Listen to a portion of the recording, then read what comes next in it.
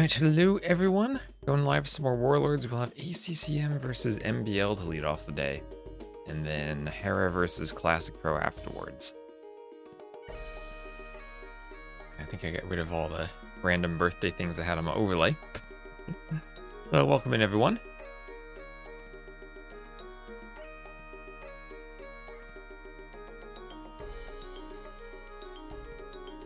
Let me see, maybe Ornlu wanna cast. Let me just ping him.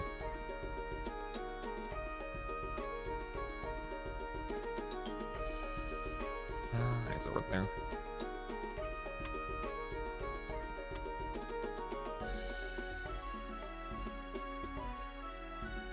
Maybe I'll ping his chat too.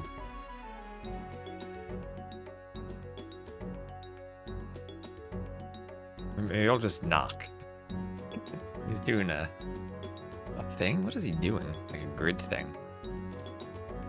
I like the Minesweeper suggestion we had in chat the other day.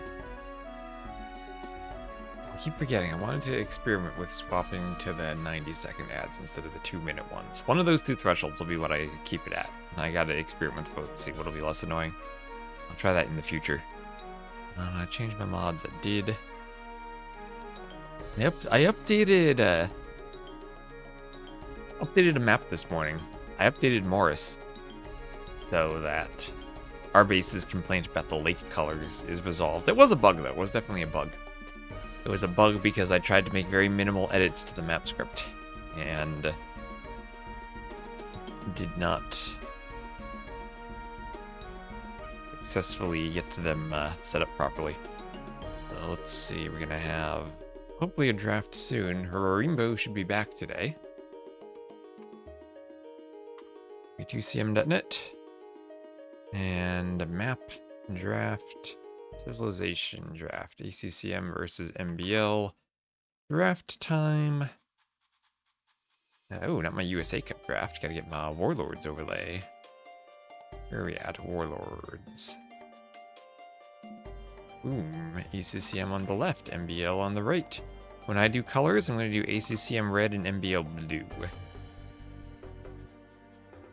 And a transition there to the next scene. Howdy, Bailo. How are you doing? How are you doing? And oh, there's Rainbow.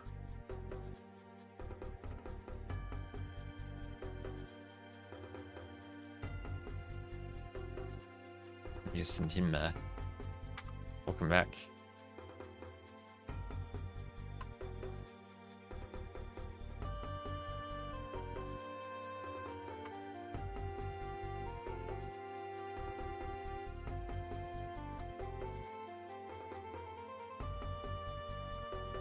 Send him some flowers.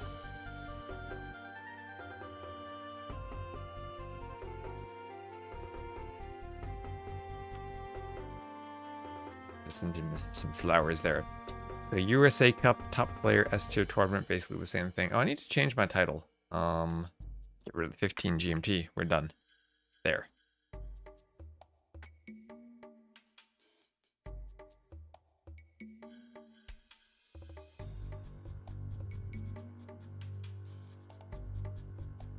USA Cup top player S tier tournament, basically the same thing. Basically. I don't have like a USA Cup logo anywhere extra, do I? No, I think we're good. I think we're good. I think I swapped all my logos.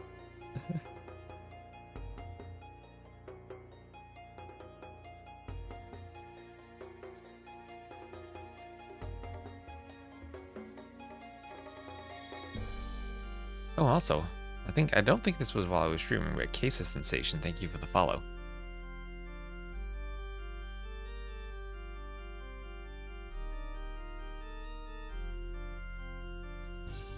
Instead draft time. So what is our first map? Crossroads. Interesting. Crossroads.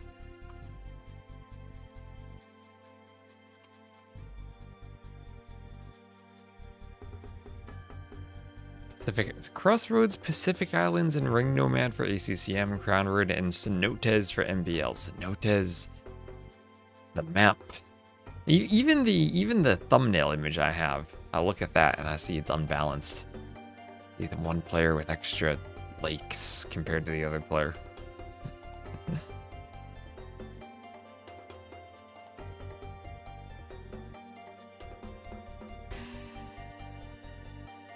So Chinese the first ban for ACCM and Armenians the ban for MBL.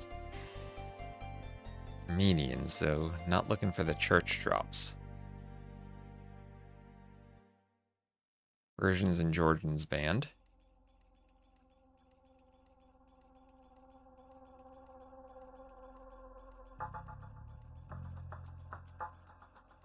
I did have a think for a moment. How many civs were in the game when we first had the Captain's Mode website added? This would have been during the HD era. Was it African Kingdoms or Rajas? It was probably for Rajas. I think about that then.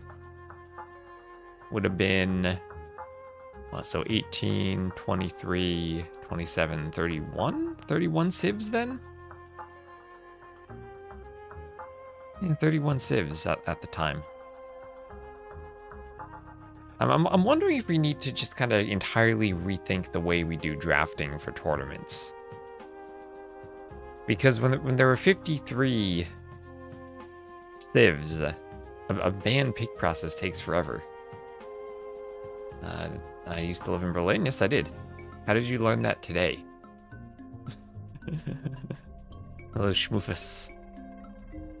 Too many civs. Too many? I don't know. I feel like the draft process. We've done a lot of changes for maps, right? Everyone does different stuff. We have Paradox doing his 5 maps for 3 games thing. We have the categories for Warlords. We do different things for maps all the time. We have random selections for maps. I feel like civs don't have as much variation to them as we need. Oh, the Onamaru podcast. You saw that, yes. Hello, Bazi. He's cheering for ACCM.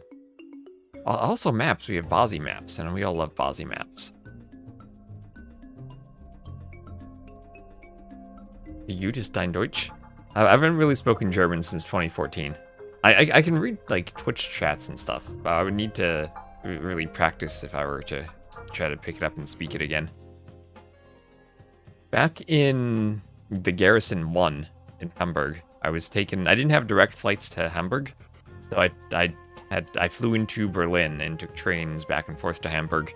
So I get to the train station at 7 a.m. in typical German trains. I got the email that my train is canceled. So I figured out how to navigate to another train station 30 minutes away and then get back to Berlin, and I can still do that all in German. So at least I can understand the signs saying that the train is broken and having a switch problem. Make a random pool of 10 civs from which to draft. Maybe something like that could be cool. Maybe something like that. It would be maybe a bit faster. Maybe we need more than 10 civs, but maybe something like 5 maps, we pick 14 civs, and then from that, each player give each player a ban, and then they pick 5 civs. Rar Baron! Oh my gosh, hello Baron. Good morning. Good morning. Still morning. Turks. Turks are the best civ. Someone mentioned the Zero Empires video about Turks being the best civ recently. Hello, Sovereign. Ich verstehe Bahnhof. It is rather nice, though, as an American who doesn't have cell service in Germany, that we do have Deutsche Bahn Wi-Fi at their stations for the most part. Dobbs saying Celts are the best civ. Dobbs trying to get an admin win for whatever tournament he signed up for that Arbase is adminning, saying Celts are the best civ. Well, maybe MBL agrees with you, as he picked Celts. Wasn't that, who was it? Oh, that was Harry T, who played Turks versus Celts on Arena while MBL was coaching him once. Oh, yeah. What about Bulgarians? Tata won a game with Bulgarians. Don't be sleeping on Bulgarians. He won a game with Teutons, too. Also, Mongols sneaking into the very end of the draft. Mongols always are a civ that I feel like they're good on almost any map. And sleep on them, you snore on them. But you don't snore too loudly. Mongols can be good. Also, Huns at the end of the draft for MBL. Remember when ECL had regional pools of civs? Did we have regional pools of civs? We had regional maps. I don't remember regional pools of civs. Well, Celts #1, followed by Ethiopians. Ooh, we're gonna need the Dobbs tier list. Celt Paladin. Personally, I like some Byzantine Paladins myself. They complement your cataphracts when you're against Arbalists.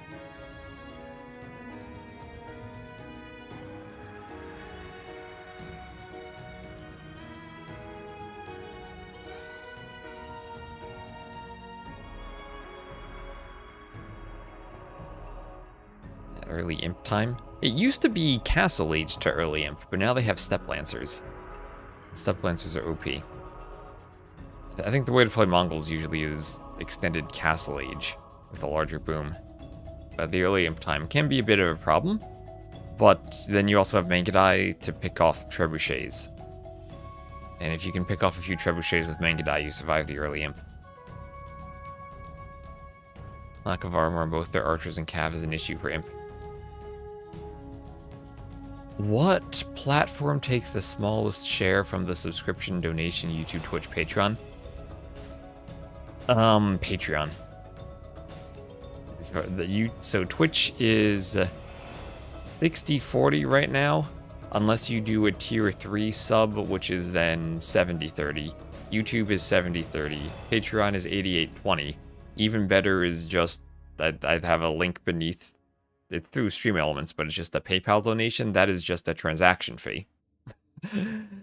And then, in some sense, though, if we are to get to 300 subs, which is a pretty big distance to get to because primes and gifts don't count. But if we do get there, then that increases Twitch from 60-40 to 70-30. So in some sense, a Twitch sub is actually the best thing because it gets us closer to that goal. But the simple answer is for a donation, just a direct PayPal donation or a subscription Patreon. Yeah, there should be an alert. There should be a thing that under the stream, as long as it still works, that pops up when you do it. Well, let me check my channel. If you scroll beneath, there should be something that says tip. And it opens the Stream Elements tip page.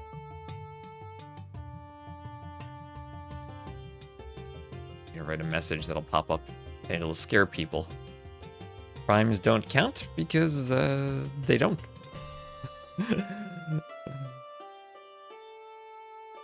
Simply, Twitch does not count them towards the Partner Plus points.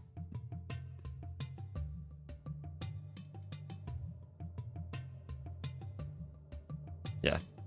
Primes are also a weird thing that you get different amounts based on the country. So if you are... They had a list of countries. I think it's something like 9 cents you get from a Prime sub in Turkey. Versus, or it's still, I think, slightly under 250 in the US or in Germany. So Prime subs also vary depending on country.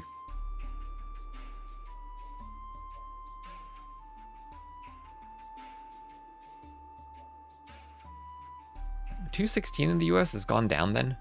Yeah, the Prime subs have used to be exactly the same as a Twitch sub, but they have gone down. Prime, I'm pretty sure it's many years ago. How long we keep going, adding new civs? Maybe we just make Age of Empires 5. And then we stop Age 2. Not for the 50-50 split. I think the Prime subs are the same regardless of split, though.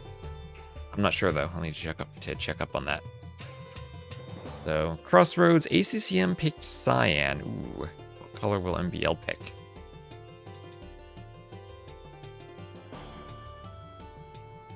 AoE 2 set in World War 1. Yeah, I wonder what time period they'd pick for AoE 5, if they were to do it. Because AoE 4 obviously just did AoE 2's time period again. Oh, there's also an AoE 4 tournament going on next week. The Homestead Cup. Oh, there we go. Smootfish likes your content and your German pronunciation. Well, thank you very much for the donation. Hope you like the Windows XP alert. I was told it was a bit loud. I turned the sound down a bit at some point, but maybe it's still too loud.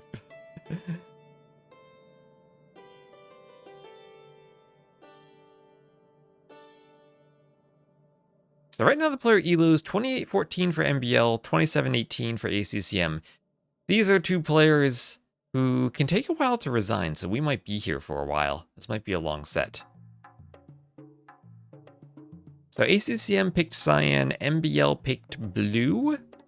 We could either do ACCM in red and MBL in blue, or we can do ACCM in cyan and MBL in red. Which would you prefer, chat?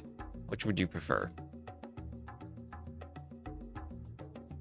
I don't think we can do cyan versus blue as colors. I'll let you tell me your preferences. And then if you pick the cyan option, someone's going to come into the chat and say they want red versus blue. How many wood games do you think we'll see? 5. Purple for MBL. Ooh, that's another option. Cyan versus purple.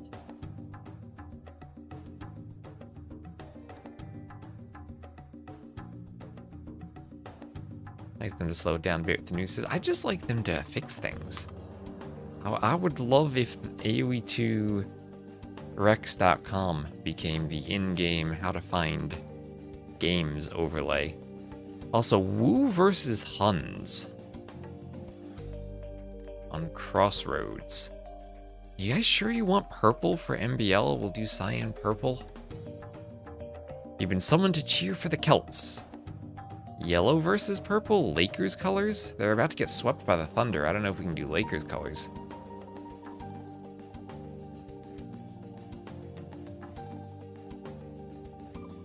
What's my ranked top 8 of player colors? Cyan, purple, red, yellow, blue, green, orange, gray. From top to bottom. Yeah, Baron's got it right. Number 1 and 2. After that, it's just kind of arbitrary, but definitely cyan 1, purple 2. All right. MBL purple? Are you guys sure you want this? Doesn't call it teal. It's not called teal. It's called cyan or aqua. Aqua is also acceptable, but those are the two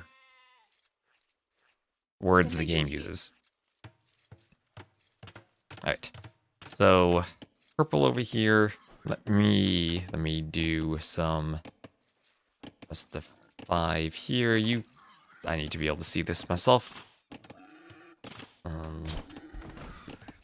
Siege. There. So we have Crossroads, a map that I really don't know what to say about it, other than you have 4 hills in the middle with some wood atop them. One of the small changes I made to the map, you see there, the hill is in 2 steps. It goes the unbuildable rock terrain, then another step up by the pine trees in the middle. That second step prevents you from building a TC up here. There were a couple bugs in the original map I took from DE itself where you still could place a TC up here. The hill didn't block it, or the hill didn't spawn, or I needed to add a tiny bit more rock terrain to block the TCs, but we should all be fair now. Both players opening with a lumber camp. Wu versus Huns, so they could play this as a hybrid map. And ACCM going to dock right away. I did try to balance out the TC locations and the fish locations. There were some maps where, say, ACCM would be here, and then MBL would be, like, over here, and they have a very tiny, tiny pool of fish that didn't really fit. So I tried to fix those cases. Done a bit of work for this map. It's a very simple map, all things considered. Reminds me of those Voobly era maps that we had played kind of before the Willalow Kingdoms era. It was like 2015 era maps. You can see how map styles evolve over time based on different authors. It's like in art class in elementary school. You learn about different authors and their or different artists and their painting styles.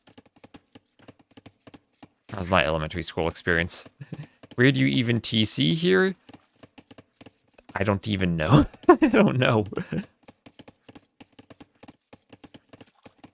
Is there always a slightly larger lake? Well, right now, I cut down a bit of the variance, but players will spawn on opposite sides. and they'll be randomly along those sides.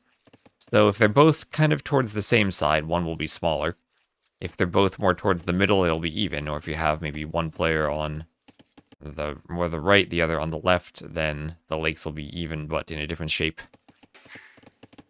And then you can flip it and have them spawn on the other sides too. Like, Huns should be pretty good here. So what do we think of the Civ matchup now? Wu versus Huns. Huns, well, we all know Huns, they like to go cav archers. I have seen fast castling on this map, because you are very far apart. I've also seen feudal scouts. I don't know what the dominant approach is going to be. Ooh, the little hill there for ACCM, serving as a great spot for him to pick a villager, because there is no loom. No loom for MBL, and suddenly he loses a vill. Nicely done from ACCM. That's definitely something he's practiced and picked up in practice games, that the hill lets him kill vills. He sees there's no loom, the walls were not there in time, and he picks the vill. And ooh, another vill coming in. ACCM still sees the lack of loom, but not gonna go for it when the vill was uphill, and now loom is in. Always get loom. It's not like he was delaying loom or anything, he's not even clicked up to feudal yet. That's just ACCM aware of how to pick vills in the Dark Age.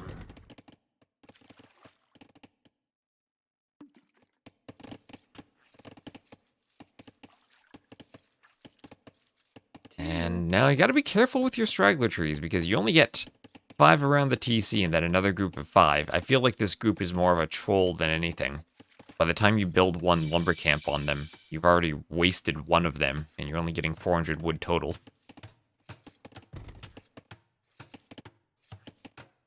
Oh yes, Ornlu, you missed the message. I forgot I messaged you. Yes, let's co-cast. I will call you. Okay, chat, we're gonna co-cast with Ornlu. Get ready for some jokes. Still want to co-cast? Yes. Give Ornlu a voice call. And y'all need to tell me if you hear him. Hello, hold on, I don't think Discord hears you. Say hello again. Hello again. Okay, just now, Discord, do you hear Ornlu? No, not Discord, chat. Twitch chat? I hope you don't hear Ornlu. Ornlu, I'm gonna knock on your chat. Alright, you got the jump on me. Alright, I knocked and you weren't there. Oh, are you the one who knocks?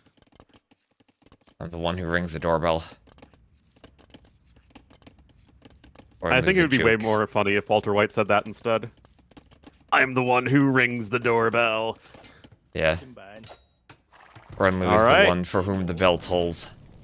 Exactly. Oh, now we're getting all lit literature class in here. Alright, guys, tower coming in, though. ACCM is coming forward, MBL trying to defend. He's got 2 docks here. No hulks or fire ships yet. But right now, MBL very much on the defense. Alright, are the chats combined? Yeah, I just realized. You need to join the knock. I did join the knock. I thought I did. You're not there. Alright, let me try doing it. Why is this so buggy? I don't know. This should not be this difficult. Wait, let me try again. Or are you doing it? Oh, tower rush. Yeah, so tower versus tower. Men-at-arms for ACCM. He killed the Loomless Vill earlier, and we're still not combined. No. I knocked. You knocked? I can't see I'm the one who knocks. Ornlu's knocking now. Ornlu wants to collaborate. Click to accept. Oh gosh, this is not a pop-up window. Allow? Join the call. Wait, they are ready to go? Wait, it says waiting for host. What? What? Oh, Twitch. Anyway, ACCM has some men-at-arms. He's trying to pressure MBL's gold. I feel like ACCM was completely 100% prepared for this map right from the get-go. From that Vill kill to the Trush to the men-at-arms. Yeah. And MBL's now under a lot of pressure. It feels like MBL is sort of winging it. I mean, really, really strong opening here. No arson even having to be invested in for ACCM. His build was super nice in Dark Age. I don't know if you noticed that. Oh, there's the started chat. Yay! But buttons. Yeah, ACCM got a really early fishing ship out, able to keep the TC going, and everything is just coming up Millhouse here for ACCM. Yeah, now over on the west, both players have added more docks, so they're fishing peacefully there for the moment. And I thank you very much for using your Prime sub. Bleda is no more. He got there before I When Attila could. returns to camp, he alone will rule the Huns. MBL, I mean, both players need to win water. 5 to 7 fishing ships, so MBL's a little ahead in that respect, but his eco is being idled by ACCM. He's only just now coming in with his first archery range as MBL, and this is just a very uncomfortable spot for him. Yeah, MBL wants to run his vills. There are 3 super weak vills there. Like, super weak. Oh, ACCM closing in. Like the shark that smells blood.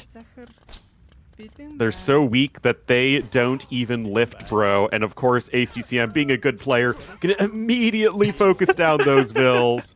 Oh, perfect. Hits the low HP vills. Hard to ask for better than that for ACCM. He is close to clicking up to the Castle Age as well. It's not that MBL is too horribly far behind, but he has just been reacting this entire time, and it feels like ACCM has just been able to play him like a fiddle. Like a fiddle. Do you think ACCM plays an instrument? He plays the mayonnaise. The That's my mayonnaise favorite is not an instrument. instrument, Ornlu. I think it is. Oh, boy. Well, if he's playing Castle mayonnaise, Age. MBL's playing horseradish this game. There you go. Oh boy, tower number 2 is in here for MBL, but it is just such an uncomfortable spot. His eco balance is dreadful. He's long distance stone mining right here, picking up fletching, but it feels like all ACCM needs to do is get to Castle Age, get maybe Crossbow and Bodkin, and get a Siege Workshop, and MBL's in for a really bad day. Garrisoning the fishing ships in the dock to destroy hulks is ACCM.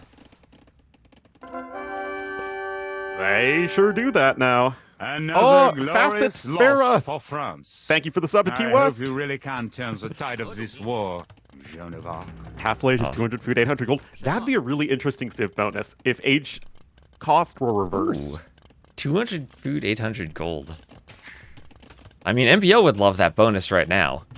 Yeah, But, I mean, you would. wouldn't need to add farms, so you just throw everyone onto the gold, and you wouldn't even need to market yourself up, like MBL's gonna have to do. Can you imagine feudal age that was 500 gold and 0 food? Like, you literally just have, like, enough villagers to sustain TC production in Dark Age and throw everybody else on gold? Oh, that'd be sick. Okay, that'd be pretty interesting. We'll have to do a show match someday with that. Yeah. They'll just have every single tech reversed cost. Ooh. Oh, man. But archery range number 2 coming in here from MBL. He is on his way up to Castle Age, but it's still the ACCM show. He's getting all of his relevant upgrades. It's going to allow him to win water that much more decisively. And MBL's fishing eco is really all he's got for decent food income, so he needs it. So if you're the Huns, what do you do against the Woog? Because they are one of those multiple unique unit civs that have the Jin Swordsman. And the Jin Swordsmen tend to do pretty darn well against Cav Archers usually, because of all the Pierce armor they have. So would you want to do a Knight's opening usually as the Huns? I feel like you want to go for a Knight's opening. I would like that, for sure. Because Qian Swordsmen, they've been nerfed a ton, which is good because the unit is silly. But now that they have 0 melee armor at all, it is just so bad against Knights. Low base attack, low movement speed, and then 0 melee armor, and the Knights will just crush them. Yeah, and, well, I guess the problem is the Wu do have rather good monks against Knights. But MBL's going to go Cav Archers here as the Huns. And maybe after the balance changes, this might just end up being a better unit choice that I'm used to seeing. But it's going to be triple range Cav Archers, Huns doing Huns things. I played a game of Huns yesterday on Land Madness, and I did triple range Cav Archers. I felt so original. Was it Land Madness with rock terrain on the outside, or Land Madness where you fully wall? It was Land Madness. I actually had a really good generation where like the wood line went to the edge of the map, so I was a little bit safer. So there's like I played Black Forest the other day and called it Land Madness. No, it was actually Land Madness. Oh, it's the Woo Cav Archer play. I love it when civs go Cav Archers, no matter if their civ has a good Cav Archer or not. Yeah, so let's talk about those Woo Cav Archers. No Thumb Ring, no Parthian Tactics, no Final Armor upgrade. But they do have And no heavy Bloodlines Cav and Archer. Husbandry. So yeah, no heavy cav archer. So at least in the castle age, it's really only thumb ring they miss, so they're not the worst cav archers. They are not. They just have a very short shelf life, so to say, as you really are not going to scale very well throughout the rest of the game. But if you don't plan on the game going very long anyway, then that doesn't really matter. You have Handcart also coming in very early for ACCM. I'm kind of surprised he's prioritizing those upgrades, considering that he doesn't have any farms. But I guess his vills are moving around a lot. Yeah, I mean, they're gonna have to move from the TCs to the woodlines, so I guess they save a bit of walking time. Look at the cav archer and the Jin swordsman, one blocking the other, so the cav archer can't get past it.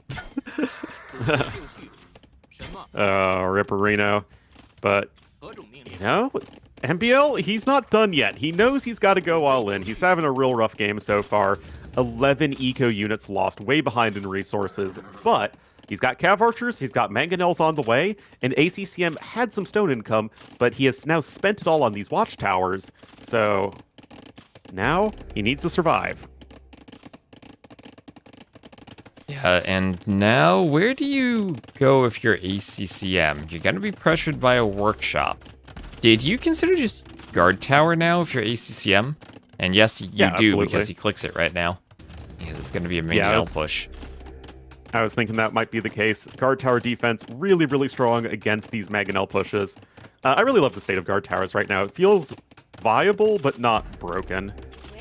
And you used to just never see these guys unless you were Koreans, but Did they have a change recently? Only like way back when they got 7 attack instead of 6 attack.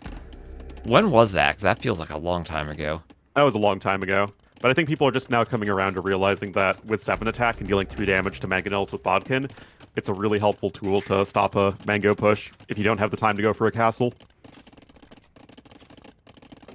And no, Huns don't get guard tower. Yeah, they do not, and it's now a very forwardville. That is a forward siege workshop. Oh my goodness. Okay, Ornley, we talk all the time about guard towers denying castles. Can it deny a workshop? MBL doesn't actually see it. Actually might not. Oh, my game just sped up. It actually isn't going to even do that. So, apologies for the spoilers, Ornley, but my game just sped up. Yep, mine did the same, so yeah. ACCM was very well prepared for that map, and MBL was not prepared for ACCM. Oh, also, I don't know what colors you're using for the players, because since ACCM picked cyan, my chat told me to put MBL in purple. Oh, I put MBL in red, but MBL can be in purple. Purple with cyan is fine. Yeah, but that was well practiced for ACCM. I get a feel for how much practice ACCM has because of how many messages he sends me about bugged maps. Well, we know he's also a player that is very diligent about making sure that he is prepped for every single tournament he participates in. And it's great to see. ACCM, like hybrid maps especially, are so preparation oriented. ACCM had a great build. He did a ton of early pressure, and MBL just looked like he was floundering. Even when he loses the fish, he was still floundering, which is a difficult thing to do without fish. Well, he was a cod, not a flounder. Cod? Which cod? Yep. Cod 4. Okay, a good one. Yeah. Huns are like an okay hybrid map civ, but he clearly didn't have a super well-practiced or well-versed build for that particular map.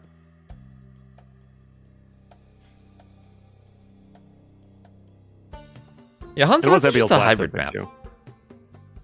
Maybe he was just like, I don't know what the map is, I'll just use Huns. That is quite possible. Okay, so COD 4 was 2007. 2007, yeah. Dang, that's almost 20 years ago. It was remastered, too. Yeah, I know. Yeah. Halo 3 was 2006, I think? Yeah, that would have been around the same time, right? Halo 3, COD 4. I remember I Yeah. played the original Call of Duties, like the World War II games. Yep. I mean, I played those after the fact. I'm too young to have played them live, but... Oh, I played those live on the good old Quake 3 engine. Oh, boy.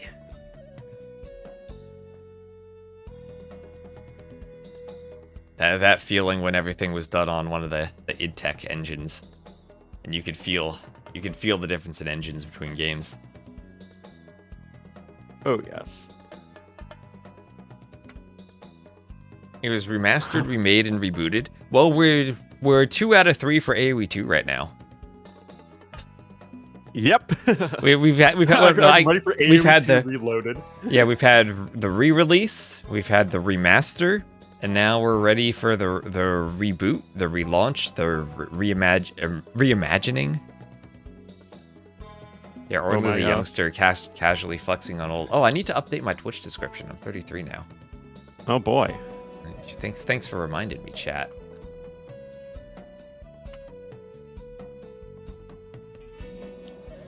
Just over 4 years older than me. 32-year-old. Edit panels. 33. One character change. It didn't save. I gotta change it again. Hit save.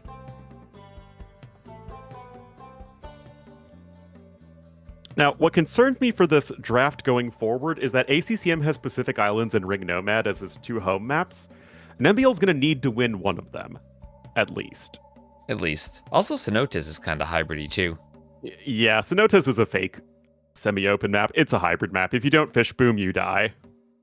No, chat. Ultimate Extreme Edition, don't worry. AoE 2, when it released for Xbox, before they folded in all of the DLCs, they had an edition with the DLCs, and they called it the Deluxe Definitive Edition.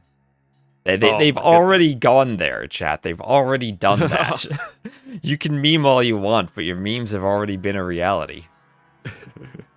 Oh, somebody for a moment made a lobby that popped up on the spec dashboard, and their name was Monster Hennessy, and that just is all sorts of horrible. Did you see what Viper named his lobby the other day?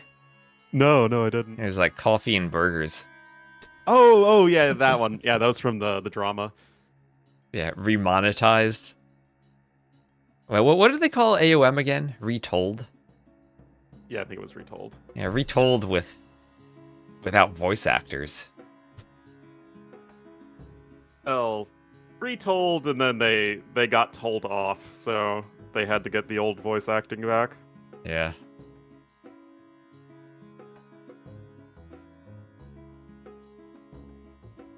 So Cenotes looks like the pick from MBL. This is, out of all the maps, I said this to Memb yesterday, this is the one I have the least confidence in terms of not breaking. Because the ponds are going to be uneven. The ponds are going to be uneven. Well, it's okay. It's a semi-open map, so I'm sure that the water isn't important. Or no, you could make one tile of water on a map, and players would dock it to delete the dock and make fish traps. Okay. Yeah, I think that says something about fishing ships and fish booming more than it does about map scripting. But yeah, fish booming on Arabia is pretty objectively bad. I've seen Daniel do it and win a few games with it. Fishing on Arabia. I have seen it as well, but is it actually good? Yes. I don't know. Anyway, as far as civs go, I mean, it feels pretty open in terms of what you could go for here. Yeah, the only thing you can't go for is puns because they're taken. We might see Celts.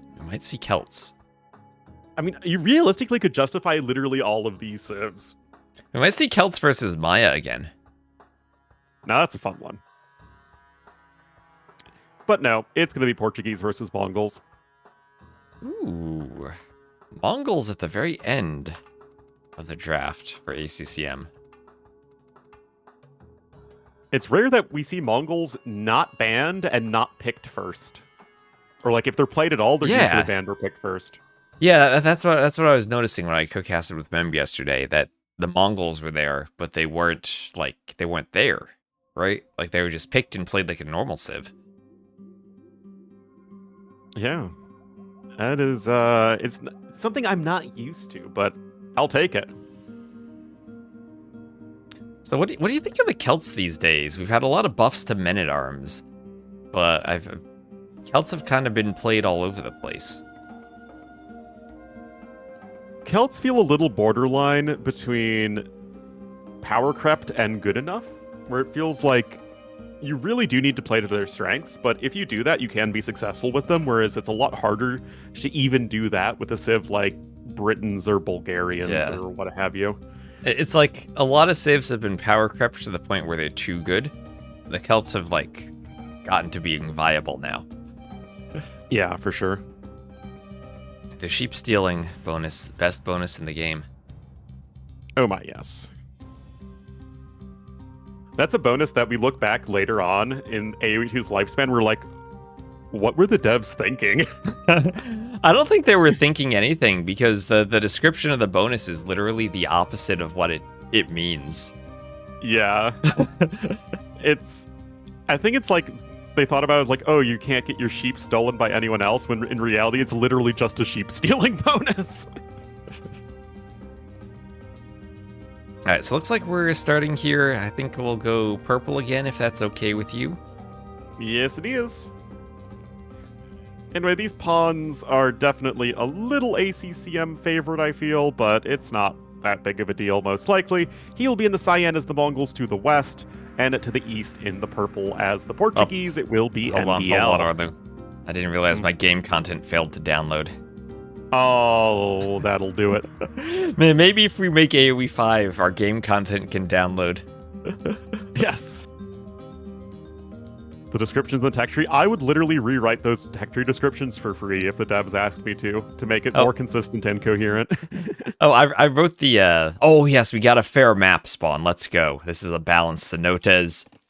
This is, you said something about the pawns maybe favoring someone. This is about as even as we're gonna get for pawns. Alright. It says, yeah, look, there's like one in the middle, and then 3 on the bottom left, 2 on the top right. This is fair. This is fair. Yep. Something like that. What do they do to Cenotes? Well, this is what the map is like in DE right now. It is more reflective of the actual name of the map, meaning little sinkholes that get filled with water. In the past, it was just basically Arabia 2.0 with little ponds. Which I would rather have than what this is. This is I came onto the event too late. I got Tafidi added. I got a couple other maps changed. I couldn't change all of them. I do like Tafidi. That's a fun one. Yeah, this is what Cenotes is like in DE. It might be in the map pool at some point, so get familiar with it. There will be ponds with shorefish and a few oysters. I did adjust the ponds so that they each are guaranteed to have 2 shorefish, and they'll each have 3 oysters. And we see right away MBL docking and ACCM docking. Doesn't matter how small the ponds are or how few resources you place in them, players will always dock. Yeah, Cenotes is a dev pick in the next map pool. They're doing 2 of the maps from Warlords. So, I mean, I kind of liked Cenotes when it was just like Arabia, but you'd had those little ponds as a bit of an obstacle. So it's a little bit harder to like sprawl out all over the map, but that's my soapbox of AoE 2 can just have a bunch of slight variations on open maps and be happy about it. See, my soapbox there is, why would you ever play something that's a crappy version of Arabia when you could just play Arabia? Well, I would rather have slight modifications of Arabia and then just keep Arabia as Arabia instead of having to change the Arabia script constantly. Well, just don't make a bad Arabia script, then you won't have to change it constantly. Stop adding the chickens and stuff. Well, then you have to stop. You actually have to give players wood lines closer than, 2/3 of a screen away. And have to give people. You need to give people the giant hills back, man. Giant hills? I kind of miss those giant hills from the Voobly days. Those hills were fun. Yeah, giant hills, the cliffs. The cliffs. Yeah, that's that. Honestly, if you look at mini-maps of Arabia from AOC to now, that's the biggest difference, the cliffs. You have like 15 cliffs on them. And it just feels like the wood lines just operated very differently, where you'd have like 1 or 2 wood lines that were way larger and way closer to your TC. At least on average. So, But there was a ton of variety. How do you feel about chickens anyways? We have both players just kind of fish booming. Maybe ACCM wants to go for a forward dock. But for Warlords, Mem and I both talked and we were like, yeah, let's just turn the chickens off and go back to deer for the maps. I don't really think it matters all that much. The thing with chickens is I'm not sure what they accomplish. Like, I find them inoffensive, but I don't really think they add anything. Because people still click up insanely fast.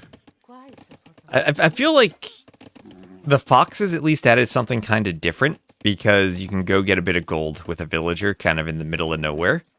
The chickens might as well just have been berries, because they're just a stationary food thing. You don't interact with them like you do sheep or boar or guanaco deer equivalents. Yeah, that's true. And I mean, I thought the idea was to make it so that you could have versions of maps where you didn't have to push deer early on. Oh, rip ACCM there. Oh, well, ACCM got greedy going for MBLsville, but dies to the fishing ships in the dock. That is more offensive to me than chickens are. Well, that's getting changed next patch. Whatever that's going to be. Not enough, though. Have they announced that publicly? Is that in the pup? Yeah. Okay. Yeah, it's in the pup. Just making sure Owenlu doesn't break any NDAs. Nope, no Ornlu leaks here. But yeah, so this is 0 arrows in Dark Age, so that wouldn't happen on the next patch. If only were 0 arrows all ages. Yeah, I mean, do you like the fact that fishing ships can garrison at all? No. I'm a little on the fence about it because water maps are no longer, you literally just rush up to feudal age as fast as possible and then you can't do anything. But at the same time, it feels like, I don't know. So you can be on the fence about something, but that just means the fence is going to be used to funnel chickens these days. Yeah, seriously. Well, there's another, like, why is this a thing? Why is this happening on our semi-open map? Our semi-open map. Fire ships. Yeah, and of course ACCM going for the fire galley here, because 1, they destroy the dock the fastest, and 2, they also hold up to arrow fire the best. So they are the tankiest ship underneath the dock. Tankiest and highest damage ship. That they are very vulnerable to hulks, but since you have such an advantage already, it really doesn't matter that much. MBL was trying to go for a fast castle, and still is, as far as I can tell, but it doesn't feel great. That said, there are no fishing ships here to garrison in the dock for ACCM, so you just kind of have to fight the Hulk. You have to fight the Hulk? Actually... Yeah, I mean... Well, what superhero would you need to fight the Hulk? Does the Hulk have a weakness? I'm not very good with superheroes. I don't either. All I know is Tobey Maguire. Yep. And his weird dance from Spider-Man 3. Oh, in the pup, did they fix the sails on the Hulks? Yes, they did. Okay. that's such a silly bug. It's a silly bug, and because so many of the best naval civs have the Southern European architecture set, it's what we see constantly. It's the one we see the most. Yep. Because what is that? Like Italians, Armenians, Byzantines, Portuguese, yes. A whole top water civs. Yep. So other than the dock action, we have 1 archer harassing a wood line. The vill counts are the same. And just see MBL docked a second pond. ACCM didn't. What did ACCM scout? How did ACCM... Okay, well, he did scout the edge of his pond, right? He should know it's there. Well, he did lose his scout early. But yeah, you'll see the sinkhole aspect of it if you wanted to dock over there. Yeah. Castle Age is on the way, though, for MBL. So on the one hand, you could say MBL has lost 2 vills, and his fishing ships are being idled, and he had to make a big commitment. That said, you know, he's getting to Castle Age, and that feels like something of a win in and of itself. Yeah, and all in all, it's 6 fishing ships to 7. And with just shorefish and oysters, even if some of them are idle, it's not going to be too big of a difference. It's not like they're fishing deep fish out in the middle of the deep blue sea, or even like they're on fish traps. They're all pretty slow. Yeah. Fishing ships are basically like upgraded gold miners in terms of efficiency, which is fine. I actually do like oysters. I think that's a good addition to the game. Yeah, oysters are fun. Oysters. Oysters and whales. It gives a little bit of dynamics to water. Yeah, it gives you more options of stuff to do on maps. Those are the changes that I like to see in the game. Just the new objects that you can use for interesting situations. Like, you're not changing the balance or changing a sieve or messing up something that exists already. You're just kind of adding new stuff. And I like those changes more. Perfectly fine with those, but Castle Age is going to be in. ACCM did sell his stone to get to Castle Age at a good time. He does have another Scout Cavalry out, so that's going to take down MBL Scout. And with some skirmishers as well, I'm kind of curious as to what ACCM's plan is here. He's going to buy 100 stone back, but Mongol's going to crush Portuguese in the late game. It's one of the few bad matchups for Portuguese, so we'll have to see if ACCM can just boom it out here. And again, this is semi-open where the players are far apart, so MBL might agree with your assessment of the Civ matchup as he is sending a Vil forward for a workshop. ACCM, sending 2 Vils actually. Yeah, ACCM with a scout. He didn't see the workshop, so he might see this and think, oh, no, never mind, it's a Mongol scout. He sees everything. Yeah, his Mongol scouts see everything, man. Monastery placed a little bit further back. Also, this is just kind of what MBL does in general. Oh my goodness, that is not what you want to be doing, MBL. Oh. He's got a knight, he's fine. Yeah, I guess so. So if what you're are these ACCM... non-step lancer units? Yeah, that's what I was going to say. Non-step lancers. Non-camels to fight knights either. Yeah. Non-light cav. Very Mongols shocking. actually sometimes a tricky civ to monk rush properly because of the extra hit points they have on their light cav. And when you add something And like scout cav knights... now. Yeah, and scout cav. When you add something like knights or pikemen in or whatever to protect the monks, it just makes it a bit harder to keep the monks alive. It really does, but that was a great start to the fight for ACCM. Got some downhill hits with the camel. He's grabbing forging as well, and thus far he's just going to be adding in 3 TCs, Chillaxin, Maxon, and MBL. This is like the most peak MBL thing ever. Go for a forward push with some janky units, some siege, some monks, some stray cavalry, and then boom behind it. Yeah, don't be calling monks jank. Just because devotion's No. added. The janky units are like a few unupgraded random units thrown in there, in this case, knights. Or it'd be like 6 okay. crossbowmen that you don't make any more of. Okay, as long as you say the monks are not the jank. Nah, man. I'm an arena favoriter. Monks are definitely not jank. So camels, they will fight the knights as a monk goes to get a conversion. And MBL will push this back. And you'll start making some scorpions. Camels for ACCM. What do you think of the camel pick here when you're against monks? Yeah, they fight the knights. But I always think it's kind of weird to go camels when there are monks out. They don't snipe the monks. Like here, that monk could still drop off the relic if it were right-clicked properly. Or he could have, just dropped the relic and then gone for the conversion right there and probably would have gotten the conversion. That said, random light cav coming in from the left, and that will snipe another monk. And anything that you can do to just keep MBL back at home is going to be fantastic for ACCM.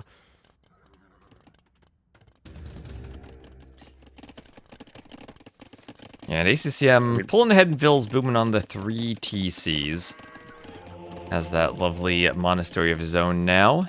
But Mongols themselves, not the best monks, no redemption, no sanctity. But he can do devotion now with the monastery up. And you can atonement. You can always convert the enemy monks. You can. Is ACCM going to get in here? MBL not walling behind his wall properly. And ACCM is in if he right-clicks himself in. If he right-clicks, there he goes. And there he goes. And honestly, it feels like the multitasking hasn't really been up to snuff here for MBL in the series so far. Going to be another layer of quick balls behind this, but he's going to lose 2 villagers in the process. His 3rd TC is slower, and this push has just been very slow to get off the ground.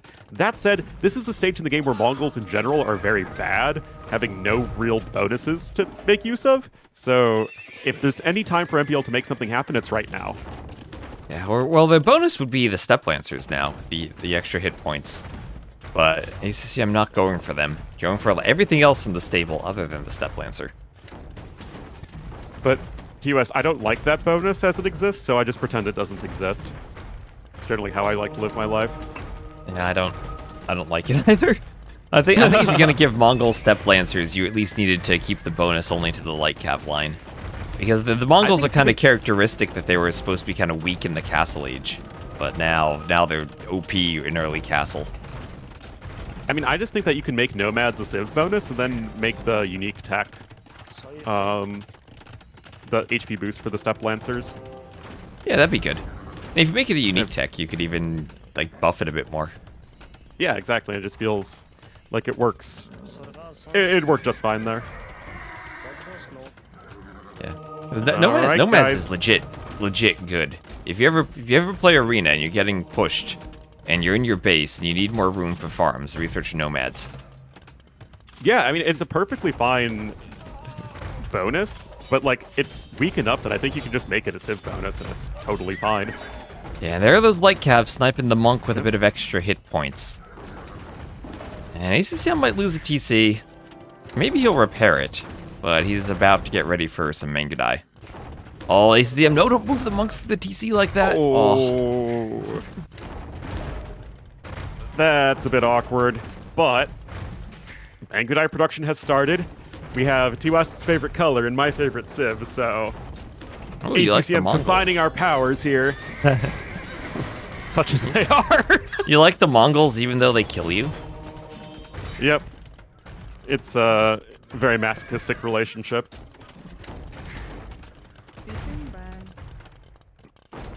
But the Mangadoozis are on the way. They are very slow to train, though, although they are no longer the slowest training unique unit. I think they made one of the new ones. I think Hussite wagons are slower now. Yeah, the Mangudai do take quite a while, but here they come, and not the biggest bonus against Siege when they're, it's only +3 when they're normal Mangudai. They need to be elite really to take out Siege. Well, that's also when you get the extra range and you get thumb ring and all that stuff in it. It's just a lot easier with elite. Basically, Mangudai are Cav Archers plus in Castle Age. And MBL's on the way to Imp, so MBL gonna be able to at least theoretically get a win condition here. And ACC, I'm finally going to repair the TC. And he's going to get Devotion. Well, that'll keep the Mangudai a bit safer from the monks for sniping off Siege. This is where I'm going to say Devotion should be a stable tech that should apply only to stable units and shouldn't apply to unique units. Yeah. I mean, it just makes a lot of this UU play very, very annoying, and it doesn't really impact a lot of other unique units in a very positive way, so... I don't know. I'm just not super sold on it. And yet, here we are. Imp is closing in here for MBL. He's 16 vills on stone. He's going to close in on a castle. And this, again, it feels very realistic because Mongols, not a very good early Imp civ. Okay, and there go down the Mangonels. A few monks still there. MBL wants another workshop. The Mangudai keep I like how the popping in. Tangrist monks have like a little shield. I have no idea what it actually is. I think it's a drum. I think it's a oh, drum. yes. Like in the right arm, Yes. they have a drum stick, and then they beat the drum. Yes, that was very much part of the rituals. It looks like a shield, though. It does look like a shield. I mean, if I were Pretty- being attacked and I had a drumstick and a drum, I'd feel safer than if I didn't. That's true. If you just had a little cardinal, I don't know, staff thing. I do like the monk reskins. I think they're very flavorful.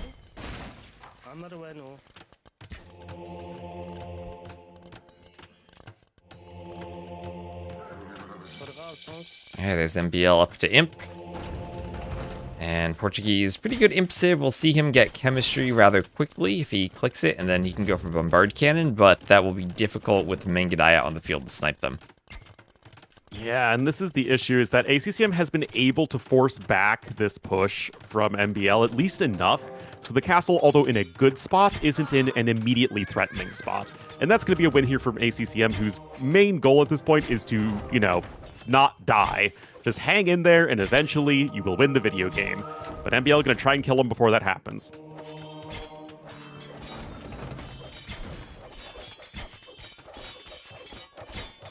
So the Knights are quite poorly upgraded. Castle's going to be denied, isn't it? Yeah. So this is a doubt castle from MBL. Not even. It's barely 50%. I doubt would at least get it much closer. Where are the bracer crossbows? In your imagination. And MBL's going knights. He's mangadelling his own knights. I mean, you could argue that at the very least MBL is keeping the Mangudai numbers low, which is very important. That said, it feels like if he just sent a bunch more bills sooner, he would have had this castle by now and would be in a much better spot to actually apply pressure.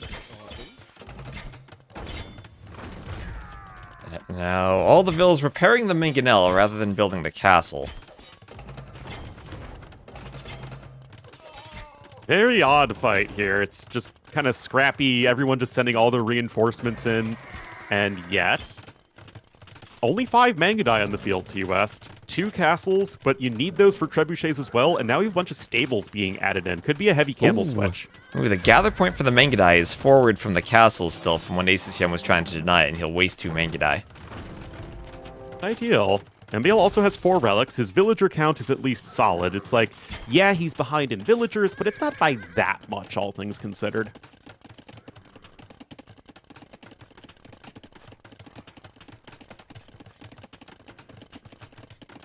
Still, also the Mangudai didn't have bloodlines. Bloodlines just now in for ACCM. Yeah. So MBL with a score lead, and this pressure he's applied did delay his boom a bit, but at least now he's harassed ACCM enough that he has a lot of map control. And ACCM's going to be reacting now to Portuguese in a Treb War. But Treb Wars are always so awkward if you don't have good numbers of skirms out to protect your Trebs from the Mangudai. It is, but it is going to be a camel switch, right? ACCM thinking, there just is no way I can get to Mangudai. He needs the castles for the Treb production. You can't then train the Mangudai, and you need to spend your resources on something. So that is going to be camels, at least for quite a while. And that is going to be much easier to counter with, you know, most anything that MBL does that isn't knights. Yeah, so those imaginary crossbows, potential halbs. And the camels don't give you much potential to raid. They don't really let you snipe off trebs underneath castles. MBL will see them now, and he knows ACCM's going camels. Ooh. I don't think this switch gets him out of the situation. I mean, it's a really tough spot here as ACCM. You're so much slower to the Imperial Age as Mongols. You're not able to get your Mangudai numbers going. Maybe Steppe Lancers would have been a better choice, as they still should perform at least fairly well against Knights if you get a bunch of them masked up with the Mongol HP bonus. Yeah. Because as it stands, it feels like you neither can fight your opponent nor can raid. Yeah, and Steppe Lancers wouldn't want to fight under the castles either, but at least they'd be better at running and sniping off Trebs. Yeah. And here I think this is just to fight ACCM. Monks are there, the castles are there. I don't think ACCM wins this fight, not even close. No. Yeah, good monk control there from MBL, converts several of those heavy camels. And, I mean, it's been a very janky game, and yet this is where MBL thrives, right? It was sort of scrappy, it was like a push, and then kind of booming behind it, but MBL still able to get the faster Imperial Age time. He does lose the castle, but he still has 4 trebuchets and 2 bombard cannons left. Yeah, he needs some monk micro now. I don't know if the monks are still maybe recharging. No illumination for the Portuguese is always very slightly annoying, but that is exactly what you need as ACCM, and it's just more Cavalier and Monks on the way here for MBL. Yeah, he had just enough to destroy that castle. MBL rebuilding it. But now if the castle's down, the camels are much better. And that's 4 trebs. I mean, everyone might lose their trebs here. Definitely ACCM loses one of his trebs. The camels are going to have a much harder time sniping the trebs, though. They don't even have blast furnace in yet. No plate parting armor for the Mongols means that castle is just going to do so much damage here. Vodkin's just now in as well, giving you that extra range. Man, it feels like we've just been watching these players fling units into this one screen of area for the last 20 minutes. Well, it is semi-open, right? It should be harder to raid than an open map. Yep. Oh, Treb snipes the Mangonel. Well, those Trebs are all very weak, and MBL can try to repair them, but he's not going to be in time. So everyone loses everything, and we kind of reset the situation here with ACCM on camels. And when you spend your gold on camels, then it gets harder to afford other upgrades after that. True, but ACCM's gold income is very good in that he still has 41 bills on gold, but with no relics and a limited map control relative to his opponent. As MBL takes a gold all the way over there to the east of the map, he is going to be raiding ACCM's gold to the west as well. So it still is good for MBL in the long run. He does, just like any unit that is okay against camels, like pikemen would be fine here. Well, I don't know if it's good for him in the long run in terms of eco at least, because MBL does have 4 relics. To 0. That's true, but I don't know how you win this game in the long run anyway. I just don't think there's a world now where you can get to Mangadai. You've spent too much stone repairing castles that you've ended up losing. Yeah, and the castles are all somewhat forward, trying to protect the remaining golds. There actually isn't much gold on this map compared to some of the others, if you're not taking the oysters mid-game. With like 1 fishing ship on the oyster to the west, there is what, 1350 gold per pond. But otherwise, in terms of actual gold mines, it's a bit scarce. Yeah, this isn't even as much room for them to spawn because of those ponds. So,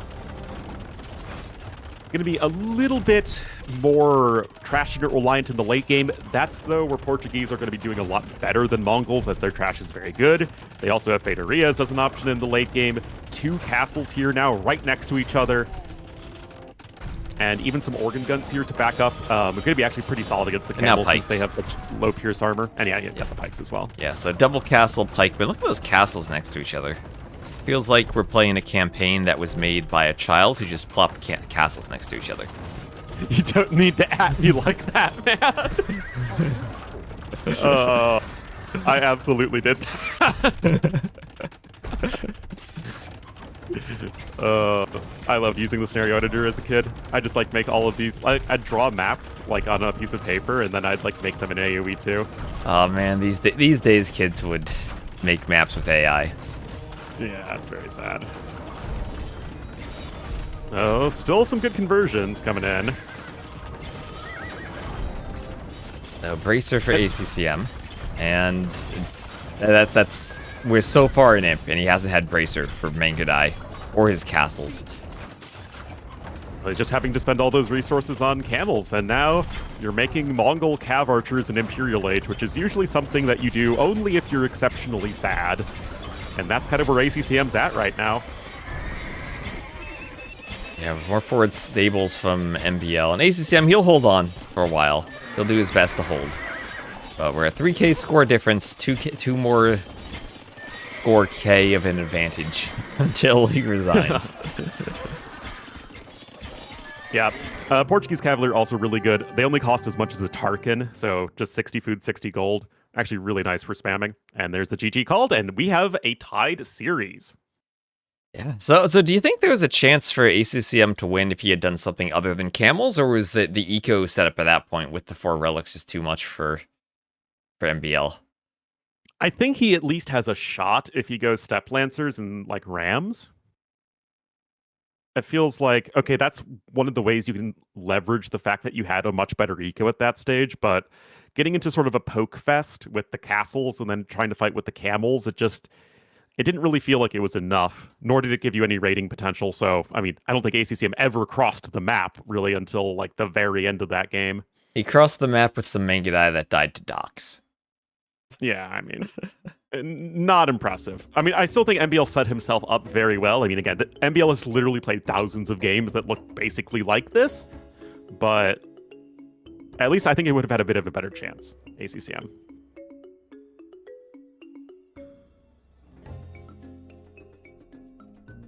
All right, so it's but a loss. That gives us a longer series, so that makes me happy. A loss for the Mongols, win for the Portuguese. ACCM has not used any of his top 4 civs yet.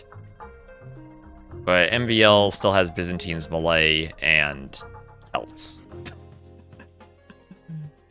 Celts, of course. Very interesting, but we'll have to see what's next. Again, MBL did well. He won Cenotes, that is still mostly a land map. He's gonna need to take one of these watery maps, Ring Nomad and Pacific Islands, against his opponent, because he lost the neutral map. So it looks like Noble Pacific Islands, much better than the ignoble Pacific Islands. Where does the noble come from? I think that was maybe for Noble Apartment Cup, and it was just a different version of Pacific Islands. Yeah, okay. Oh, anyway, what are you thinking here for civs? Just Bengalis versus Byzantines or Malay? You don't think there'll be Celts on Pacific Islands? No. Where do Celts get used in the remaining maps? They don't. I think you go Byzantines, Pacific Islands, Malay, Ring Nomad, and Burgundians, Crownwood, and Celts just go Yes. unused. I think that's exactly it. Way are definitely for Crownwood. I guess the question is then, what do you play? If you're playing Bengalis here on Pacific Islands, then what does ACCM play on Ring Nomad? Mayans and Vietnamese are both atypical picks there. Maya would get an extra Vil once the TC goes up. You play him there. Wei could be played on Ring Nomad. They can be played anywhere, man. Anyway, I'm gonna get some more coffee. But yeah, thanks for asking to cast. It's fun stuff, man. Let me see. Are they launching a game? They are Pacific Islands. Oh, there we go. And, oh, okay. It's going to be Burgundians against Bengalis.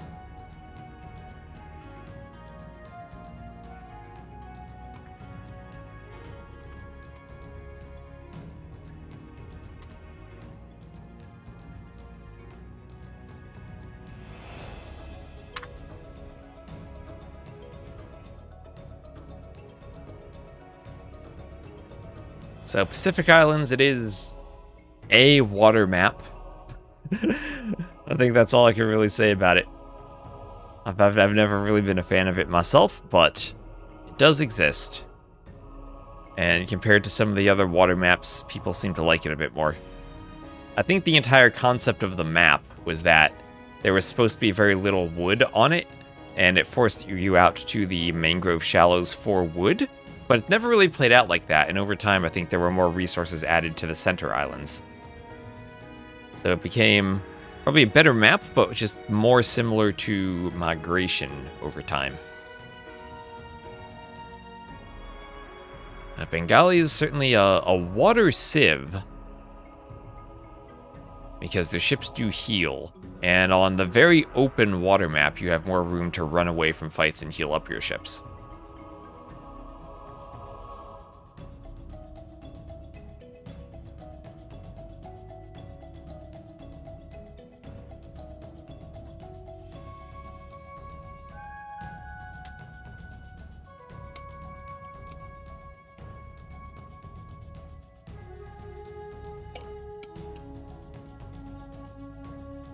When will we see a water map with neutral docks in the corners so you can trade for more? Oh my gosh, I don't even... You can trade for wood in team... I haven't even played enough water map team games where trading for wood has mattered. That is... I mean, I can't really evaluate it because I haven't played it yet. But I remember on AoE, in AoE 4, when I played that when it first came out, you could trade for wood with your own docks. And that just led to the most boring, stalematey games. Let's see, did my match content fail to download again? Nope, we're in the game.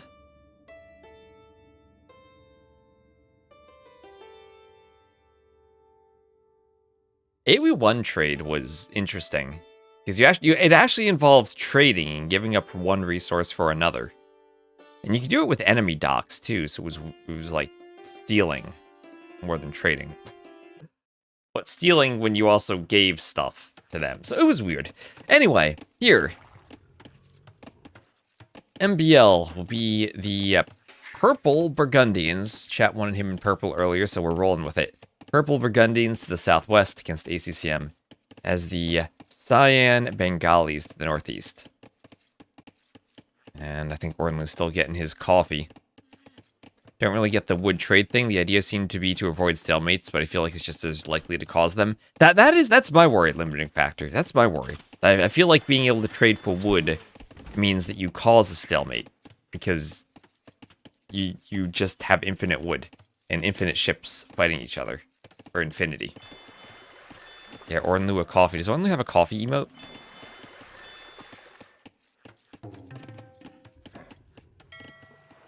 So this map, the fish are very, very spaced out. Not much going on the fishing front after the beginning of the game. But we do have ACCM prepared for maps as always, doing a dock forward on one of the middle islands just to get closer to the fish. This is the closest I've ever seen a dock to a fish on Pacific Islands, and ACCM using his mind and thinking. And he uses All right, mind. sorry about that. I'm back. Here we go. How much coffee did you get? I got 1 mug full. How big is the mug? It's actually a pretty standard-sized mug. Standard size, small, medium, or large? All right, guys. Opening up the stream with a webcam. Yeah, one Oktoberfest Stein. Oh, I actually have one of those. I should put my coffee in it. That would be an appropriate amount of coffee for a stream. I mean, you're spending more time in the bathroom than on the stream. Anyway, so here we have MBL. If you look at MBL's pond in the back of his island, you'll see it's medium water that you can't dock, so he can't fish boom. ACCM, he has a pond, but his pond is filled with normal water because the beach terrain doesn't cut it off fully. So he could actually wall that off and then fish boom if he wanted to. Ooh. Is it meat? It just looks like shallow water to me. In the back of MBL's base, the bottom left. It looks like... That's I don't medium. think that's deep. Is that medium water? It's medium water. I feel like there's some weird layered terrain shenanigans going on here. No, there's actually no layering at all. Well, it's even weirder though, but it's medium water. Interesting. How I do it is... Oh, MBL lost a Vil to a Rhino in the middle, right next to his mill. Tried to palisade and it didn't work. Yeah. But how I do it is all of the islands are placed in specific locations, and there are 10 random locations for the islands on the map. So I have to, for each location, pick a spot on the map on the outside and one in the corners. And I create a separate land there, and on that land, I use a water-only placeholder object to fill the map. And then everywhere that is not that placeholder, I put fish traps with 0 HP that change the terrain to medium water. So we fill the ponds in the back. And also the one little pond on ACCM's island at the front. So you can't dock there. The more you learn, the more you learn. Well, Feud Light is going to be in here for ACCM. Pretty quick uptime for Bengalis, especially as they tend to want to be a bit more passive. That said, we have 2 docks here for ACCM, and he is going to go with the fire ships. And fire ships on a map when you're this far apart. Usually you think maybe a galley opening, but maybe you then get mind games and think fires to counter galleys. Yeah, that's probably my least favorite thing about the new water meta, is it feels like you just have to blindly go with rock, paper, or scissors, and you're already at a disadvantage if you choose the wrong one. Yeah, that's what I feel about it. I feel that there are situations where if you're fighting underneath docks, you might prefer to have the fires. And then maybe if you know that's the case, you might go hulks to defend fires. But after that, it does feel kind of... You're going to have some composition that is, regardless of the strengths or weaknesses of the ships, just trying to have 2 of the 3 or all 3. Yeah. But Burgundians as a naval civ, it's something that's cropping up a lot more these days because of the discount to the fishing lines upgrade, which is much easier to get now, and you can get that in the Dark Age as the Burgundian player, although MBL has not chosen to do so. And on top of that, the Flemish militia are a really good unit to have in early feudal age, as you don't need any upgrades for them. You can just sort of send them off to do your bidding. Yep, and also the players docking separate islands. Compared to the noble version of Pacific Islands and the one that's in DE right now, I did make the central islands a bit more standardized. So you're not going to have the one circle and the one crescent moon over it. They will be kind of similar in size. Well, the circle will not be unbroken, as there is another dock coming in for MBL. He does indeed queue up the Flemish Militia. He's queuing up some Hulks as well. Docks in Dark Age, because they have 0 melee armor, actually die super fast to fire galleys. So you need to be really careful that you at least have a semi-competitive feudal age time, as it slows down the dock destruction rate a fair bit. Ooh. Alright, well, we also have MBL. The militia are going to be a weird choice, because his transport's already taken some damage, and he's going to have to transport them if he wants to fight ACCM. So I don't know what he's going to accomplish with them other than maybe slowing down his eco, unless ACCM messes up and lets the transport land again. Well, you have to just try and be as sneaky as possible right there. ACCM is ferrying a fair amount of his economy over here to the main island on the right side. They are going to be walling themselves in, though, except for those villagers taking the hunt. And with all those fishing ships right next to the dock, you have to be super careful, because Hulks just obliterate fishing ships. One could even say they smash them. Indeed. Because they get very angry, and they turn green, and take steroids. Yeah, now that MBL is making Hulks, I can change him from purple to green. Oh! I hate when that happens, man. The villager was sniped over the corner of the palisades. Yeah, that's a weird thing. Sometimes you can do that. It's extremely inconsistent, but you know what? It's something that you have to watch out for. It is at least consistently inconsistent. Ooh. And here we go. There's the transport. So just enough of a sliver of water control that MBL could transport the militia over. So not going to be a waste, but ACCM will scout that immediately. He will, and he might need to move his villagers up and either delete a palisade or transport around, because those Flemish militia are coming. Now remember that Flemish militia, unlike the swordsman line, do not have any bonus damage versus buildings, because they had that and they were super broken. But ACCM actually not reacting perhaps quite fast enough. He's okay. Yeah, so Vills get into the transport. Transport flees. And the Burgundians will watch the transport flee as they did in Joan of Arc 1, unable to stop the enemy from fleeing down the river. Well, they had one war galley, but it just wasn't enough. You don't even need to fight the war galley, just take the hidden passage, skip everything, skip the final third of the scenario. I was so proud when I discovered that one as a little kid. I was like, oh, there's a little gap in the trees they made! Yeah, all you had to do was... scenario they made in the AoE2 engine. All you had to do was land and right-click. Yep. But, I mean, I was like 5. I wasn't very bright. Now, speaking of landings, here we have a barracks for ACCM. And he's going to look to do something on MBL's island, too. Yeah, he did sell his stone to click up, and he will have a nice timing advantage. That said, MBL is doing a good job of leveraging the Burgundian eco upgrades. It's something I feel like a lot of players are foregoing now that, you know, you have Flemish Militia, and like that's the reason the Civ is picked so much. But, I mean, Burgundian eco is still absolutely insane with those early eco upgrades, so love to see that from MBL. He's slightly ahead in resources, but now he needs to be careful about the Elephant Archers. At least I think they're Elephant Archers. Yes. His double-range elephant archers. Ooh, okay. ACCM cooking up some elephant archers here. And honestly, I don't know what you do to stop elephant archers. I think they're just really strong. The only thing you can really do is monks. But if you're not already prepping the monasteries, then you're going to fall behind in numbers and the woodline will be raided. Well, and it's hard to prep monasteries when you were still in the feudal age, so when you have the timing advantage here, as does ACCM, those Elephant Archers, they're really only slightly more expensive than Knights, and you can go double stable Knight in early Castle Age, no problem. Yeah, that's the thing. Elephant Archers, I don't think they're as expensive as they need to be. Like, there should be more cost to going double range Elephant Archers than what ACCM's doing here. Well, he has they 3 used of them to be already. more expensive, but the The idea was that none of the Elephant Archer civs ever made them, except when there was like a full boom scenario.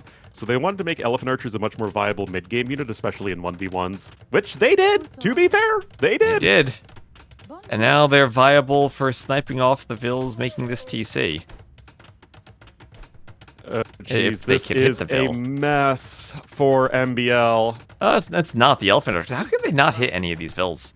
What is this so- ballistics dodging?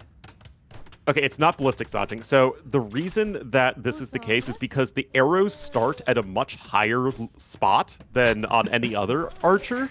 No, I'm not even joking. It Yeah, that's is true. easily replicable. So the arrows without ballistics miss horribly often on elephant archers. Well, okay, here I am thinking, oh, he's gonna kill 10 Vills, deny the TC. He doesn't kill a single villager there. Yep. It's one of those things that you don't think about, and then you're like, oh no, and then you look at it for a second, you're like, oh yeah, I guess that makes sense. It's one of those things, too, where just arrows in general are less accurate in DE and less good at hitting Vills before ballistics than they were in AOC. It feels like the arrows are smaller, if that makes sense. Maybe. Like, it used to have... It's like, hit scan versus projectiles in, like, a shooter. It feels like they used to be, like, projectiles with far more generous hitboxes, and now it's like, you have to be pinpoint accurate.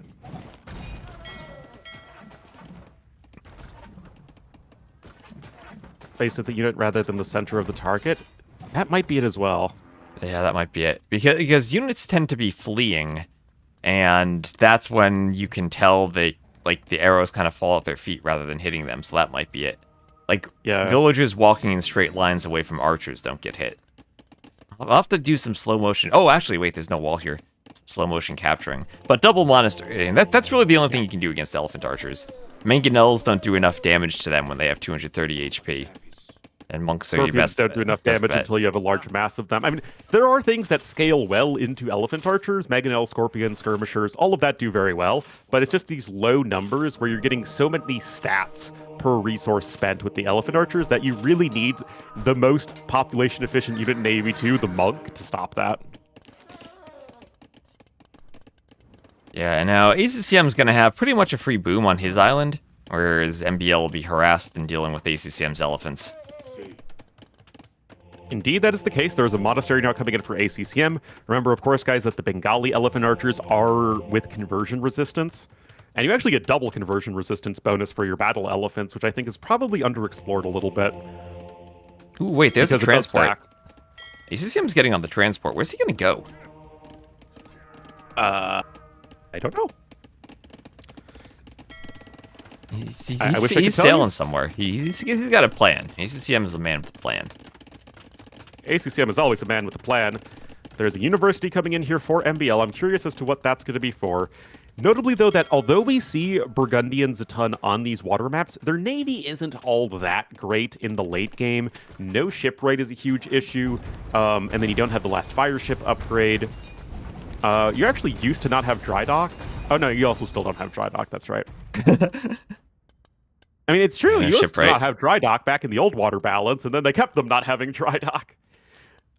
I remember because in the 5th Burgundian scenario in the campaign, you needed to transport over to England. And then I was like, ugh, you're one of those civs that doesn't have dry dock. Python's coming in. Third TC here for ACCM. But to MBL's credit, unlike the first game, he's just sort of surviving here into the mid-game. He is doing all right. He is not at a major disadvantage of any kind. He still has a presence on one of the islands. And it feels like that's where MBL just needs to get set up. If he can survive early game, he's going to be okay. So MBL might just be saved because he did a monastery to pick up the relic on his home island. So he might get monks out soon to stop these elephant archers that ACCM is going to land. And how accurate are these elephant archers now? They're still incredibly inaccurate because you don't have ballistics. Well, will MBL notice this? It might take a I mean, while. to be fair, if they're stationary, they're going to die. Oh, he noticed finally. I literally don't think that lady is going to die. Is the guy going to die? No. He'll make it back. No. Oh, that's thanks, great. DE. While that's going on, though, great castle placement here from MBL. It's pretty far away from the shoreline, and it's going to secure the rest of his island. Those villagers are going to have a really bad day. They're going to need to retreat. And that, again, is going to buy MBL some critical time. That said, all of this discussion of the Burgundian Navy not being that great, it also has to go against the context of the Bengali Navy, which is one of the better ones in the late game. So elephant archers now for ACCM. They don't have armor, so they might not want to stand underneath the TC. But that is something you can do with elephant archers. Give them +2 armor and just plop them under the TC. And then they take 1 damage from the TC arrow. Or not 1 damage, that'd be without fletching, but 3 damage, and they have 230 HP, and they don't die. Oh, here are some more vills that 2.3 times the HP. Yeah, here are some more vills that have to flee. A couple go down. Yeah, with ballistics in, elephant archers actually kind of go back to being as unique as you'd expect an archer with ballistics to be. Yeah, now second TC, but on the home island for MBL, and that's kind of rough on Pacific Islands when eventually this runs out of resources and they'll have to transport all those vills to the middle. Yeah, I mean, it's not like migration team game where you can just farm there forever because you just don't want to do much farming anyway. That also reminds me, I miss team game tournaments. Oh, we have Rage Forest this summer. We do, but I like me some migration team game, man. That was so fun in Nations Cup. All right, well, the monks come over to convert the elephant archers. They get 3 conversions and all the monks die. But now it's going to be 3 versus 2 elephant archers, and just like Hulk versus Hulk, this is going to take a while. Oh, yes. This is some it is AoE the most 4 level fight combat. in all of Age of Empires is elephant archer v elephant archer. Well, 82 vills to 72, so there are the fruits of ACCM's pressures. He has killed a decent number of eco of his opponent. It's also 3 relics per player. Burgundians still with unnerfed relic generation, so that's good for MBL. Grabbing Fervor as well, and this game is still marching on without anybody getting a clear advantage. But what do you mean unnerfed relic generation? In the next patch, they're nerfing Burgundians' relics, so they only generate 2 food for every 3 gold instead of 1 food for every 1 gold. Okay. Which I think is a good change. I guess that's Nerfs okay. a bit on closed maps. Are they still doing the thing where they change the cost of their eco upgrades? They are. That's silly. I think that lower level players really struggle with Burgundians because there's a lot of intentionality that's in all of their bonuses, so I think that's just hard for casual players to utilize. That's fine. I mean, I when you have civs that like, okay you have to civs. learn how to use. It's okay to have tough civs so long as there are also easy civs, but there are plenty of easy civs in AoE too, so I don't get it. Anyway, Iron Casting coming in. It is very important for the Hulks versus fire ships and galleys. It doesn't matter in Hulk v Hulk, but it really does matter versus the other 2 ships. So still nice that MBL's picking that up. It also will help his cavalry units. And yet, ACCM might be first up to the Imperial Age. What is 12 over 3 for? I think that was the Eco KD at the time.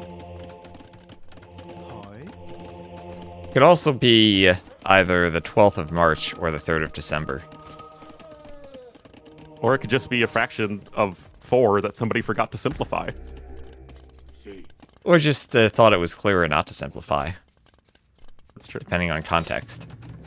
That's true. Anyway, Imp is on the way for both players. You're like 25 to 30 seconds faster here as ACCM. MBL did get that 4th relic, though, so that's going to be a nice advantage for him over the course of the game. Another castle coming in. Burgundians don't have heated shot, unless I am mistaken. They do not. Oh, I mean, this isn't what am I if I don't know which civs have heated shot and which don't? I mean, what use am I to the community? This is sad. There's an elephant fight on the right, and I thought it would last forever because monks were healing, but the Rathas came over, and a tiger came over.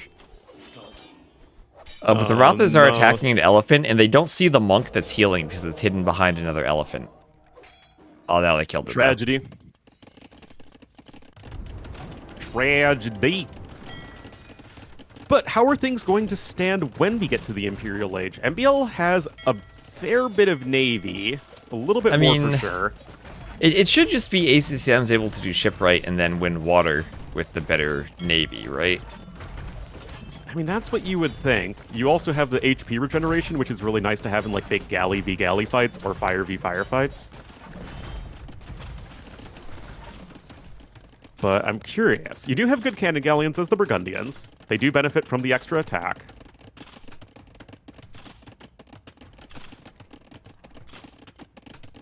And you also have vineyards that you could potentially get for MBL, as well as, of course, all those relics. Yes, Burgundians get elite cannon galleon. Elite cannon galleon, no siege engineers, but extra attack. So it's basically less like a range. slightly better version of siege engineers that also applies to attack versus units, but you miss the range. So it's a fair trade. Yeah, but you missed the most important part, though, which is the range. Well, for cannon galleons, I would argue that the range isn't really the most important thing. For bombard cannons, it is, but not for cannon galleons. Yeah, so it is indeed heavy demo and incendiaries that the Bengalis miss in Imp. How good is incendiaries? I've never really seen it play out that effectively. It is okay. What incendiaries is really nice at doing is punishing at least a little bit a bunch of hulks that jump you, because the hulks are always going to be in range of the incendiaries explosion. It's not like an enormous game changer, but it's definitely nice to have, especially in like larger scale fights. Yeah. And Byzantines miss that, right? So they don't have fully upgraded fires anymore. That is correctest. Chinese also miss it. Yeah. So they, but the to two be best fair, fire though, ships- with the extra range of Greek fire, you're not in range to explode anyway. Yeah. Oh man, fast fire ships are so silly. Guys, get masonry. It blocks all of the bonus damage that fire ships deal.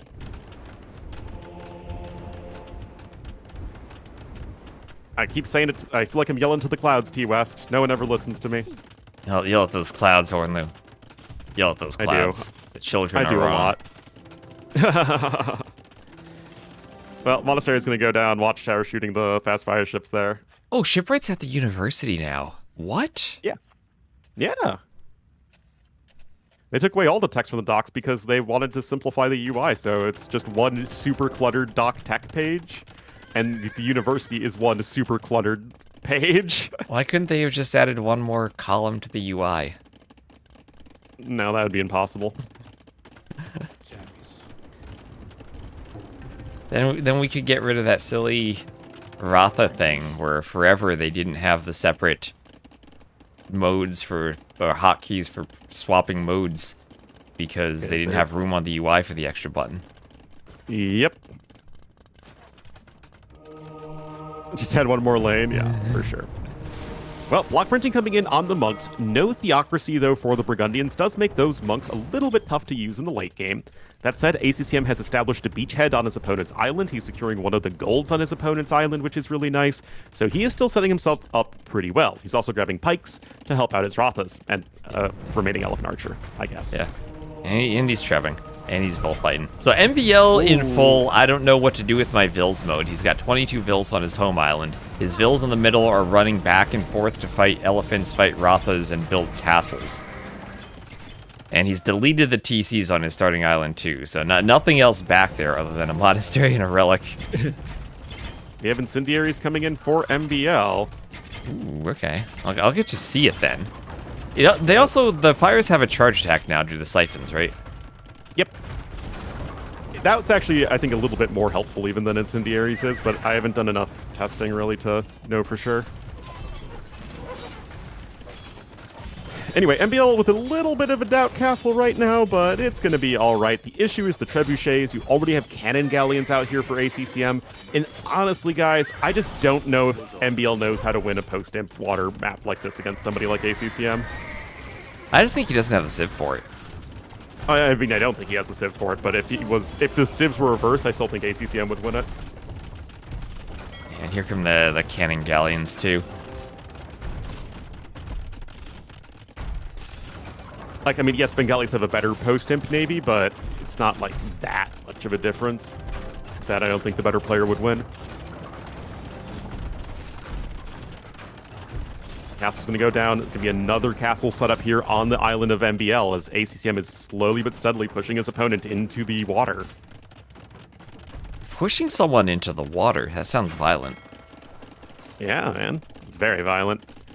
MBL is trying to take those mangrove forests right there, which I think is actually a nice touch to the map, that to get the late game wood control, you have to put your vills really exposed, so I do like that touch, but skirmishers feel like they don't really accomplish a whole heck of a lot right now, and at the moment, you just don't really have a lot going for you as MBL.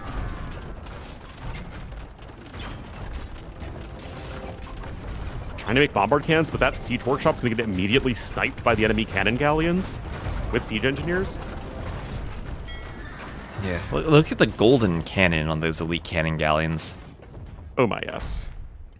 It's a big cannon, too. They definitely increased the cannon size from AOC. I mean, the gold cannons are actually smaller than the gray ones on the non-elite cannon galleons. I mean, like, just compared to, like, the AOC icon for cannon galleons. Did they? I feel Maybe like in the icon. They were pretty stumpy. Anyway, ACCM is going to be falling back a little bit here. I don't think he grabbed heated shot yet. No, he did not. Either way, you can't really fight under the castles. Nah, I mean, castles just do a lot of damage no matter what. The innuendo was not lost on me, Malamontrates. Okay. But yeah, masonry coming in. That's always nice, but it feels like MBL, all he's doing is just dying slowly. And sure, that's the first step to turning a game around like this, but it feels like he's not really able to do anything proactive on the map. Or no, this is ACCM versus MBL. Dying slowly is going to happen a lot. That's true. That's very true. Still, you need to do something a bit more proactive here. And one big fight on water. The fires are doing their incendiaries explosions. The cannon galleons in the back are shooting their cannonballs, and looks like ACCM's going to push and take a 4K score lead. So he's almost at that mythical 5K score lead. Almost there. You also have plate barding armor coming in, so you can raid with light cav if you really want to. And it just feels like the game plan getting into Imperial Age was so much more clear for ACCM. He got the better naval composition, he got the forward castles on his opponent's island, immediately got the trebuchets out, and also won on water. It was just like, across the board, all better from ACCM. And there's Mahayana for ACCM, so he's getting ready to go over 200 pop and add more bills. Oh my gosh, that fire is trapped for MBL. You see that? Oh, it's dancing. It's dancing hard, man. It's dancing. But honestly, like, is this just a real weakness for MBL at this point? That because tournaments can have, like, it feels like every tournament you will have a map draft that has more water maps than land maps, like this one. And, like, how far can MBL get if he just can't really compete with the best players on water maps at all? Yeah, water maps feel very different. Back in the day, you'd pick water maps because you had a very clean build and you were confident in your galley micro. Now you kind of pick them... I mean, you do pick them as a home map, but I don't feel like they're as specialized as they were in the past. And it's just kind of generic, gives advantage to the better player on water maps. Where we just like in general. Yeah, and it's just so many maps, right? And that's going to be the GG call there from ACCM. Yeah. It just, the game was still competitive going into Castle Age, but just as soon as Imperial Age came in, everything fell apart there for MBL. Yeah, you can see that on the military graphs too. ACCM pulls ahead and MBL just dies. Well, we saw some elephant archers. We saw some monks. At least there was something happening. Yeah, that is rough though for MBL, and I mean, like I said, there are more water maps than land maps in this pool. So if you want to win the series, you need to win at least one. And hopefully we do see a non-water map though, because Crownwood is there. Yep. Could be the next map. MBL gets to pick now. And at the very least, if we do go to Ring Nomad, ACCM Civ is at least going to be somewhat atypical and probably worse than the Malay that MBL will be picking there.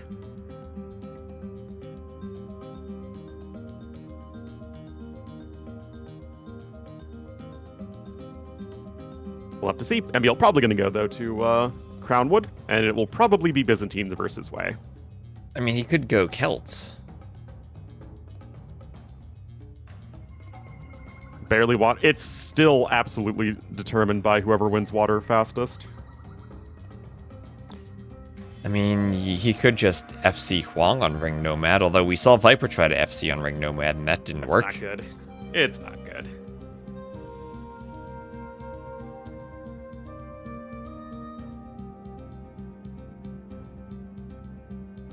Yeah, Unless unless ACCM does a Viper.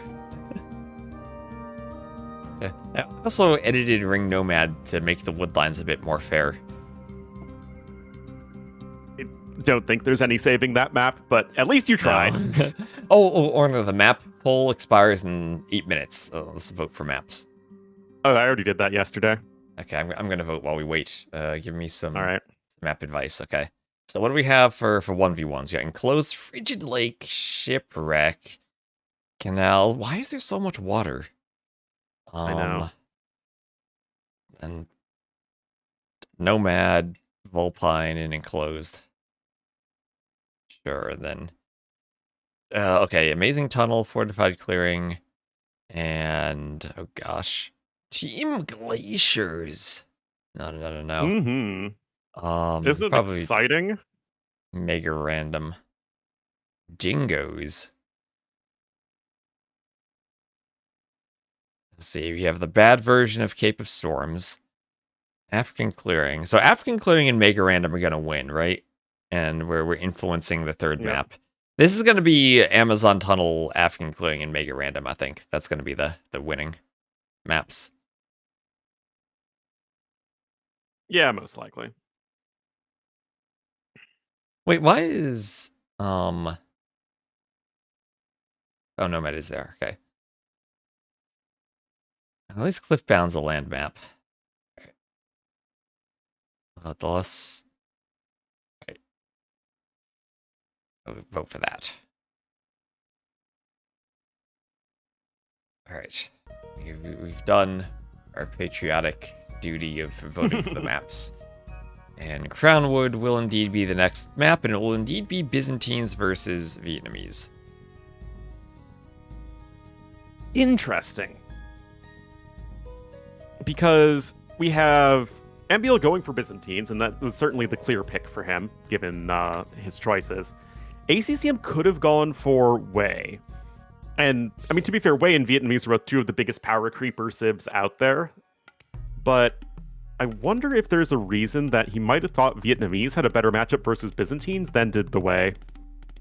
Hold on, I need to spell Byzantines correctly. There we are. Spelling's hard.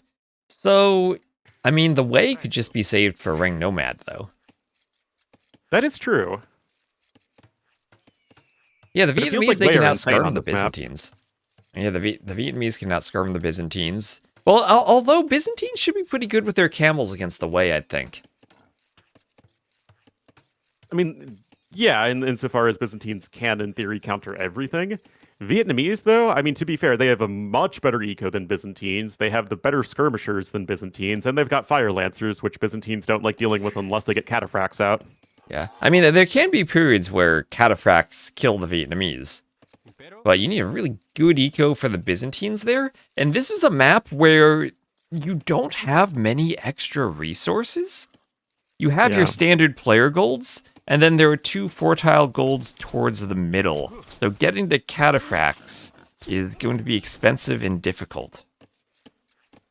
And I think just being able to out-tempo Vietnamese is going to be almost impossible, because Vietnamese have a, probably top 10, top 12 eco.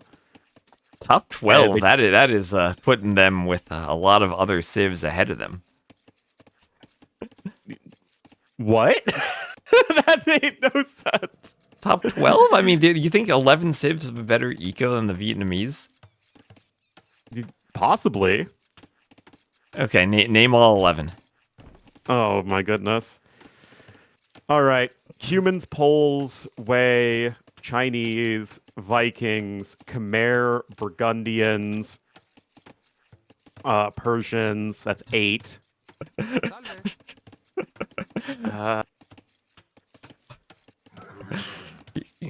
You said Maybe 11. 9.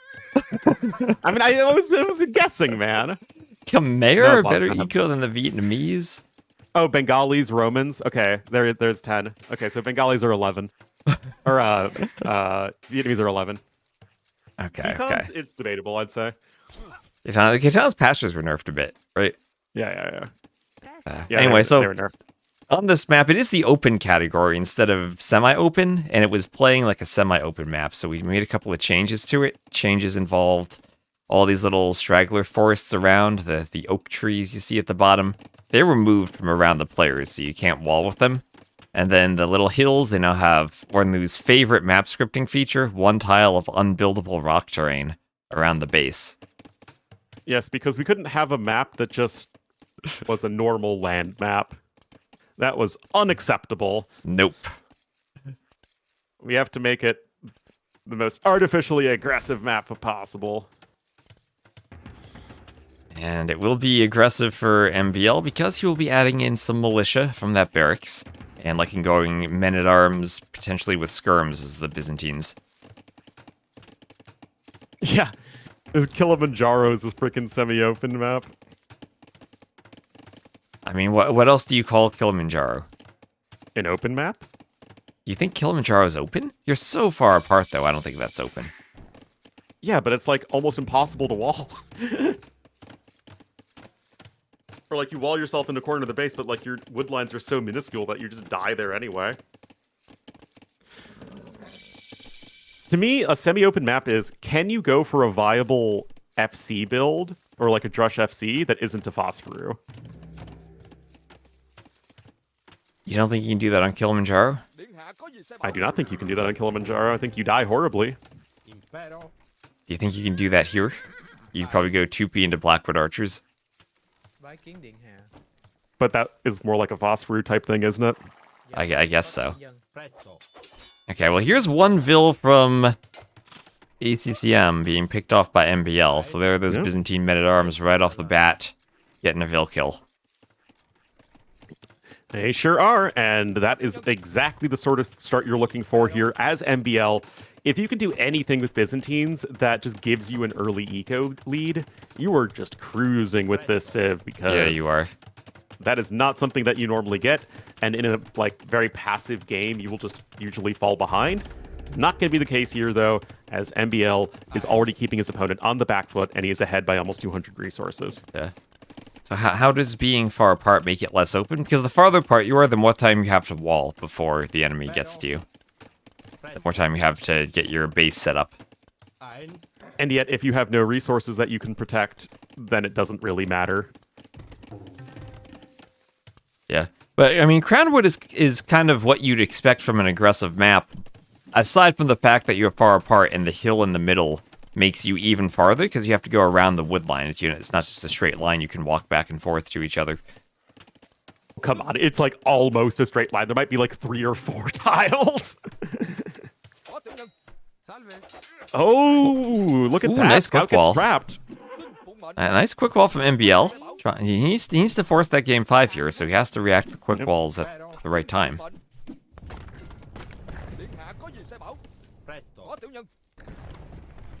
Yeah, to me, a great example of a semi-open map is Ghost Lake. Ghost Lake, far apart, you can Drush FC, you can go for feudal aggression. It's probably the classic semi-open map. Yeah. You have all those memories of plumed archers and siege rams in the middle of Ghost Lake. Oh my ass. Watching all the plumed archers shoot siege rams. Yeah. But I think what we're kind of seeing here, and why I'd say this map almost fits more the semi-open category, is what's going on. Both players are just kind of camping at home with their armies. They don't need to be active. It's not like Border Dispute where they're right on top of each other and fighting with skirms all feudal. There's just a few men-at-arms chasing around on the outside. MBL did his damage, but now he can stay at home for the most part. Well, I mean, But part, it's actually- also the Civs are both inherently defensive, but on top of that, I mean, this is just the meta. This is what players choose to do. You can go aggressive if you want to. It's just that most of these guys prefer to play passively. Yeah, they like the skirm wars, and these two civs are probably among the skirmiest of all civs, with extra HP for the Vietnamese and the discount for the Byzantines. Indeed. We have Horsecollar now coming in for ACCM. MBL was not able to pick that one up earlier, but still, 0 seconds idle TC time to 31 seconds. I mean, he is just having such a smooth economy by comparison.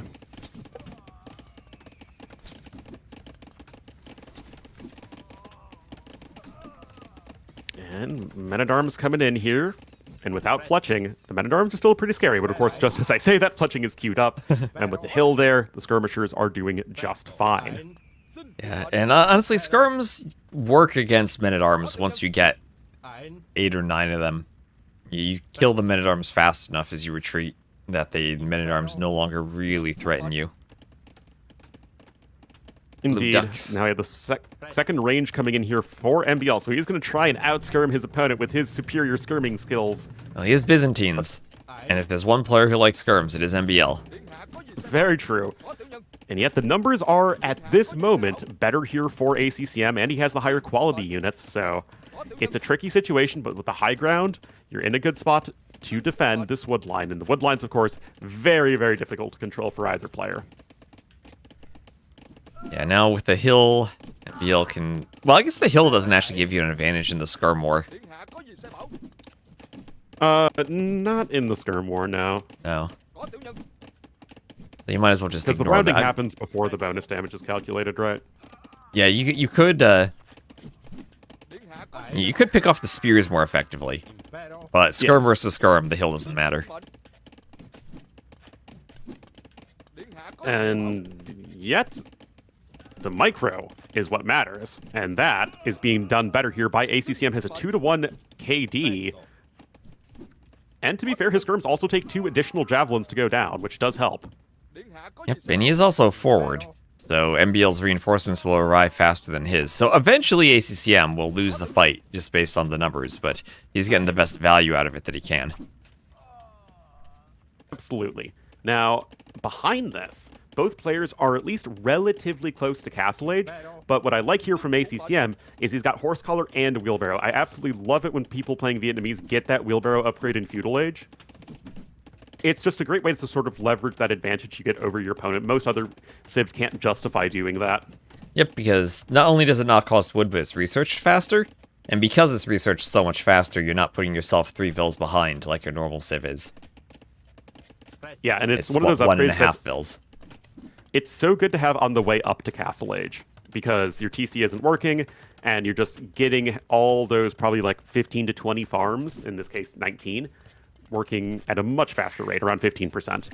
Yeah, and if you do get faced with a sneak attack, you can run your vills away. Yes, I mean, the utility of the faster movement speed is always nice to have. And that said, MBL, with the power of the market, is going to be up faster. He's going to be on 3 ranges. And to US, this is going to be a lot of skirmishers. But could ACCM just go Fire Lancer now? Are Fire Lancers good enough against that many skirmishers? I guess that's true. It's going to be a lot of skirms. But with all the HP the Vietnamese have, right? They get to 78 HP on the Fire Lancer. Is that it? I think it's 72. Maybe it's 72. You might. But be it's right. a lot of HP. This is second It range, is a lot of so... HP. But no Gambesons for the Vietnamese, thankfully. Oh my goodness, that'd be horrible if they had Gambesons. Oh, okay. No. Yeah. Oh, yeah, without They will Gambesons, take then 2 yeah, the damage. skirms will be fine. Yeah, Koreans and Tetons and Jurchens are the ones that have Gambesons. It is Vietnamese and Chinese that don't have Gambesons. Yeah, okay, so without Gambesons, the skirms will actually do just fine against the Fire Lancers. 2 damage, and there'll be enough of them that the Fire Lancers will go down. So the armor here actually probably would be more important than the HP in the skirm matchup. Yeah, that's what I'm thinking as well. Bodkin's going to be in here for MBL. Cannot quite afford the Elite Skirmisher upgrade yet. He is making some camels. I guess worry about maybe a stray knight or 2 to harass the skirmishers, but as it stands, that is not the case. It is all skirmishers all day from both players. The eco is actually still a little bit better even for MBL, so great job maintaining that economy. Forward Siege Workshop coming in, and that is just not something you're going to be happy dealing with here as ACCM. MBL's housed. Well, I mean, it's MBL. It's like, you know, what, water is wet. There's the workshop. And what are we going to get from it from MBL? I would assume a mangonel. Oh, this He is doesn't getting have the weird, res though. for it. The skirms are coming in, though, T-West, and one watchtower is going to be woefully insufficient. The knight is going to have +1 defense, but even that's probably not going to be enough once Elite Skirmisher comes in here in a second, and right now, ACCM is just walking past his opponent. Yeah, and I don't know ACCM about this. skirms maybe get to the wood line, but he's somewhat walled out. MBL going to come forward with camels to deal with knights. And if you have skirms and you start doing the armor upgrades, then you can sit under towers for a bit. Without the armor, no. But once both +1 and +2 come in, then you can think about it for a bit. Yeah, but at this point, MBL does not have any armor upgrades, so not really able to sit underneath the towers. Meanwhile, ACCM doesn't either. And that does matter at this point. Yeah, it does. Also, with the limited gold on the map, MBL in a spot, he could deny 2 of ACCM's gold mines. Those skirms. Yeah, that's a great location for them. Nice job from ACCM saving the low HP villagers, though. Siege Workshop, though, not utilized at all so far, so not at all. really the best value there for ACCM. And both players are going to be content with the 1 TC for now. Yeah, well, also another map where you have to ask where do you place the TCs, because you can't really place them on a wood line until you chop so much of the wood line that maybe it's not worth defending. And then your other resources don't have wood next to them. So you just have to build it next to some of the mineral resources because that's the best you could do, and ACCM is demonstrating that right here as he is building a TC over on that stone. Yeah, Backstone And also Rattan archers protects are a very some good unit farms. against Byzantines in general. Oh, they're also a good unit in general. Yeah. It's okay. Vietnamese have an amazing unique unit, a great archery range, a great stable all throughout most of the game, and a great barracks unit, and also a top economy. Yeah, they're one of those and Fire Lancer civs. Yep. It's almost like Vietnamese were already a little too good, and then they got Fire Lancers on top of it. Yeah, that's just like the Chinese. I really don't like the design of the Chinese now that they don't have camels. I thought they were more interesting before when they had camel without the Fire Lancer, but at the very least there was a trade-off when they got Fire Lancer. Here the Vietnamese, they just get archery range bonus. Let's give it to the Fire Lancer too. Why not? I mean, at the very least, the Chinese Fire Lancer bonus as well is the weakest of the Fire Lancer bonuses. So, although Fire Lancers are inherently very good, they don't really feel oppressive with Chinese. And they also, I think, feel perfectly fine for Jurchens and Khitans. Like, good, but not broken. It's really just Koreans and Vietnamese, which historically shouldn't even get Fire Lancers in the first place, as they were a Chinese thing. Yeah, but it does at the very least feel like the Korean Fire Lancers just kind of get everything, right? They get the discount, they get the Gambesons. They miss Blast Furnace, but who cares? They have a 50% wood discount. Yeah, I mean, Blast Furnace is probably the least important of all the blacksmith techs. Yep. Well, both players are on 2 TCs. ACCM, really good eco upgrades, though. So again, I really like it when people actively try and leverage that Vietnamese bonus. MBL is with some rams, though, or at least a ram for now, and he's going to start to apply pressure to these buildings. Yes, the Vietnamese really do need to do those eco upgrades if you want to be with that top 12 economy. And that is exactly what ACCM is doing. And again, there is the intentionality there that is at least nice as far as the bonus goes. It just feels a little much for Vietnamese right now. And now third relic coming in for MBL. Will the monk path to the monastery? Yes, ACCM not sniping it off. Well, the monk will die eventually anyway, and both players with skirmishers in each other's base. That said, MBL with the power of Byzantines, with his 3 ranges and that 25% discount, it is really, really tough to stop this. There are no mangonels out here for ACCM. Okay, just now, as I say that, he queues one up. He's still a little ways off from a castle, though, and those ranges are really starting to go down. Yeah, they are. No ranges, no skirms. And the ram push has nothing to stop it. The knights have only 1 armor, so the skirms will still be doing 2 damage to them. And a you got the handcart camels for there MBL. anyway.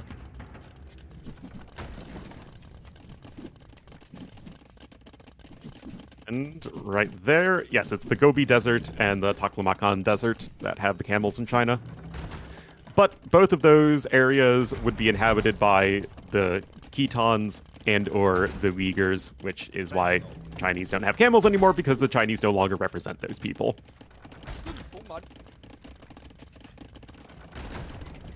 So handcart, padded archer armor for MBL.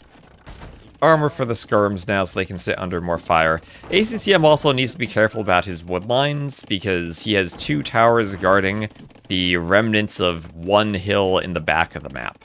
And once he finishes chopping the rest of that wood, of which he has, if I can click this properly, only 600 left among all those trees, then he's gonna struggle. He needs to go to one of those other 2 wood lines on those hills, and MBL with his forward is basically controlling both of them. Yeah, and like that's the thing, is that it feels like the most important time on this map is that transition to another wood line. Because you go for the one wood line that you probably have at the back of your base, you defend that, but then it runs out, then you're like, okay, what next? You need to secure another area of the map. Now this castle is going to be very important. Is it going to go up? The mangonels are going to get sniped. The castle isn't up yet. There are rams pushing the castles too. The mangonel gets a big hit on all those villagers. The castle's only at 87%. Oh my ACCM goodness. sending the entire village. Oh, that's a big mangonel shot. This is gonna be a big one too. Oh no. Oh no. 97%. It does go up, but the mangonel behind it is destroyed. Oh, both mangonels are going to go down, but you still have a bunch of units here camping the base of the castle, and the rams are doing a ton of damage here. It is. One more mangonel coming out. That, I mean, you still need to save the castle, and even still, you've lost a ton of villagers as ACCM. Your eco is a complete disaster. The castle will stand, though. It has now 25-3 Eco KD, and MBL will get a 3rd TC added in, as does ACCM, but ACCM still doesn't really have wood access. He will destroy the rams and defend the castle, but that castle got down to 800 hit points. An imp is on the way for MBL, so able to really utilize that nice discount with those skirmishers. His eco has been much safer all game long. He's ahead in everything collected except stone, so he is going to be getting a good Imperial Age time, and ACCM is really, really struggling now. Yeah, and ACCM will have to deal with the Byzantine forward castle imp treb push, even the cannon push if MBL does chemistry. MBL setting the vills forward now, only 7, but if ACCM doesn't find that, then there'll be a castle up probably on the middle hill and in perfect treb range. Yeah, it feels like ACCM going to have a very tough route to victory in this game if he has one at all. MBL still in a decent spot defensively, all things considered. I mean, he is Byzantines after all. Castle's in a good spot forward, and right now, Imp, Bracer, Trebs, I'm not sure what stops that. Yeah, Byzantines, this is what the Byzantines want to do. Faster imp, faster trebs, and that castle's already so weak. I mean, honestly, this one ram might even be able to finish it off.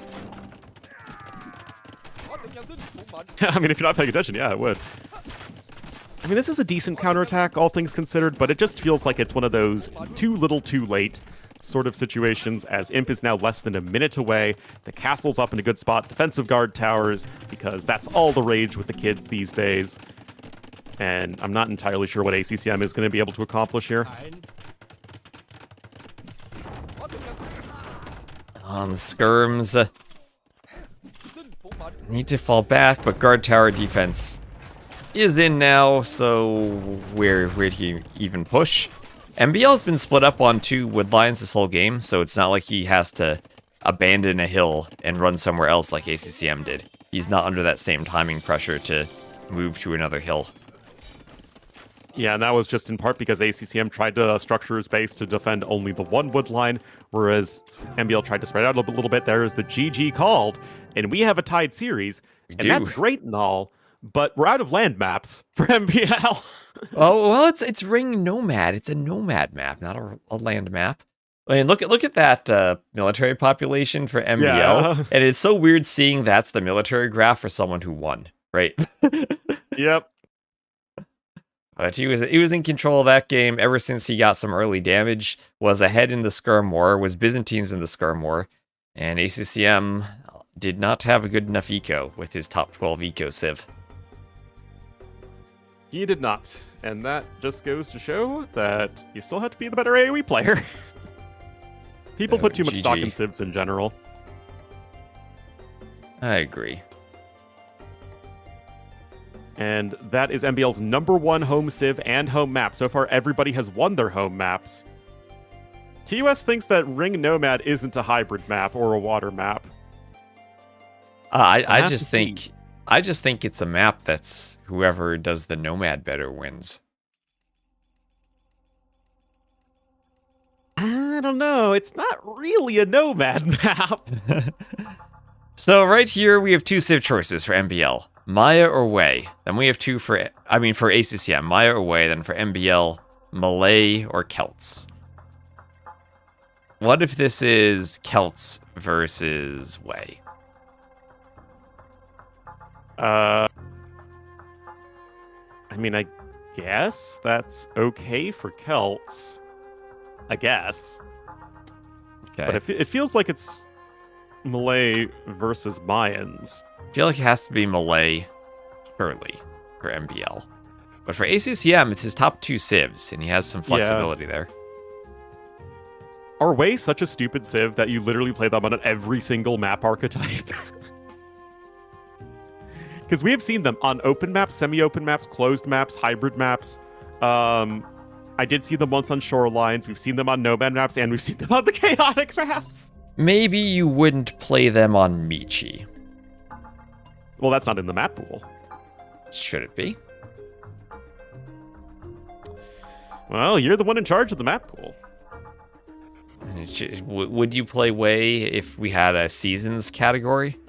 What if we had a category that was Highland, Seasons, and Golden Stream? I still think you could play Wei there. Well, Ring Nomad, our final game. Gonna ring in the Nomad with, I'm gonna take my guesses of Wei against Malay.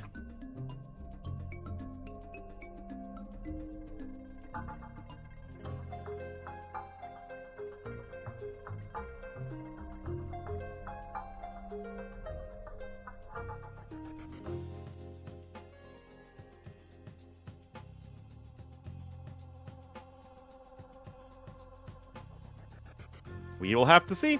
They are still in the lobby, and this is a very important match because the winner will go on to face Leary, and the loser will go on to face Lewis. So we could easily see these guys meeting up again in the final round. Yeah, and of course Lewis would be an elimination match. So you would prefer to face Leary rather than Lewis in all likelihood. Yeah, that's the thing with the GSL style groups, is that I feel like you get, if it's highest seed versus lowest seed and then the two middle seeds, you just get the situation where it's like, okay, the 2 and 3 seeds just face in the final round again anyway. So well, you can always do the 8-team GSL instead of the 4-team one, which I like more because that prevents the matchup. Yeah, that's true. Because in that case, instead of, you have still the 4 groups, but then instead of the rematch, you swap groups for the decider matches. Yeah.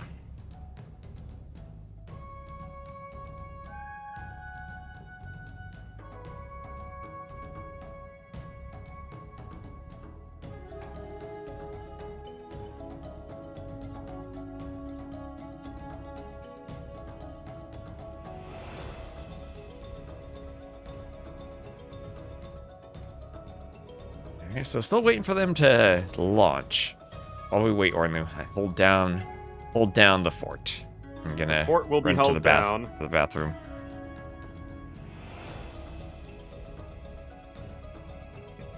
The nonsense situation with Cenotes from last year, they do, because that was a full-on group stage thing. Now it's just you need to win no matter what.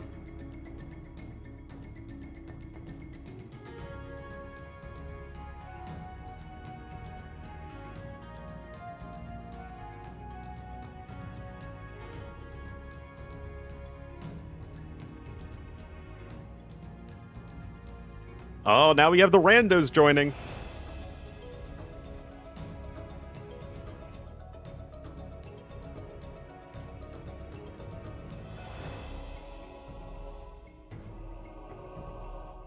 The nonsense situation with Cenotes. So Cenotes was in a situation where if he lost, because Hera made lost some random game in the group stage, Cenotes, if he won, would have to face Hera 1 round sooner. So basically, Cenotes was in a situation where it made sense for him to throw his game, so he didn't have to face Hera. And then he lost anyway to ACCM, I think, so it literally didn't matter. All right, guys. Oh, MBL actually is literally picking purple here, so we don't even need to change his color. But hope you're all enjoying our first set of the day today. It is going to be a nice one here that's going to go to game number 5. Didn't lose us. Well, there was some reason that he would have had to face Hera sooner.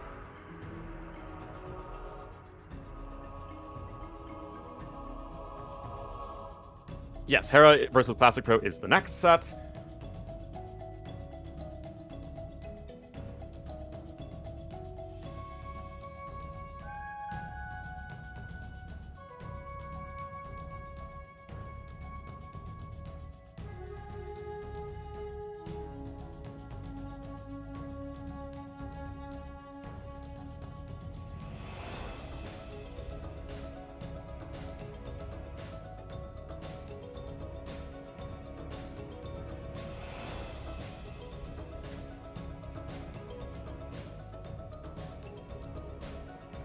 Isn't disrespect? Is it something that Cenotes should have done in the situation? I mean, it depends on whose perspective it is. If you're Cenotes, yes. If you're the tournament organizer, no.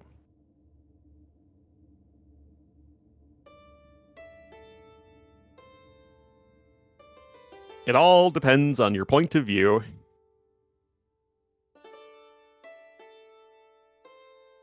Encouraging a player not to win a set? Well, really, the issue is that the tournament structure allowed that in the first place. It was a flaw of the tournament structure. I mean, I don't think you can blame a player for doing whatever it takes to win. That, however, there is a very vague sportsmanship rule in all tournaments in the Unified Handbook, so that could be seen as not. There was no in the spirit Unified of the Handbook tournament. then, Ornlu. Oh, back then there wasn't a Unified Handbook? There was not. I thought they did that 2 years ago. Nope. Oh, okay. The first, I think, because I had cartographers, that was after Warlords, and I managed to avoid the shenanigans with the needing the Unified Handbook. So. Ah, okay. Yeah. I think Sudden Disaster was the second one to use it, and the first one was the LY Cup that had the because complete. If you excuse my language, the complete bowl of disqualifying licks from the tournament. Oh yes. Also, you literally didn't even swear in the first place. Oh my goodness. I mean, you're from Chicago. So I had to just let you know I was going to reference your basketball team. Yes. I try not to think about the polls, to be fair. But yeah, because we also did Walhalla, and that didn't have the Unified Handbook either. But Malay here for MBL to the northwest and to the southeast in the Cyan as the Mayans, the Cyan Mayans, if you will. It will be ACCM. Oh, I will. Also, this map, I made an adjustment to it. There used to be potentially different numbers of fish. Now I have it set up so that every one of these lakes for both players is perfectly balanced. There is one great fish marlin with 350 food. There are 3 salmon with 225 food. And there are 4 perch with 200 food. I never knew why perch had 25 less food than the other deep fish that weren't marlins. Want to know something else random? These oak trees that we have, the oak forest trees, the terrain next to ACCM's TC, they have 30 HP. All other trees in the game have 20 HP. But they still go down in 2 lumberjack swings.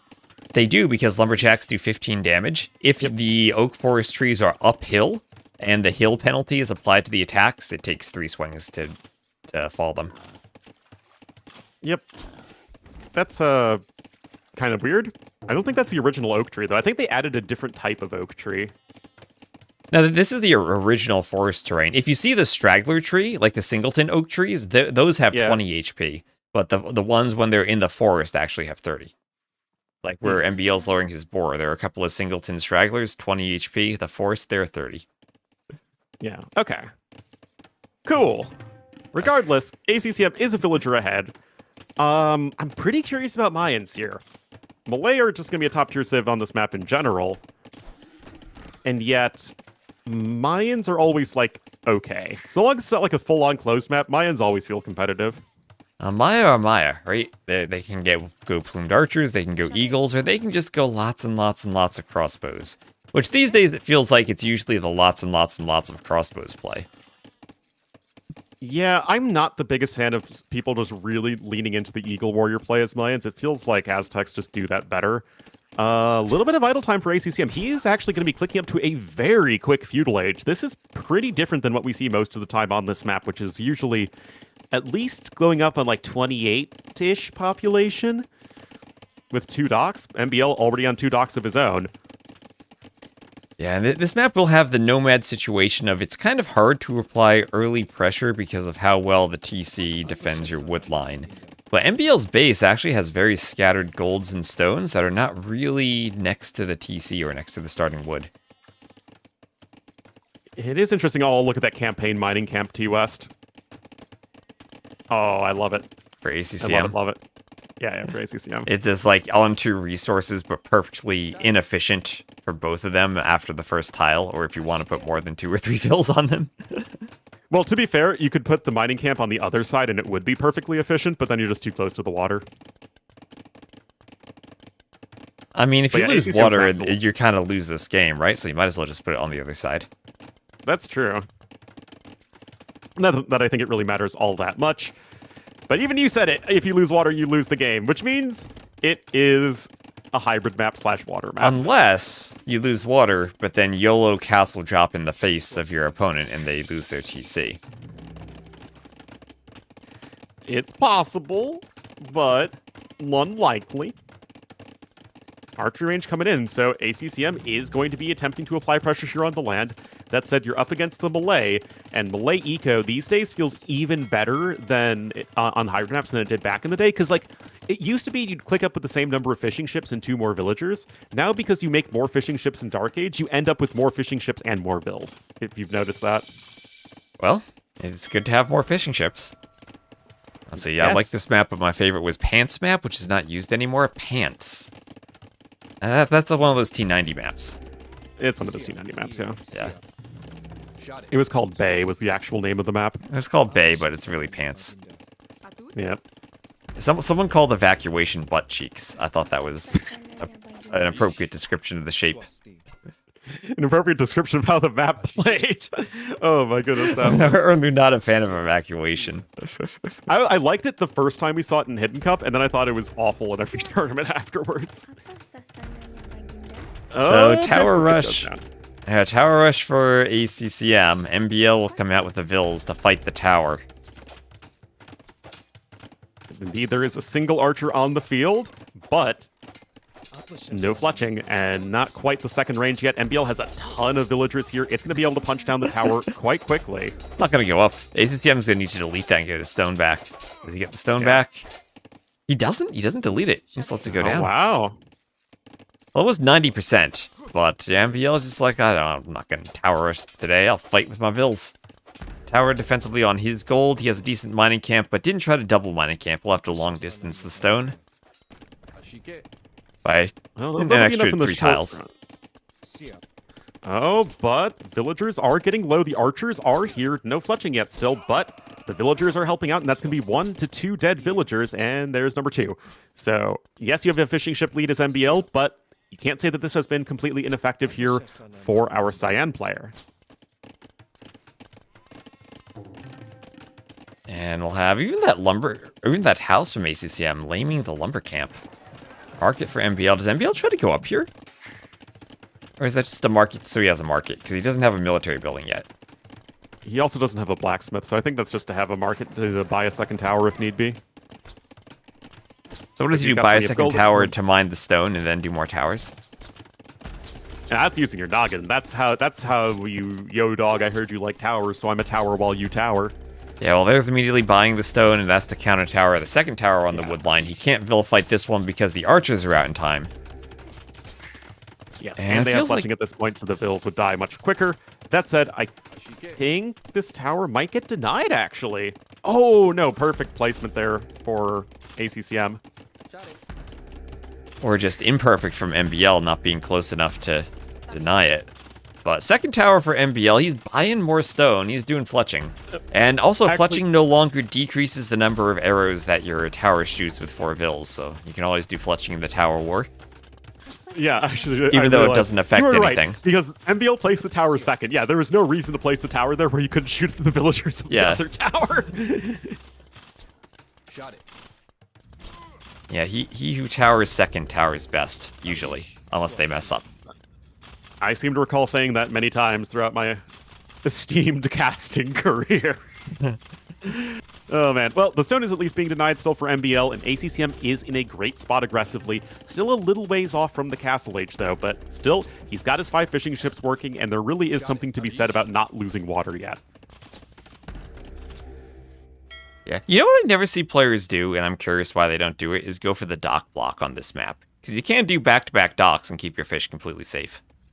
Yeah, it's like I feel like we saw it like a couple times during the qualifiers, but then not a whole lot afterwards. But yes, I also agree. I'm a little surprised, especially for somebody who's going with a more defensive approach like MBL did in this game. You'd think you just go double dock there, and then sure, the fishing ships are a little bit further distance, but it's not like it's that big of a deal. Yeah, and I mean, your Malay, you can also fish trap the backside of the dock block, and that might even be better than taking the deep fish because your fish traps are so cheap. That's true, although you are very vulnerable still, because you'd be on the shallows. No, you dock on the shallows, but then fish trap the water. You just do the docks at the end. Yes. Yeah. We have to be perfectly placed, but yes, that is something that is a possibility. That said, MBL's about to reach the Castle Age. I have no idea what he wants to do with said Castle Age, though. Okay, I think he's just going to try and add a TC. Yeah, I think that makes sense. You TC somewhere where you get more map control. Then you have a better boom, and then you can try to go maybe for a castle in Karambits, or just for skirms against potential crossbowmen. But look at the placement of these archers here by ACCM. That is beautiful. Shot it. I mean, MBL can't add a TC anywhere. He still has no wood lines he can take. Yeah, ACCM someone who definitely has the range circles on and stand ground used for the archers. Yeah, I mean, it's perfect, right? Was going to get Horse Collar, but then canceled it.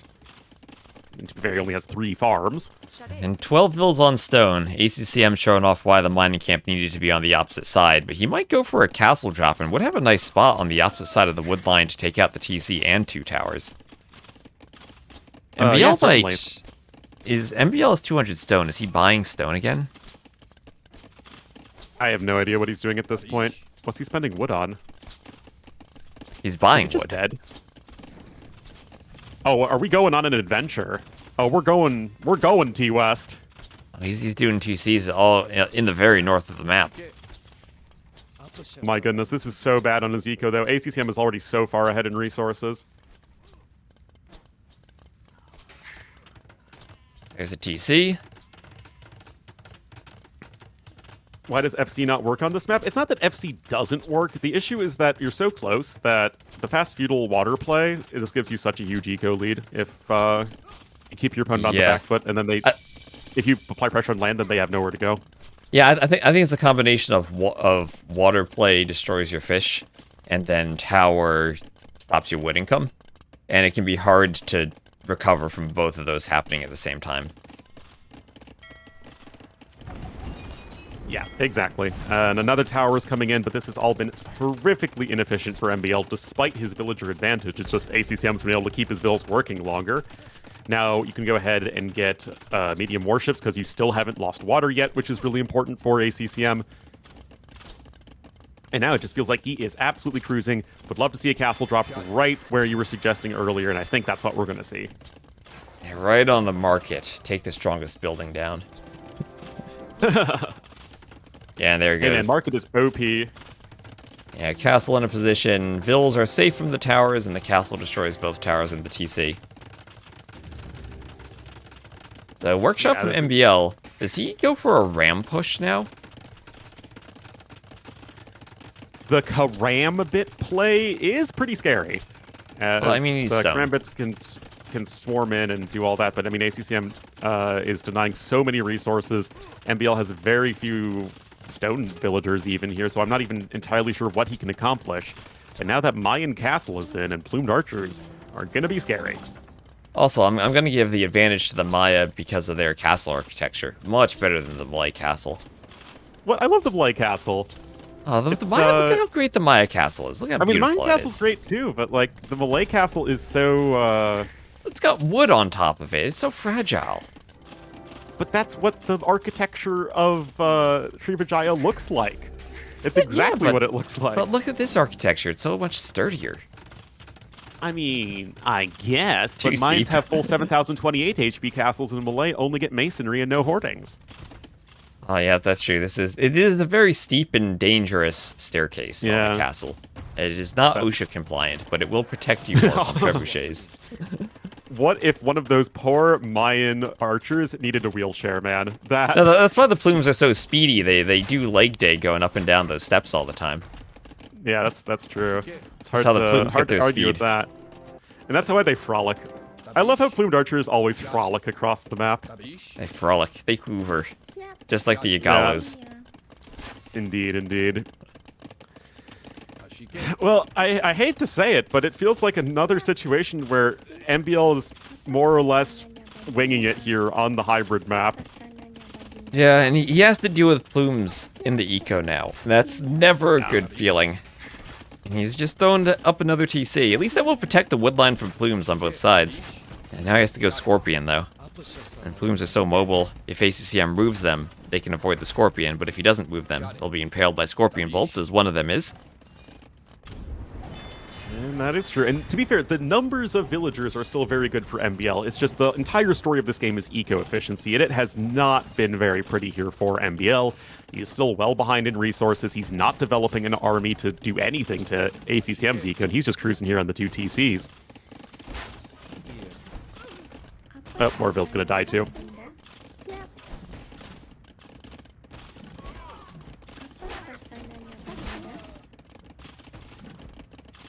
Padded archer armor is also very important to pick up for those plumes. Oh, no. Oh, no. Plumes much more accurate than those elephant archers were in that other game. And the Vills are just gonna die. Somehow MBL actually has more Vills, but... Now he doesn't. These plume raids are scary. Yeah, I mean, beautifully done there from ACCM. You Plumed archers are still a very good unit.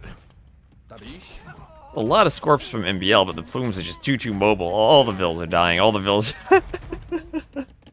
let's see. 22-0 eco KD for ACCM. That's pretty good. Yep. I mean, how do you move on in a tournament if you can't win the water maps?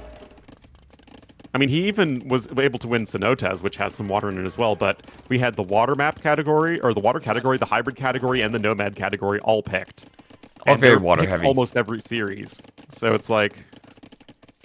I guess maybe the answer is in your map drafts, you really have to go for African clearing in the nomad category. Yeah. I mean, 60% of maps. I mean, it's not that there is 60%. They're actually 40%-ish. Unless you don't count Nomad as water maps, but considering it's mostly Mirkwood and Ring Nomad, I'd say it is.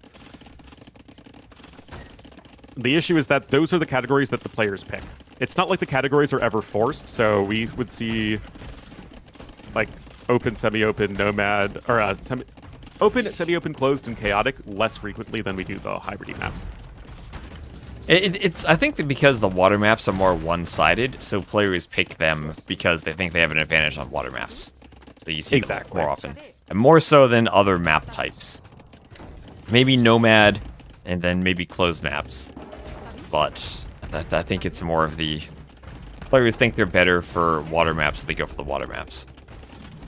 That's kind of always been why water maps occur in tournaments, even from the Galley Wars days.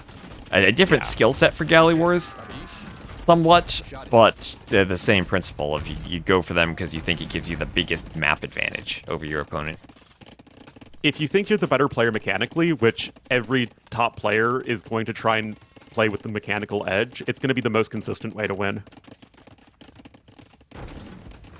Because it's the most mechanically oriented, and it's also the most preparation oriented.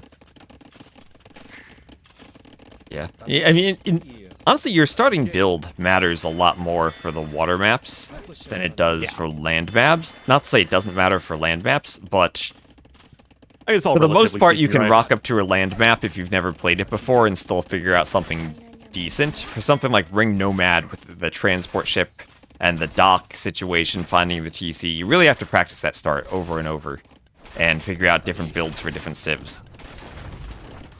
Yeah, it's all about just sort of squeezing out that extra efficiency early on. The maps are also inherently very snowball-y, so if you can do that to get an early advantage, like ACCM has been able to in literally all 3 games of the water maps, it's going to be tough. Well, this is how you could throw, is if you go for a castle, you get the castle denied, and then MBL can do a castle right on your face. Because so far we've had not much in the way of eagles for ACCM. That means the siege has been basically uncontested from MBL, as MBL will go for his own castle drop. That'll cover ACCM's castle. And can ACCM get a good mangonel shot off? Some of the vills are weak. Here come some more plumes. Yeah, a good angle there for the mangonel. And gets a glancing hit, but this is MBL's wheelhouse, is the mangonel war. Should ACCM be rushing up his castle now with all those gold miners? I would. I absolutely would, but maybe just not quite with the APM to do that. Because he's fully engaged in the Only one mangonel war, mangonel and his castle could be finished right now. And it's only one mangonel. Yeah. That said, it's not like MBL's castle There he is goes. happening, so I guess it doesn't matter. But yeah, this should have absolutely happened a while ago. I think it is That happening, Orlando. I think it is happening, and I think ACCM, who just sent the vills there, missed the opportunity to finish his castle. Absolutely. There's only a few vills left. More on the way. Oh, but Ooh. more vills coming in. The mangonel can be uphill for MBL. That's a lot of dead vills for ACCM. It doesn't matter. He's still 20 vills ahead. Oh, on the other side. Oh, castle's gonna go up. Okay, castles are done. Well, ACCM can start ramming right now. Both players have a mangonel within the minimum range of the others, and MBL gets the kill. Looks like the eagle and the vills will finish off the other mango, though. Okay, and well, Karambit time. Karambits wreck eagles, but die to plumes if there are enough plumes. Yeah. So now we're at a 52 to 14 eco KD, still favoring ACCM. Yeah, and I mean, he's 15 seconds from Imperial Age. MBL isn't clicking up anytime soon. He's going to go for the K-Ram bit play, but I'm not entirely sure that this is going to be enough. We have another Siege Workshop here for ACCM. He's going to make the Chicken Suit Man switch, and MBL is in a terrible position.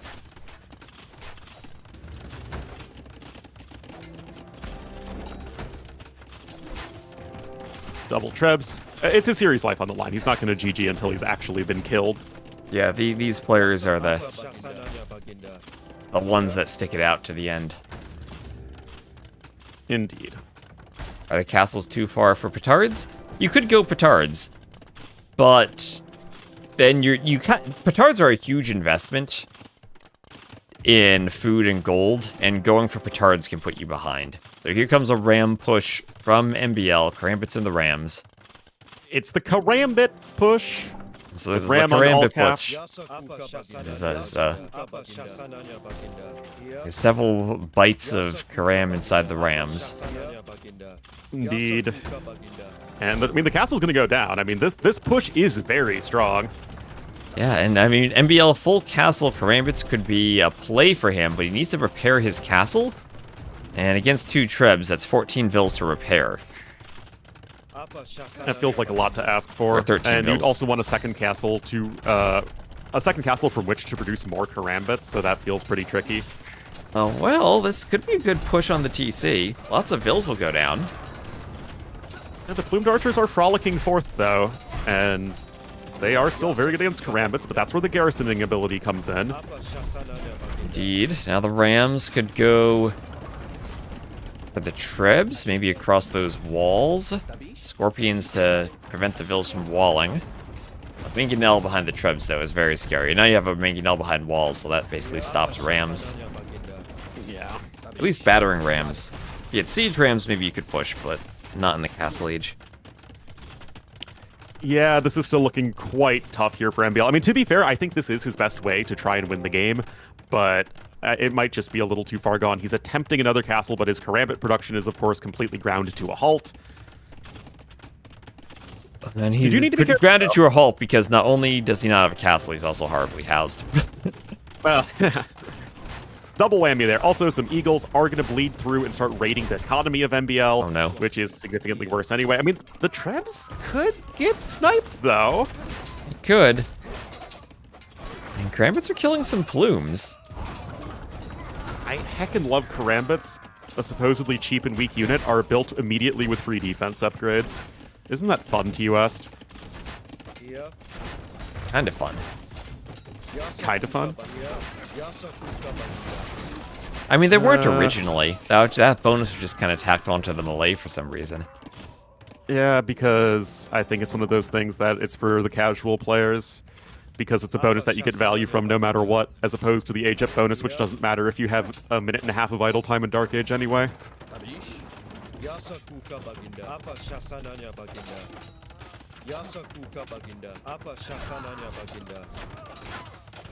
It makes them an infantry civ. They actually aren't an infantry civ. They're the only civ in the game that does not have a land designation. They're only a naval civ.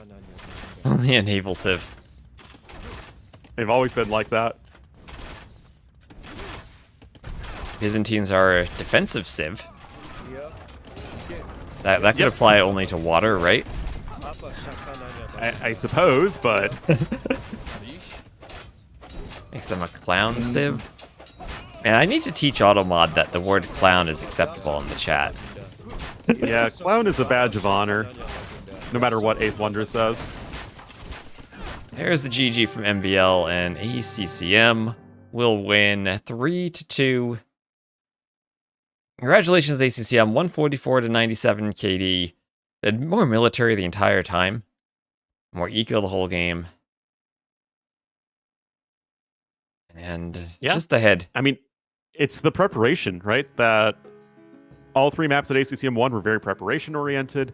ACCM had a very clear plan on all of them. He knew what he was doing every step of the way.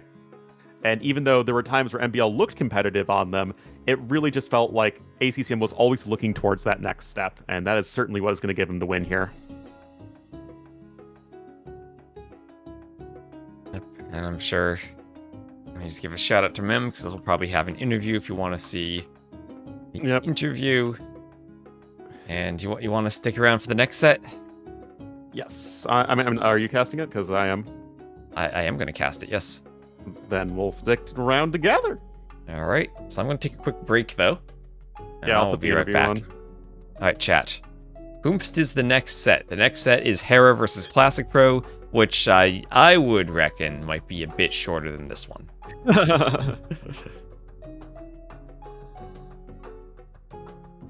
Hello, Puppy Saturation. Orlin might have gone AFK, as I am about to do, but I will say hello to you. I will go AFK in a second. Okay, yeah, chat, you can, you're in charge.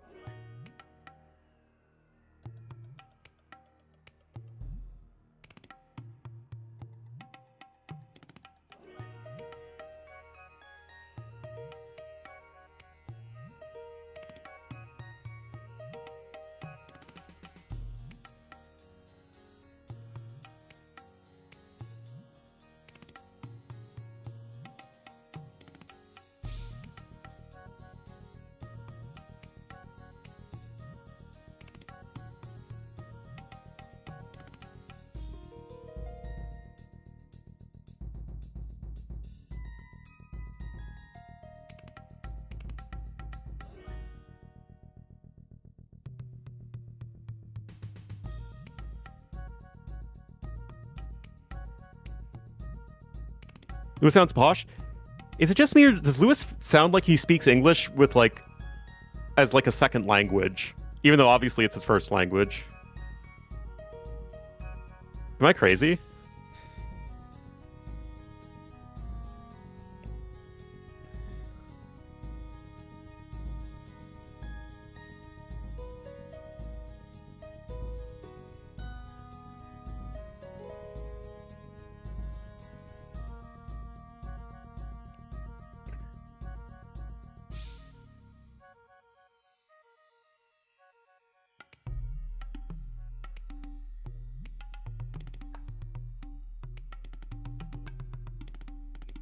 Speaks English like a German? Maybe.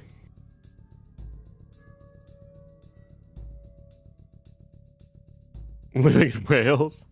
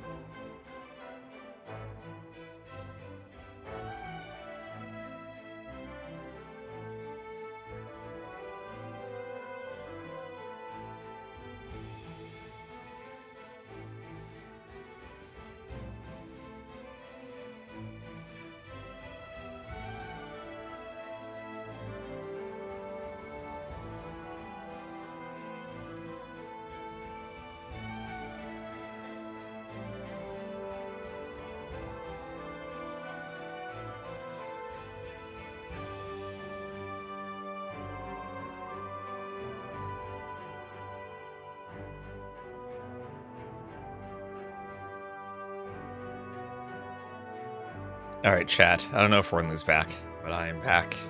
I am back. Oh, Ornlu is back. Hello, hello. There's the interviews going on.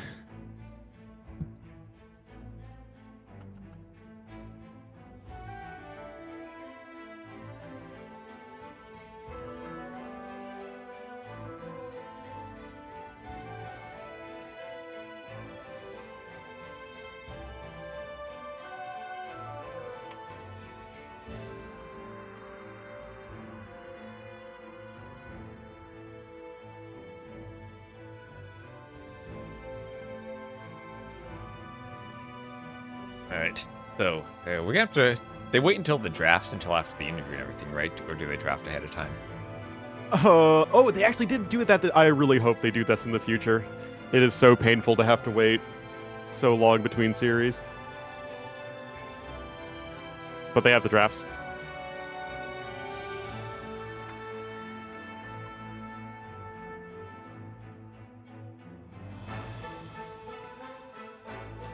And Shorelines will be the first map.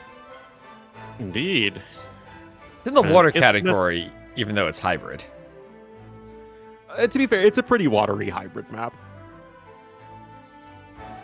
I think that, especially in the current water balance, we could just get rid of the water category and have another category instead. Yeah. Like, you could legit do open, semi-open, semi-closed, closed. And I think that Semi-closed? What's semi-closed? Yeah. Like, hideout, glade. We were going to do Glade in and closed, but then I was like, let's not do it. And we swapped it for Black Forest. Oh, glade's such a fun map! Glade is an awful 1v1 map. I mean, I don't know if it's a good map, but it's a fun map. You just have to Hello, believe, Snack Fan. man. Glade is an awful 1v1 map. I'm sorry, Such a Ron. hater. I Such didn't a like hater. it. It's like, it's not as bad as Seasons, but it's bad. Oh yeah, I mean, to be fair, Seasons was pretty awful. Not the best.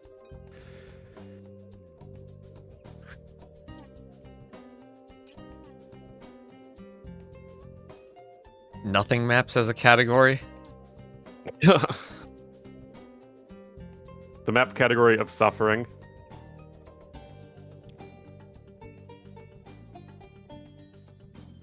Thank you for streaming to YouTube. Still coming, having AoE on during the weekends. YouTube is nice. I like YouTube. I do too. I just like having something that actually saves all my casting VODs. Yes, and For so you don't posterity. get deleted after 60 days. Yeah. It smells a bit. No, Dux, you're just used to T90's YouTube. Now that's just a weird thing where his YouTube smells. Everyone else usually has a good smelling YouTube. Ha, yes. Yeah, it's just one his. Vil and a lumber Just camp. his. Why start with the lumber camp? You start with a Vil and 100 wood. That's it. Yeah, T90's YouTube is like the description of Squidward on that dumpster outside the Krusty Krab.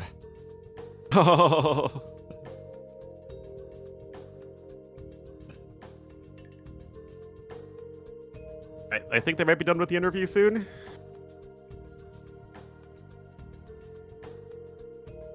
Maybe. I mean, Hera and Classic Pro are in the lobby, which is, again, very, very nice.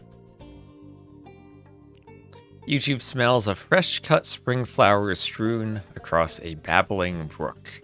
You see, that's what you get if you go to Ornlu's YouTube. Because someone took the time to place all of those flowers and scenery in a custom scenario. You know it.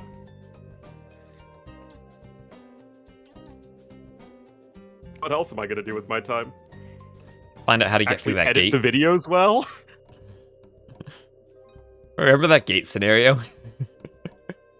The gate scenario? Yeah, the haiku of the Ronin where you had to get past that gate. Oh, jeez.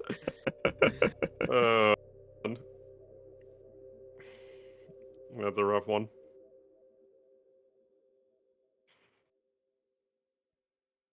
Oh, why do I have your stream open? Well, we were trying to knock on each other earlier. That was Oh, probably that's why. right. Don't need that RAM getting used. What browser are you using? I use Chrome like a Okay, yeah. barbarian. Yeah, I'm on Firefox because my ad block works on Firefox. It doesn't work on Chrome. Oh, my ad block works on Chrome. No, really, so you don't get ads when you go to watch YouTube? No, I don't. Oh, do I you mean, I have an do old like when I'm version? on my phone, but I don't know if there's a way to get around it on your phone. Do you have like an old version of Chrome? Maybe I do. Because uBlock stopped working for me a while ago. Oh yeah, no, I would absolutely switch browsers if the ads didn't work. You mean if the ads did work? No, the ads working is them not working. If you know what I mean.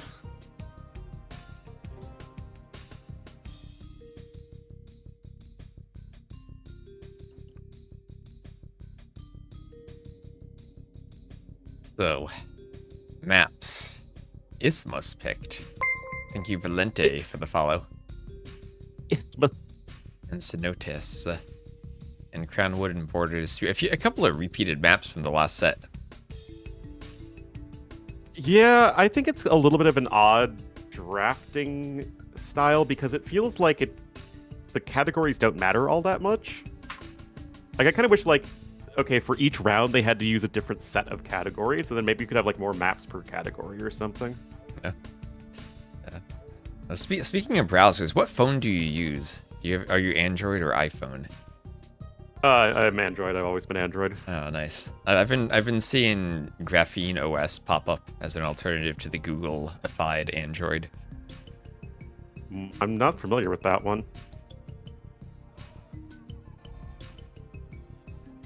Like, what uses it?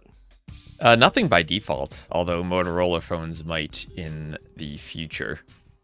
Ah, Yeah. You have to install it yourself, and it's only compatible with Pixel phones right now, which I do have. okay. Well, there you go. I've been considering trying it out just for the fun of trying out something different.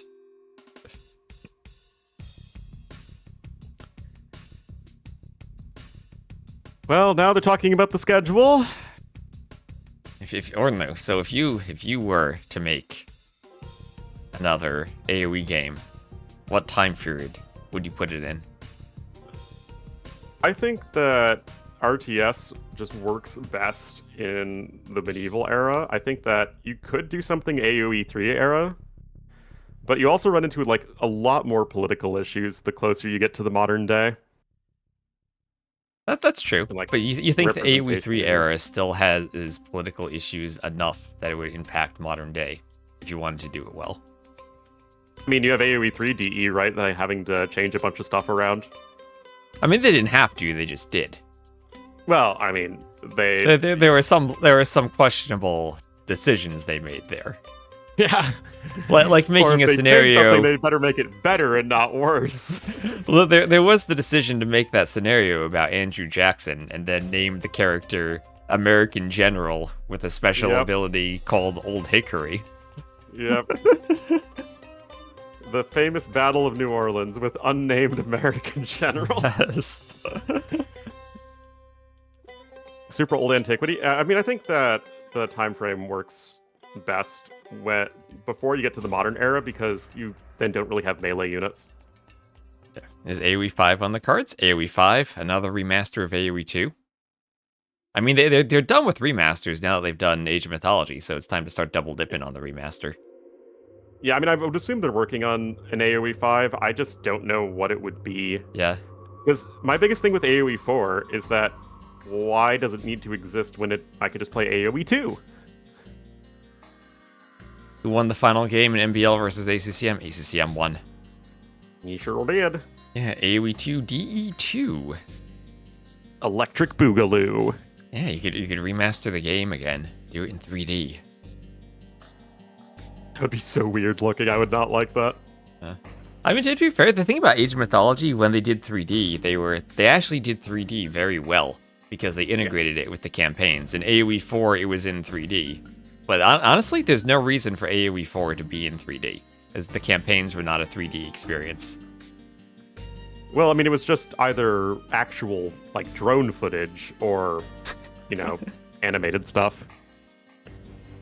Yeah, but like, there's no cutscenes in the game engine, right? You know what I was expecting with the drone footage? Did you ever play the Lord of the Rings, like, video games when the movies came out? Yes, I did. The Return of the King's game. Remember how they Yep. did the transition from, like, movie footage to in-game engine? Yeah. I was expecting That was cool. something like that in AoE 4. No, the AoE 4 campaigns were just not great on every level. The very final Battle for Middle scenario finally gives you a transport ship dropping off units. No, I played a ton of Battle for Middle-earth, too. Yeah, and we also had the Chrome Crusher Lego. You bet I did. And then I got it from my friend for Christmas one year. I have technical issues. Nope, just a long interview between the sets.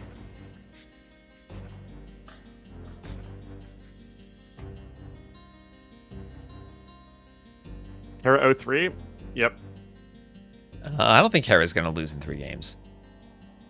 Think he's gonna lose in 2 games? I mean, he would have to play a lot of Warcraft 3 to lose 3-0.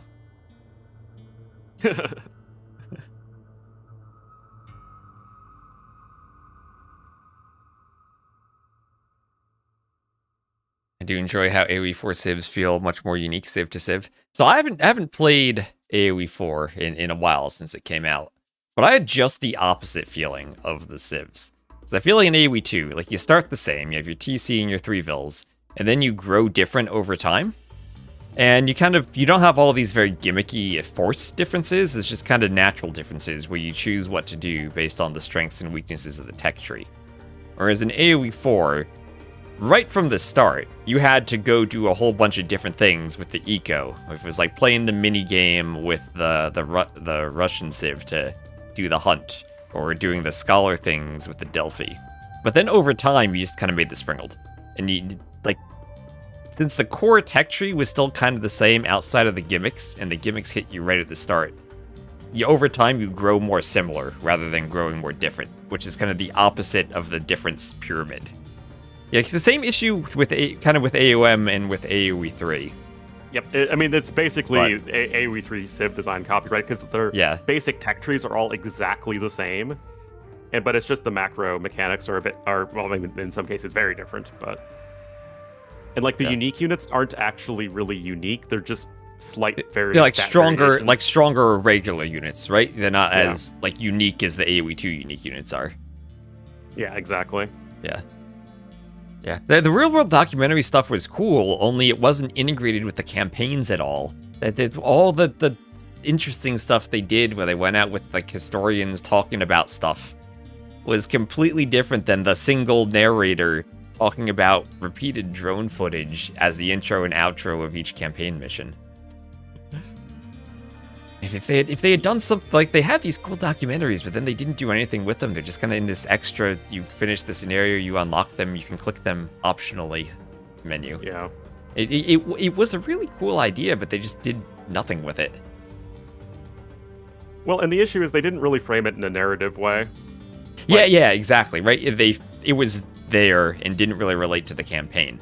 The narrative way was just generic voice that would be AI today, reading out over drone footage.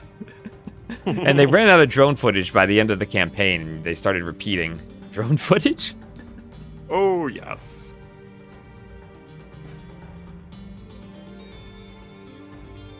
And the thing is, I think that's where most... They did. And I think that's where most of the budget for AoE 4 went, into the drone footage, honestly. Yeah, seriously. But yeah, it's just, it didn't do a very good job with a storytelling vehicle, which is like what you want in a video game, right? You want to get people interested in history. At least that's where AoE 2 succeeded. Yes. As a campaign, right? And that was the point of emphasis of AoE 2 as the transition from AoE 1 to 2, where they you went from big walls of text written in the 90s to actual voice actors, and then the usage of 3D from AoE 1 to AOM of telling an in-game cinematic. And I think part of where AoE 3 falls off is it just kind of was AOM again in terms of tools they had for the campaign, and there wasn't another step they took in terms of storytelling. And it completely diverged from history, right? It's one thing to have a campaign that takes historical liberties. It's another one that's just completely nonsensical. Yeah, fighting for the Fountain of Youth. Yep. AoE 3 did a lot different, but I think that the main thing, if they thought, hey, let's repeat what we did with AOM because that was successful, without taking any other like storytelling step forward, was not the appropriate environment for it. But anyway, we finally have games, and here we have Hera as the Blue Persians to the northwest against classicpro as the Yellow Bengalis to the southeast, on Shorelines, a map made by Cenotes that had won in the map contest for Warlords 4. Indeed, and I do think it's a good one. I think it's one of the more interesting water maps out there, or hybrid maps, or whatever. It's in the water category.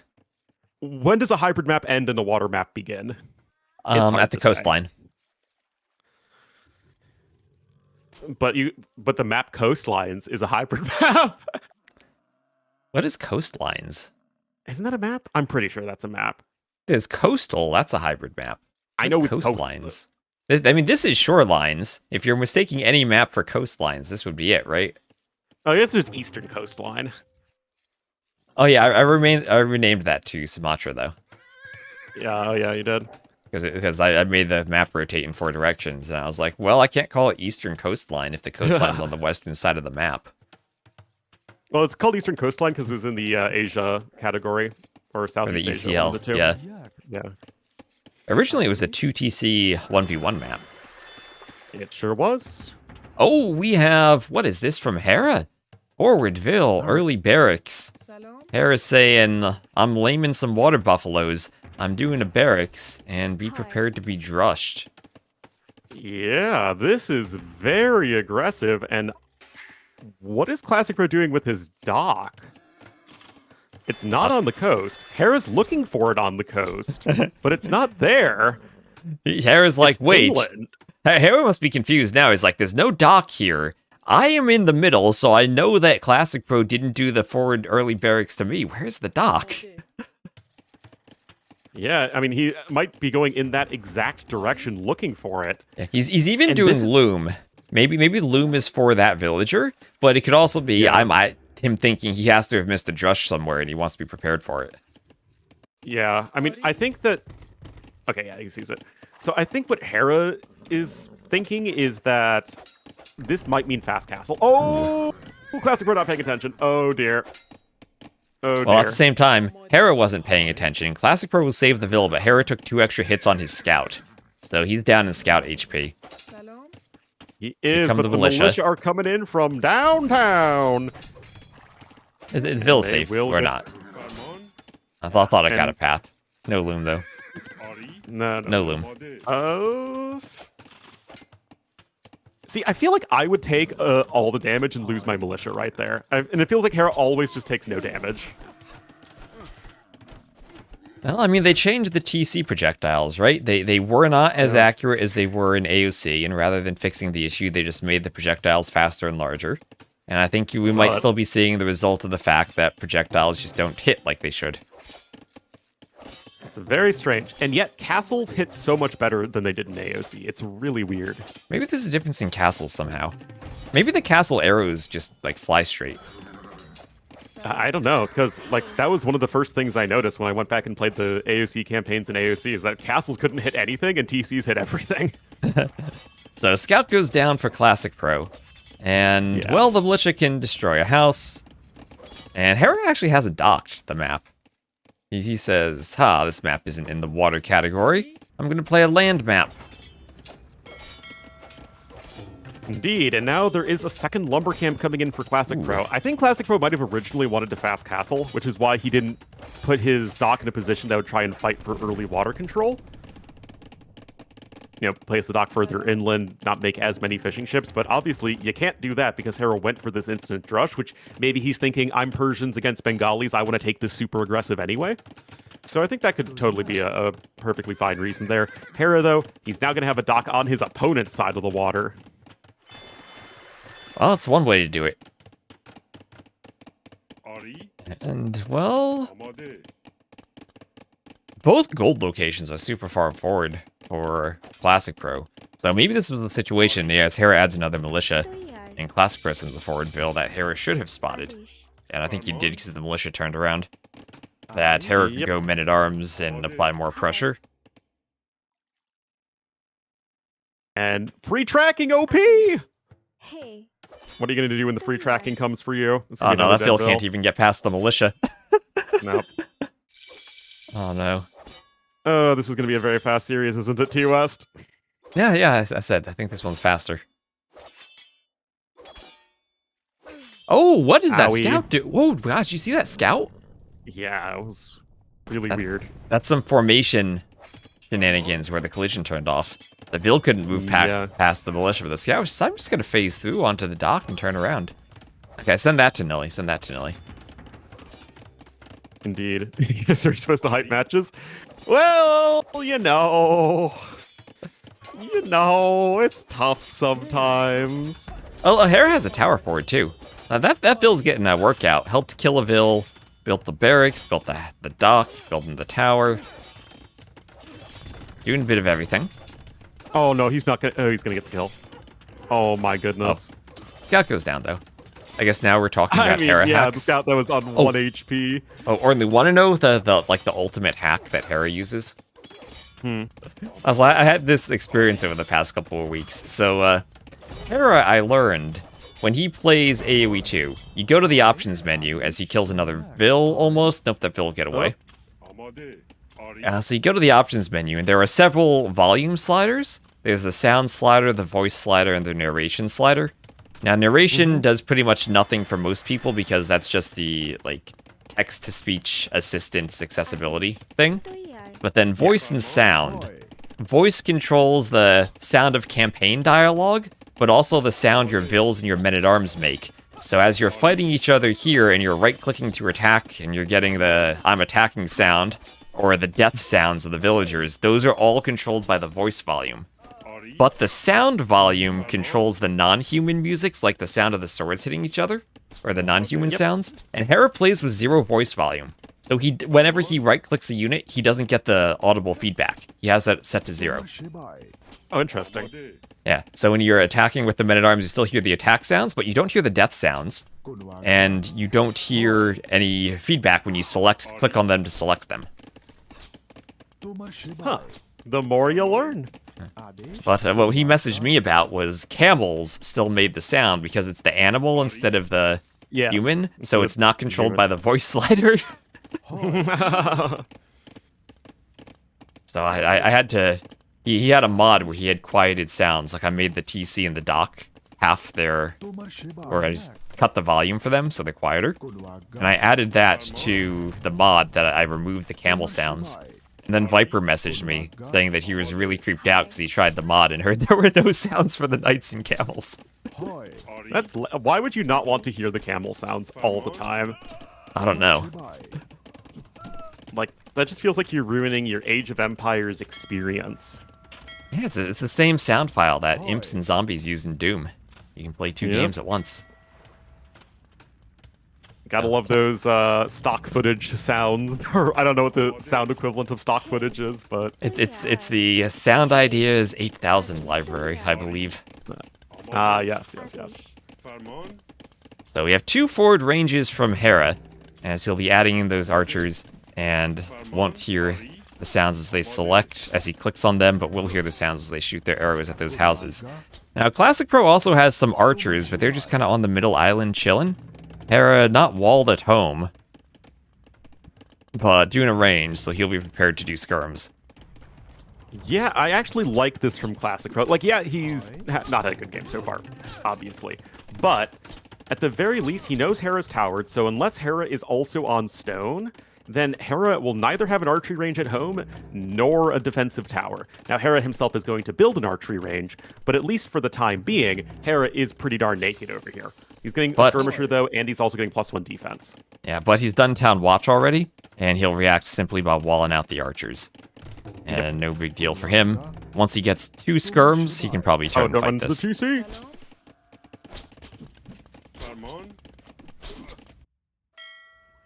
And meanwhile, on the other side, something similar should be happening. Skirmishers are being made. Padded archer armor cannot be afforded by Classic Pro. What is the food difference? Hera 400 food ahead right now. I mean, that is the Hera thing. Always ahead on food collected in the early game. Yep, and right now, Classic Pro is going to do the same thing that Hera was doing early on, looking for a dock and not finding it. He's like, wait, I just fought Hera on the water. Where'd those ships come from? There's no dock over here. And he's going to sail upriver looking for it. He's completely the opposite side of the map from where Hera is fishing and taking oysters. Yeah, that's great for Hera as well. Oh, the skirms have now trapped the archers. Yeah. Hera's only lost 1 vill. Hera is totally fine here, and Classic Pro's having a really rough game, unfortunately for him. Yep. And also because Hera had those oysters on the water, he was still gathering gold, even though he was pushed off of gold on his main mining camp. Yeah, there is no real downside to Hera's position at the moment. It was a little he has awkward some with the archers TC crossing idle the map. time, but he's Persians. Yeah, he's Persians. He's still ahead in Vills.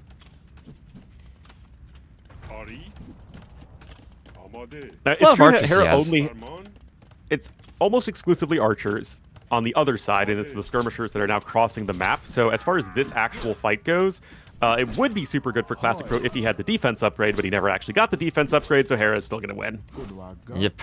And Hera does this quite a lot. I see him go pure archers, even when the opponent's going skirms. It gets him a faster castle age time, and, you know, Hera's all about their timings. As he clicks up.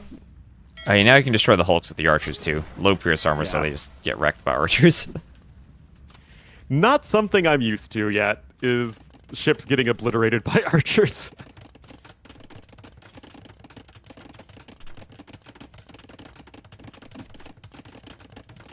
Anyway, this might even just be a Castle Age GG. As classicpro is literally going to find it in the last possible location where Hera's dock is. Yep, there he sees it. And Hera's been fishing the whole time.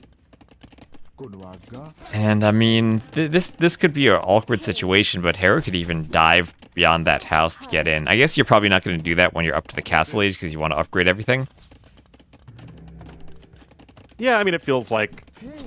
I mean, Hera could literally just go back to the middle of the map with his archers, drop 2 TCs when he hits Castle Age, with a market that he doesn't have, but, and then just boom for the next, like, 50 minutes and win that way.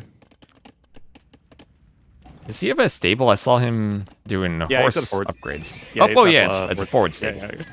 Yeah.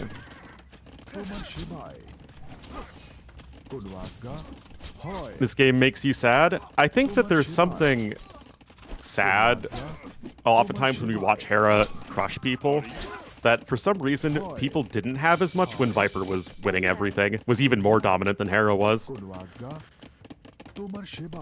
I don't know why.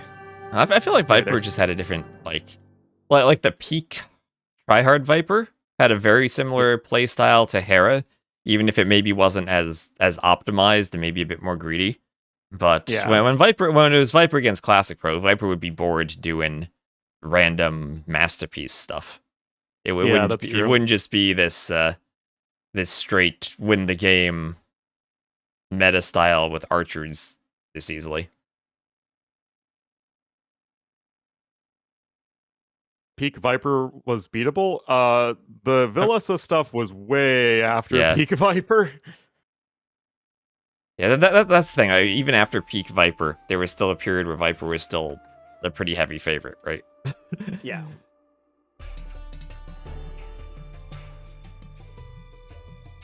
I mean, Hera has been beatable, just not in the S tier events, right? Because you have had like, I think Cenotes beat him in the Sax Arabia tournament, which is, just like a standard Arabia tournament, nothing like out of the ordinary there. And then Yo beat him in Medieval Masters, which again was kind of a very standard settings tournament. So what was that? Persians over... Was that Bengalis? Yes. I was like, Warlords is maybe a bit interesting because the maps are very standard for the most part. So maybe some of the practice advantage that Hera would get might not be as strong as in some other events. Yeah, it's not like, yeah. Just not entirely... Like, it just is like a vibe difference, and there is nostalgia for sure. And I think that there is also the difference that the tournament scene is much more saturated now. So the Hera winning is a lot more in your face than during the Viper winning period, where it was mostly like one tournament every few months or something. Yeah, the tournament funding is a lot different, and also the spectating. Larger.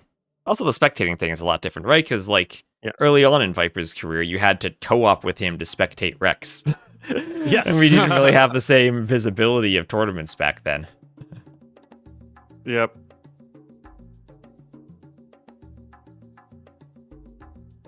You had several people all picking yellow in the same game. Yes. So that was that was a new one. That was like in StarCraft 1, you had to have a Terran player as the spectator, and what they do is they garrison their command center and just fly to the corner of the map. it's the same thing. Alright, so we will have Border Dispute, Hera will be the Lithuanians, classicpro will be the Maya.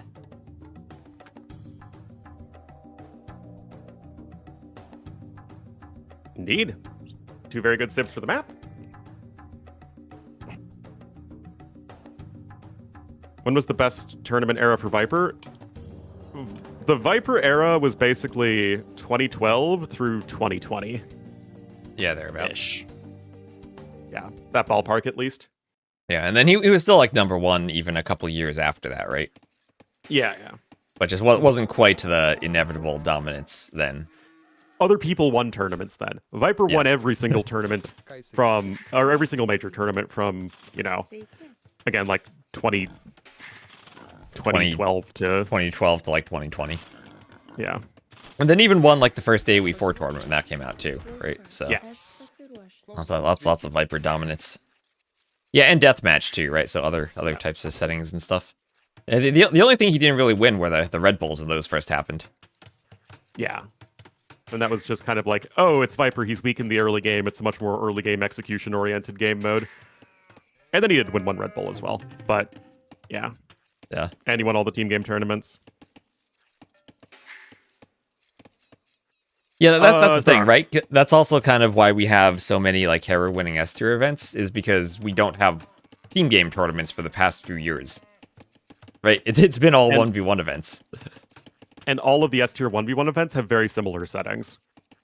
Where it's like, the NAC lands, Warlords, TTL, even Hidden Cup when that happens, all have very similar settings. Oh my goodness, guys. Ooh, Hold one Vil on. down. One Vil down. It's That's just going to be one. it, though. Yeah. That was close to getting a second. 1 HP, but perfectly calculated from Hera. 1 HP is all he needs. And bring that Vil back to the TC.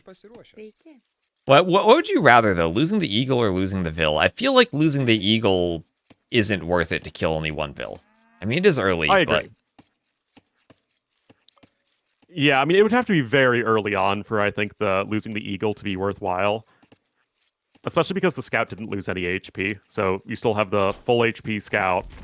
And a very early Barracks here from Classic Pro, so I mean, obviously he's looking to reach out and smash him in the face, because I don't think that anybody can keep up with Hera in the late game mechanically. I don't even think he plays late game flawlessly in terms of strategically or tactically, but I just don't think anyone can hit the macro cycles in a way that's competitive. Yeah. Why are there He still no... plays extremely well, strategically and tactically, right? It's just not flawless. Also docking. In the middle. Which Lithuanians, if they want to go for a fishing ship, they can do. Well, another forward Vil from Classic Pro, so he's trying to wall in the lumber camp. Don't know about that. It's a little strange. Hera is now grabbing Loom. Basically, the Scout is only one, hit away from killing the villager with Loom, so if there's another villager here, it's not a very close fight. Militia are coming forward, but Hera's on his way up to Feudal Age. Yeah, Feudal with a dock, too, skipping the mill. Prefer losing the Scout to the TC or the Vil to the Boar? Does the Boar walk back in this situation? That's the big one. That's the big one. Does Yeah. the Boar walk back after it kills the Vil? Yeah. And Lith is a very common civ for this map because they are super good in aggressive situations because of the extra starting food, and you have the faster moving spearmen and skirmishers, which is very helpful.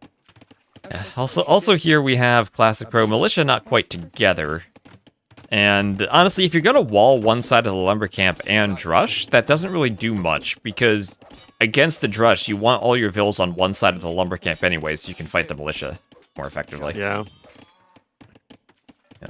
And so someone asked why there aren't team game tournaments the past few years. More just a result of tournament hosts not hosting them. I think it's kind of the big, established brands, which are the safer options for tournaments, were 1v1s. And AoE 2 is very personality driven, so Yeah. it is the players as opposed to teams the players are on that generate the most interest. Yeah. And also, more than that, I mean, Dave doesn't really host tournaments, right? He's done, he's done WWC or Wandering Warriors, but there isn't a big, S-tier Dave event. There is, maybe KOTD for Mem, Brindley had NAC, or T90 has Hidden Cup, right? And then I don't think T90's ever really hosted a team game tournament, maybe I'm wrong about that. No, I don't think he ever has. Yeah. I don't so, think he's a team game fan. Yeah, so the big brands for tournaments that are kind of owned by streamers are mostly 1v1 events, and those have been the events we've been having the past few years. So that kind of leads to a diminished team game scene.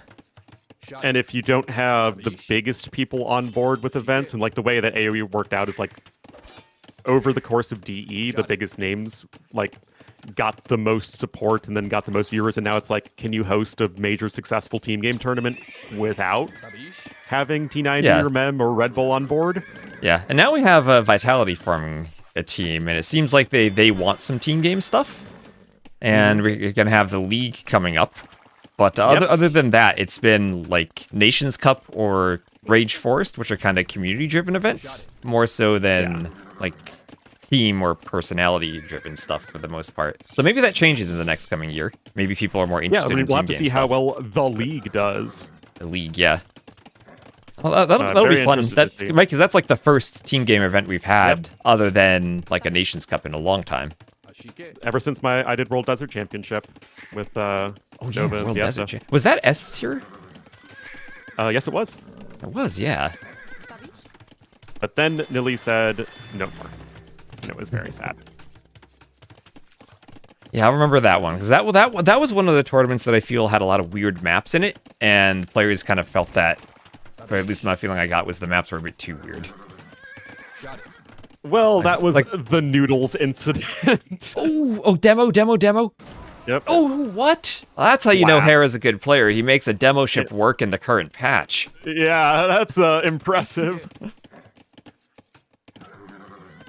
classicpro is just kind of spamming militia, and just as the Man-at-Arms upgrade comes in, the fight starts.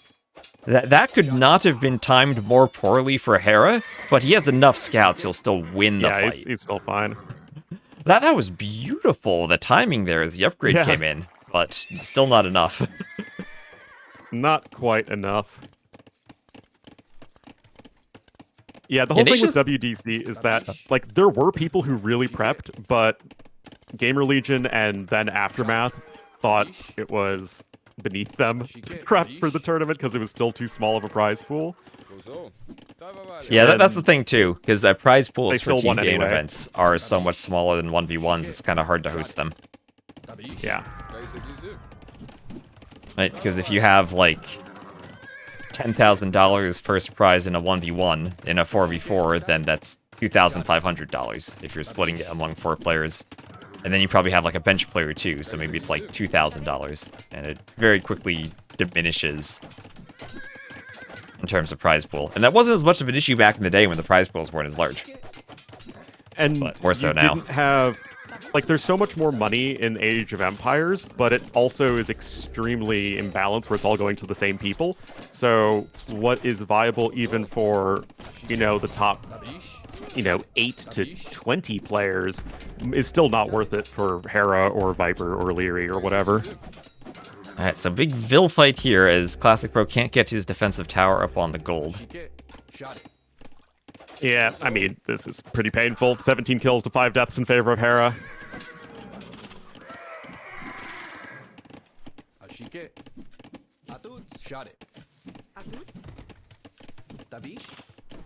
Archer is popping out in a very sad location. That tower isn't quite happening yet. Scouts don't have any upgrade. Very low HP Eagle. TC hits the scout. But this is going to be a hard army to fight, actually, with the Vils. The tower has to go up for any chance of keeping it away. Well, Eagle there is gonna get sniped again. Yeah, I mean, it's just, how could you ever get a good fight here as classicpro? You've lost so much army. He's trying to add in a bunch of extra barracks. This must feel so awkward for classicpro. You look at Hera's army. It's a bunch of unupgraded scouts that are underneath a tower, and he still can't take a proper fight. It stings, for sure. And because classicpro had such a great qualifier, right? And it's like, wow, your reward for beating Doubt in a super close, exciting set is just to run into Hera round 1. I mean, could have been Doubt running into Hera round 1. We'd probably have It the would look same, very similar same to type this. of games at this point. 26 to 11 KD. And, well, maybe if we get some team game tournaments, Hera might actually lose. Maybe in the league, Vitality could finally lose. Yeah, we'll see. I'm very interested to see how it goes. And of course, I'd love it something that is competitive, but You cannot deny all the hard work Hera has put into it, and he is looking as dominant as his general preparation shows. That's Lithuanians over the Maya. Lions.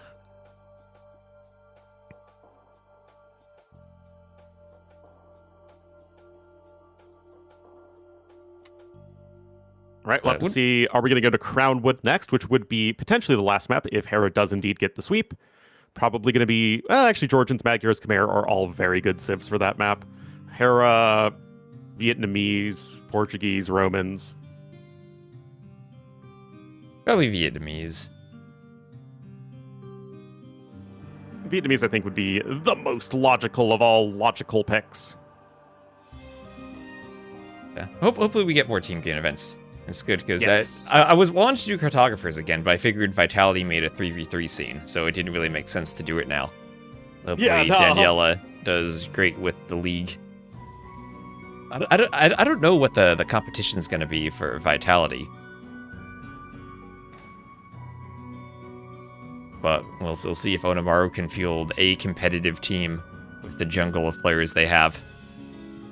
Yeah, we'll have to see. Okay, in fact, you mentioned when you lose the top pick to a 5th pick. In this context, I don't think it affects it at all because Classic Pro knows he's such a huge underdog. In general, it might just depend on the player and the player matchup. Well, you can only field 2 teams, so Onimaru has to apparently split everybody up into 2. Yeah, so Romans and Magyars are civ for Crown, but not Vietnamese. Okay. Romans I mean, I still think Romans are perfectly Magyars. I do think Vietnamese... One of the few awkward matchups for Vietnamese in the late game is Magyars. Yeah, I mean, Magyars are one of the few civs that can totally hang around with Vietnamese, thanks to, Magyar Hussar plus Cav Archer being nigh unassailable for most civs. Yes, they do have enough for 3 teams, so I think you're only allowed to submit 2 teams. Yeah, they have 12 players, right? They could do 4 teams. Mm-hmm. Okay, this is how I would split it up, right? For Onamaru. You get the classic team of Viper Doubt Jordan. You get the Brazilian team of Miguel de Gao Goku. You get the Spanish-speaking team of Tato, Kingstone, and Nacho. And then you have the leftover team of Vinchester, Freaking Andy, and Lewis. That'll do it. Oh my goodness, what a sick game. Classic Pro wins! Oh, what happened? Oh my goodness, guys. They picked the wrong map. They picked Red Bull RBW8 Crownwood. No, guys. You're not allowed to make those mistakes. Hera's the lobby host, too. Classic Pro gets the win. Metzel with the 92 months. Thank you so much. I can't even show it because I got stuff on the way. Or in the way. RBW8 Crownwood.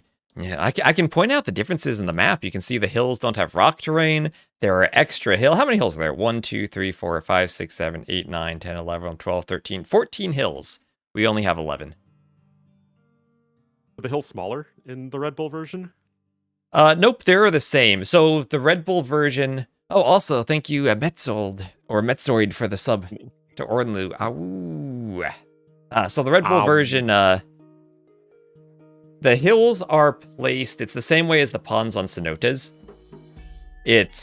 They have this new feature called minimum distance, where you place a hill randomly on the map, but it has to be a minimum distance away from the players and the other players.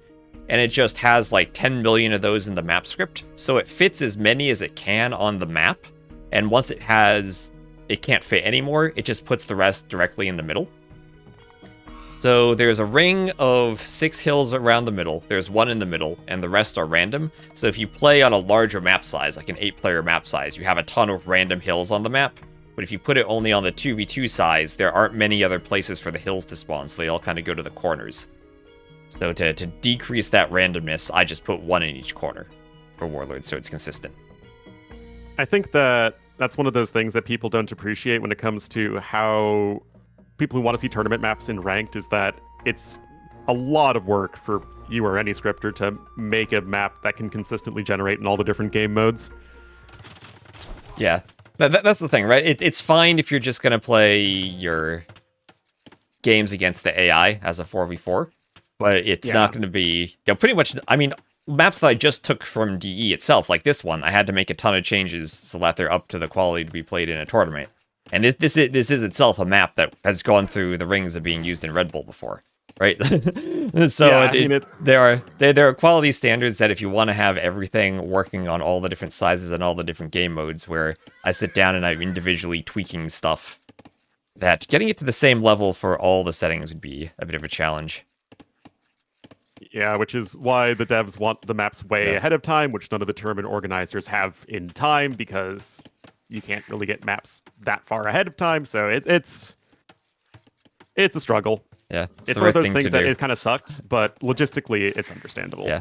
Also, the budget, like, if T90 is going to pay me to do maps for the tournament, like, I'm spending my time helping his tournament, I'm not gonna get paid if I'm doing all the other settings the same way, right? And it's already like if I pay you. Yeah, like if I were to charge T90 like properly, it'd probably be like $15,000 for the time I put into the Hidden Cup maps. Yeah, that's not the admin funding that tournaments are given by World's Edge. No, it's anybody who works on a tournament like that is extremely undervalued for what they're actually doing, but it's that hashtag love of the game.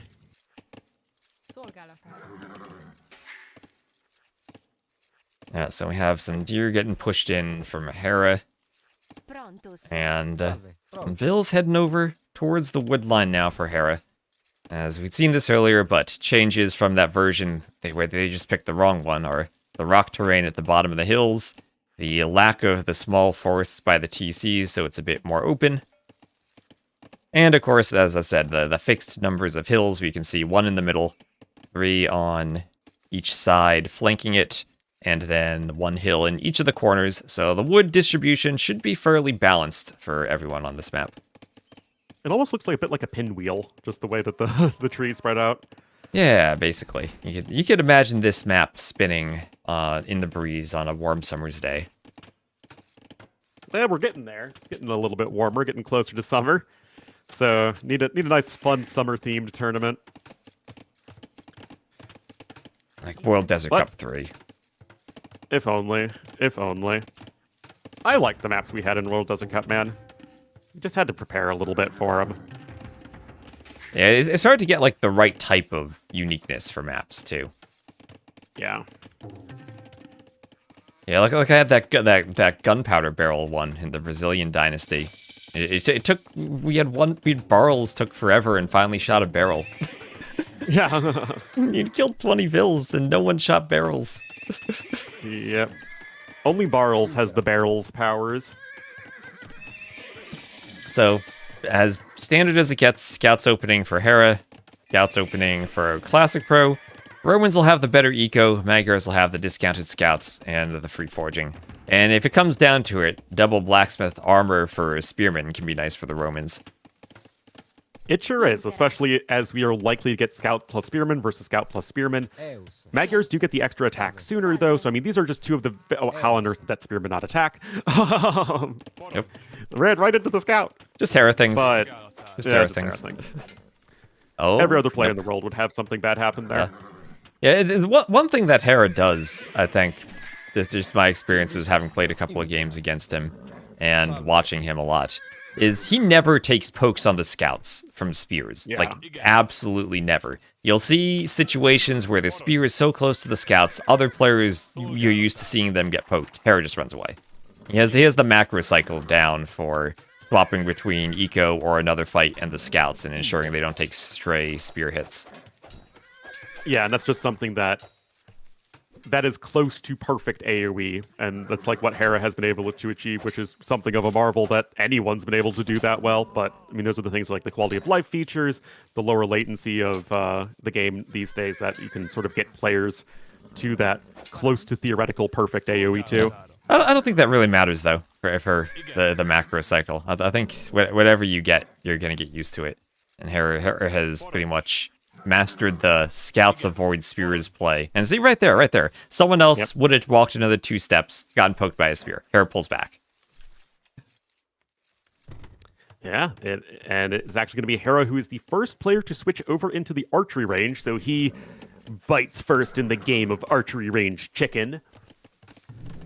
Leary said gonna have opening those out to scouts help- against Magyars was suicide on this map. That was different. That was Khmer. Because the Khmer didn't have the barracks for the spearmen. That's a little bit different. They could have the barracks. Yeah, but they didn't. Yeah, but then I think there's that no was point in Lewis. being Khmer, right? Yeah, exactly. So it's like a specific interaction. Romans can open scouts against Magyars just fine because Romans have the eco advantage. And so although you're initially at a bit of a scout disadvantage, you power through as you get through Feudal Age a lot better. And look at that. Hera, he walked one Yeah, I step, saw that. then walked another step to avoid the spears. Crazy, man. So, Spearmen are going to have to flee, but Hera's got that Scout plus Archer combo. Fletching is on its way as well. Minimal idle time for both players. And really, it's going to come down to how you can take the fight. But the thing is, the Scout numbers are actually still very competitive. And that is really unfortunate. You might need to delete the mill right there. I think you do. Or you can just lose the Vil. Maybe you think that is worthwhile. I'm He not wants to entirely fight sure, against but the here we are. scouts. He has forging. He wants to take the fight. There are no spears forward for Hera, so this is the best fight Classic Pro is going to be able to take. He'll lose one Vil, but he'll clean the archers and most of the scouts. Yeah, I mean, that's an interesting call, right? Because I think the villagers being there kept the archers nearby, right? Because Hera wanted the kill. So, I mean, Classic Pro could have thought that, okay, maybe it's just worth losing a villager to make sure Hera is right here so we can force that engagement that I know I'm going to win. Yep, and Hera now, a bit of idle TC time, so the Vil count's actually evened. And Hera's macro has definitely been below his personal standards in this series, which, again, feels kind of crazy because it's just we expect perfection from Hera. He's still doing fine overall. nice fight with the Magyar scouts in the forging. Picks a spear, picks a Vil. And Classic Pro off to the better start this game. Finally a game where Yes. his opening was better. And this is also the most standard map that they've played so far, right? So I think that might have something to do with it as well. Or at least the map where preparation is the least valuable. Salve.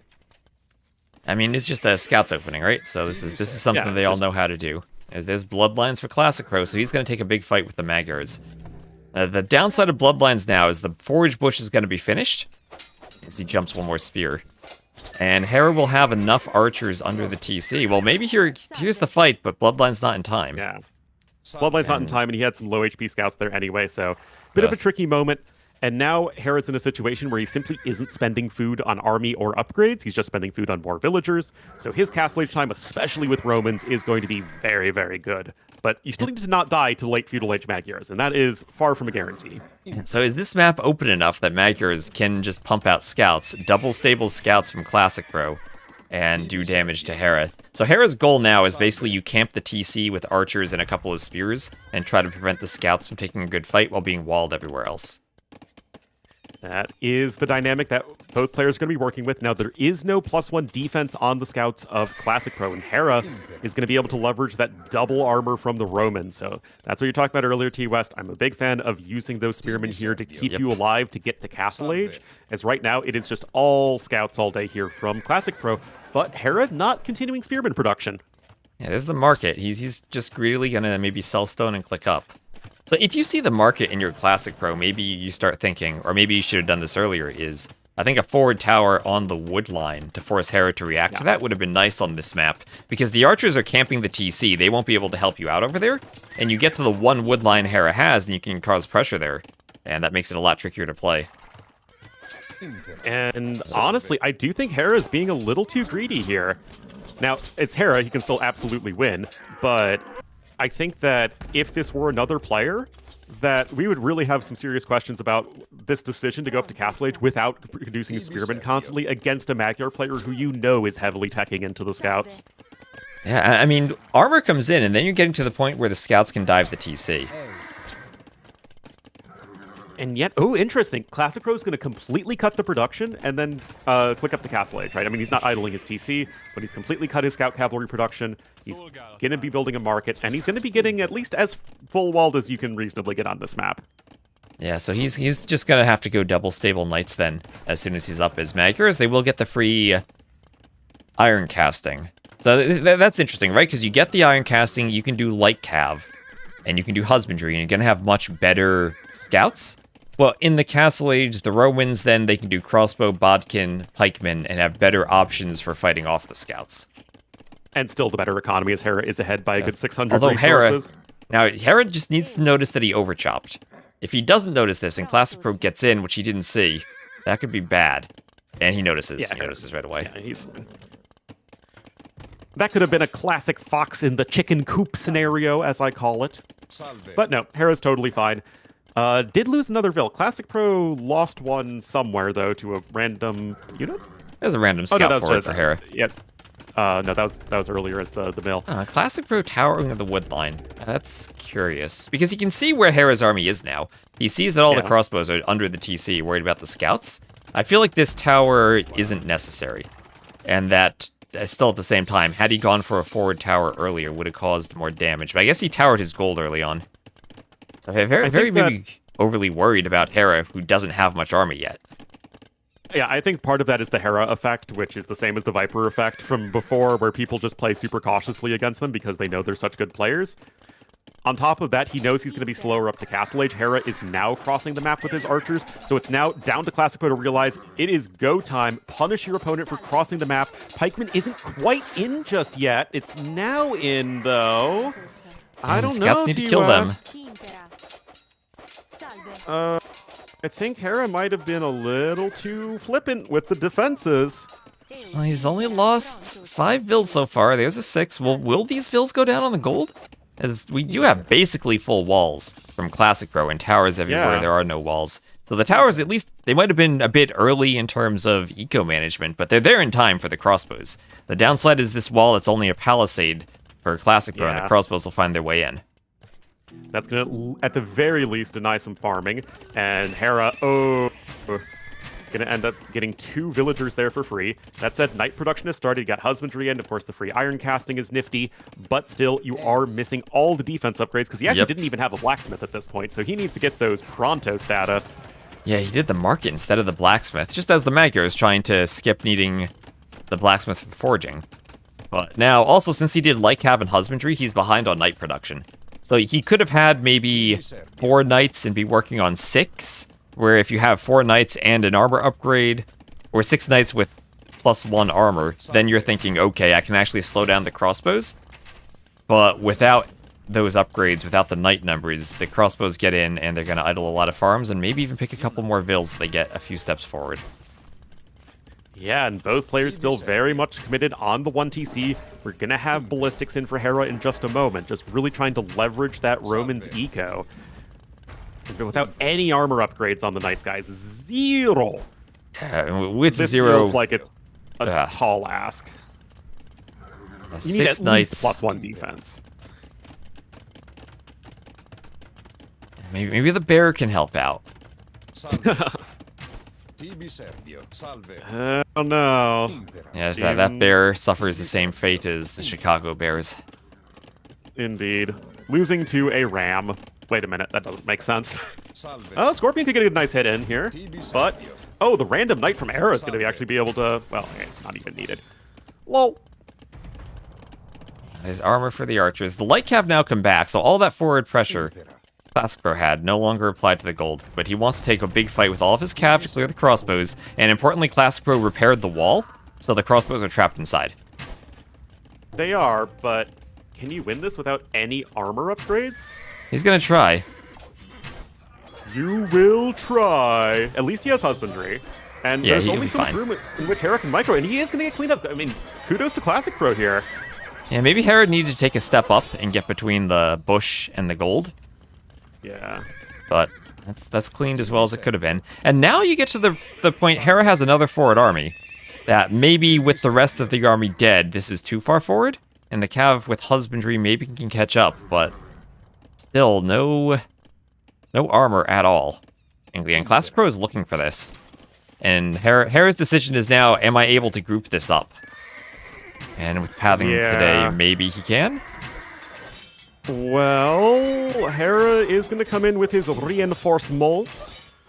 I don't think this is really worthwhile for Classic Pro. I think he's getting a little too eager after clearing up that first army. Yeah, that's another thing Hera always does well. When he has separate groups of archers, he always manages to get them together and get them at the right mass to fight knights. Yeah, I mean, it's a tricky thing to pull off, but Hera is, of course, very good at it. Chainmail armor's coming in, of course, that's going to be huge for those pikemen against the cavalry units.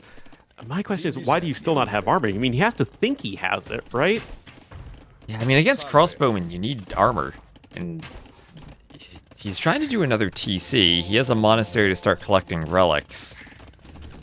But it's kind of devastating, I think, that he had to do that workshop early, because now the Scorpions are on the complete opposite side of the map. Oh, the thing with the fox and the finally. chicken coop to your west! Finally, Hera overchopped the wood line and didn't notice it, and the knights are in. The knights have iron casting.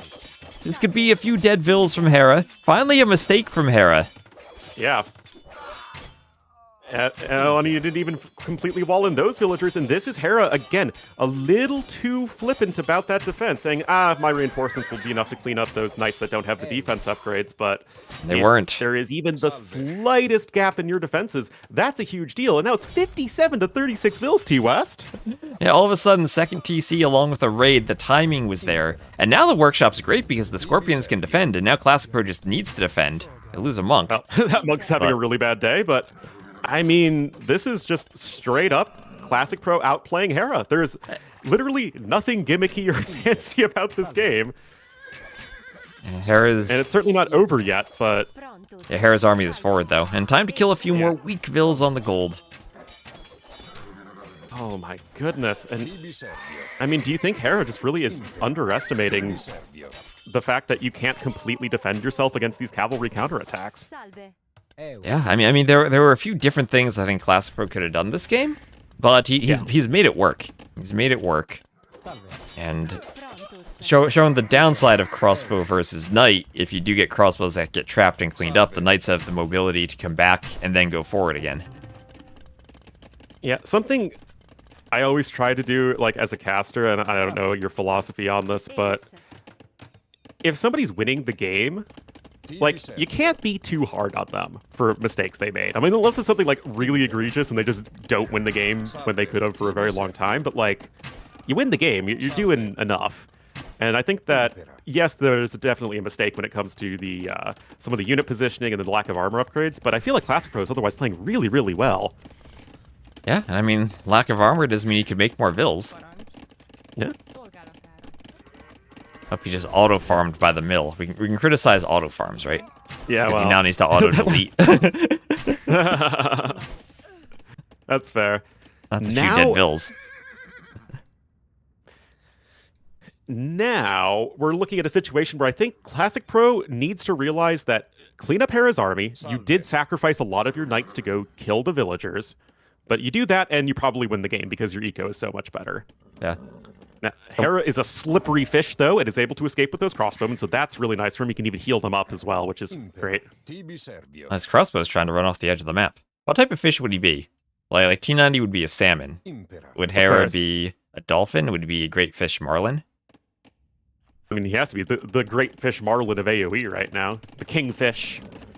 Even though the kingfish is a different type of fish, I'm pretty sure. Would he be an oyster? Because he's got the pearls. It's got the I don't value. know. Just because they made it gold. Yeah, I guess. Yeah. So Scorpions for Classic Pro. So asking why he's the one making Scorpions if Hera's are better. As you guys see, Scorpions defend against crossbow. Hera was going crossbow. And that's just about it. It's about the unit composition and how they match up against what Hera was doing. Yeah, Civ bonuses are almost always secondary to the unit you need in a given situation. The units that you have a Civ bonus for typically dictate your basic army composition, but it's what matches up against your opponent when it comes to your tech switches. Yeah, especially in early Castle Age when archers get into your eco. Scorpions are one of the most low investment things you can do to try to counter them. As here we have knights able to clean up more of the crossbows. And it's because of the investment into light cav husbandry too, and the lack of armor upgrades, the early knights weren't going to be able to clean the crossbows, so the scorpions were kind of needed. Yeah, and then they're also good against the pikemen, right? So you have a very consistent unit against both crossbowmen and pikemen, which obviously are the things that Hera is doing. Yeah. Both players are going to have 2 relics, both doing a nice job in terms of being diligent there. I mean, again, +1 defense is 150 food, guys. You can afford that at this point as Classic Pro, so it is definitely a mistake. But he still has the huge army value advantage, around 50% more army value, and of course, Big Vil lead too. Yeah, the monks can heal the knights up too. And there finally he's doing the first armor upgrade. Hallelujah. Yeah. I think there's more a decision around +2, because that's a lot more expensive, but +1 armor you almost always need if you're going cav against an archer line in the Castle Age. Some things in Age of Empires are a decision, some are just, you do this because it's optimal. +1 defense is one of those things. All right, now a converted knight could be great at sniping the siege, and of course Hera showing his micro off right here. Most of the scorpions, actually all of them, have fallen, and again, that's the converted knight doing very well against the Mangonel, but Hera still having to fall back. Yeah, and Romans no sanctity, so the Mangonels can snipe the monks. Yep. That's what we call a troll monk tech tree, is when you have redemption but no sanctity. Yep. Oh, decent Mangonel hit there onto the pikemen. Is it going to be enough here from Classic Pro, though? Hera's army numbers are better, and he is taking a good fight. Yeah. There comes a point when you're trying to go knight versus crossbow, where if you're not constantly killing crossbowmen, the crossbows hit that critical mass where you need a lot of armored knights in order to take the fight, and with a few pikemen and a few monks, that number is really, really large. Yeah, that's the first what feels like a major mistake from Classic Pro. He is making a switch into some archer units. He's also getting +2 defense. This is where he's been had his most successful this game, though. Running around, utilizing that mobility advantage of the cavalry, because he's been struggling in the straight-up fights, but if you never take those straight-up fights, then obviously it doesn't matter. Hera still being very diligent about the relics, getting one of those 2 neutral golds that you were mentioning earlier, and right now Classic Pro needs to buy time for his unit transitions. Right, and yeah, he's getting a raid in, but again, the monks able to oh my goodness, did you see that? Conversions. Did you see the switch right there where he took away all the knights that were getting converted and managed to snipe one of the monks? Yeah, he did. That was cool. That's also a misplay from Hera, not recognizing he needed to swap the conversion. Mm-hmm. So a couple mistakes from Hera, at least. No, but this is just like a straight-up good game of AoE too. Like, even though Hera is the super heavy favorite, Classic Pro for sure is going to feel really disappointed about those first 2 games just because they were so one-sided. This game is a game to hang your hat on, though, because you are doing very well as Classic Pro. Yeah, so Hera on stone wants to prevent a forward aggressive Castle Age push killing him off by being able to get a castle. Do you think Hera is so bold as to do a forward castle? I mean, Hera is good enough at recognizing recognizing his win conditions that he knows he needs a forward castle, and that is exactly what we're seeing. Ooh. Now, I am not at all confident that this is enough from Hera, but again, recognizing what you need to do to win the game. And neither is Hera as he deletes the foundation. That's just during the Cav Archers swap. And that's maybe the time to do it, because the knight production stops and the Cav Archers need upgrades. They don't have ballistics yet. But if even that timing isn't enough, I don't think he can do it. Classic Pro does have Town Watch, so he'll have good vision, being able to spot it. Has an outpost on the side. I'm loving these raids from Classic Pro. It is absolutely what has gotten him into this strong position in the game. Now he also had the eco behind it, so good, of course, good macro behind it. Much less idle TC time than his opponent. He's going to have Cav Archers that are 1 leather archer armor away from fully upgraded in Castle Age. And Hera's got nothing here. Like, his army composition has 0 longevity as the Romans. Oh, and they will... Right now, for Hera, he will not be 1 leather archer armor away, as he's researching that leather right now. Can he fit the castle? He can't. The castle is blocked by the range. Oh, Hera hating for adding the rocky terrain right there. At the same time, there's a raid in the back. Cav Archer plus Knight. Knights can tank some TC fire now that they have their armor. Yep. And I think Hera... Oh, he's trying to find another place to do the castle. Trying to find the locations right there. Yeah. Now those crossbows... Those crossbows have their armor, so Hera is now leathered. He is not pleathered, he is full-on leathered. Okay, house deleted. Cav Archers come in. Only 8 Vils. Yeah, that's perhaps not quite enough bills, but you're losing a lot of CA in the process. Yeah, but you got 3 Magyar ranges there. You can make more CA. You do, and you also have the train speed team bonus to help you out, but I think that castle's happening, and I mean, again, this is the only chance Hera has in this game, so kudos to him for that. And 4 bills left. But Classic Pro can click Imp. He needs to put Imp in a good TC. The way Hera wins is if Classic Pro puts Imp now in his front TC and then loses the TC. Oh, the Classic Pro, simply too smart and handsome of a player, and that's a very good TC to put Imp in. Yep, it's safe. It's behind a tower even. And Centurions? How good are Centurions? I would say awful. Probably awful. Literally a garbage unit, man. 75 food, 85 gold. Come on. Are you ready for castle number 2, Warnlu? Because this is how the game gets lost. Classic Pro has no gold control. Absolutely. Yes, the raids are very good, but Hera's got enough stone, and you're not a bombard cannon civ here as our yellow player. And he's got way more bills brought forward as well. So again, Hera recognizing his only win conditions super well. Yeah, aggressive castles. And it's again that Classic Pro took his foot off the gas in terms of army production, swapping from knights to cav archers and clicking up to imp. So essentially making 2 swaps.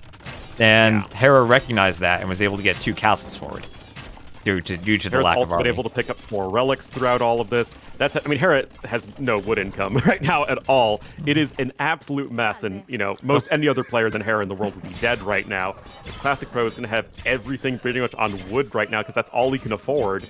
And no castle for him at all. He's just not been mining any stone, and so what is he going to do with Imperial Age? Yeah, and as you said, Magyars, they don't have bombard cannon. They only have capped ram. They do have siege engineers, but right now no way to make Krebs, so he'd have to buy a castle. And he's got no gold income other than 2 relics. One of them's also kind of close to the monastery, but maybe that's in range of the castles. And I am not sure, guys. I mean, Hera, again, beautiful decision there with the castle drops. Literally his only chance in this game. It's still not looking great for him. The eco difference is still huge, and Classic Pro is going to buy a castle because that's what people can do in this economy. Must be nice to have an economy where castles are affordable. Yeah, I know. Seriously.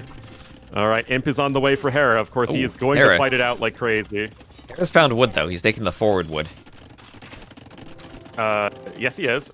But the CA upgrades are really starting to come in, and Hera's got no army transition because the hamstring is simply too strong, T-West. Like, what's he going to do? Make something that isn't an archer unit? You need a melee unit to snipe Trebs. Yes, you do. And skirmishers don't feel very exciting at all for Hera. Especially not when he's up to imp, because they won't get bracer. Yep. You do get ring archer armor, which is nifty, but yeah, obviously not something you feel great about.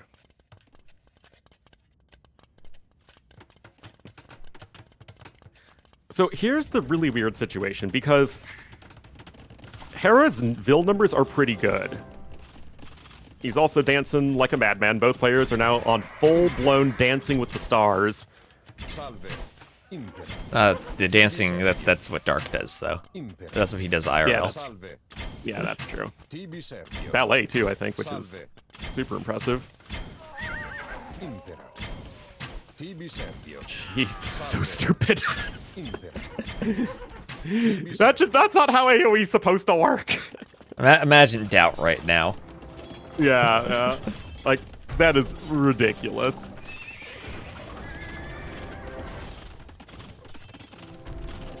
I mean, Hera still has 26 crossbow, and he's switching over into skirms.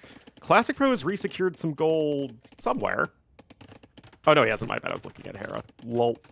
Well, at least the Cav Archers kind of threatened the Imp TC. Yep. Classic Pro still mined 0 stone this entire game. Ring Archer armor is a big one, though. Hera will lose that castle, which will open up some more stone income for Classic Pro, or rather, any stone income in the first place. Castle goes down. Down it goes. My fear for Classic Pro, though, is we're just getting to the point in the game where nobody can match Hera's macro. I mean, we're getting to the point of the game where Classic Pro doesn't have any gold, and I think the imp for Classic Pro was a huge mistake, where he stopped controlling the map, and he gave up everything for Hera. And he just wasn't in a good enough spot to deny the castles.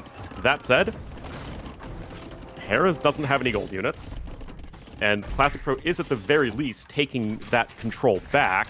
Hera's going to lose that TC as well. I'm kind of surprised Classic Pro isn't cleaning up the other castle. I mean, Hera's going to have 0 castles. It's not really great for him. Yeah, I think Classic Pro wanted to force the fight on the gold TC first. Yeah. And that will give... Castle getting trapped. Yeah, that'll give Classic Pro the option to get a bit of gold himself if he can move forward to that gold. And then he can also clear the castle and then get gold access again. And Magyars are civ that if they don't have gold, they can do Magyar Hussars from a couple of castles, and they're still happy to do that. Even normal Hussars with a discount. Yep, and he's getting plate barding armor, which is the most important upgrade in this particular situation. Now, the big thing you want to do is not lose the Cav Archer mass. Of course, Hera's going to do everything he can to snipe the Cav Archer mass. That said, Cav Archers have the mobility advantage. And Hera's going to lose quite a few vills here. I mean, it's a 50 pop lead right now, and Hera's about to be on 0 castles. I mean, realistically, if this were any other player, would be like, oh, what are you even doing in this game, man? But obviously, Hera can dig down and find those ways to win it with just sheer willpower. Yeah, so I mean, it feels like, though, he did everything that he could have with Classic Pro going imp there to hurt Classic Pro, and the lead was just so big that it's not enough.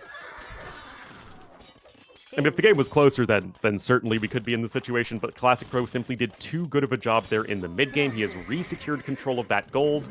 I do wish he had at least Heavy Plow right now. I mean, that's kind of painful on this map at this stage. He is losing those Cav Archers, though. Yeah, that's the thing as Magyars. You never want to lose the Cav Archers. You can go Hussars, you can lose them, because you can replace them, as long as you have enough farms. Eventually, the gold runs out for your Cav Archers, even if they try to run off the edge of the map. Magyars are a good herbal medicine civ for healing the Cav Archers. No time limit, no time limit.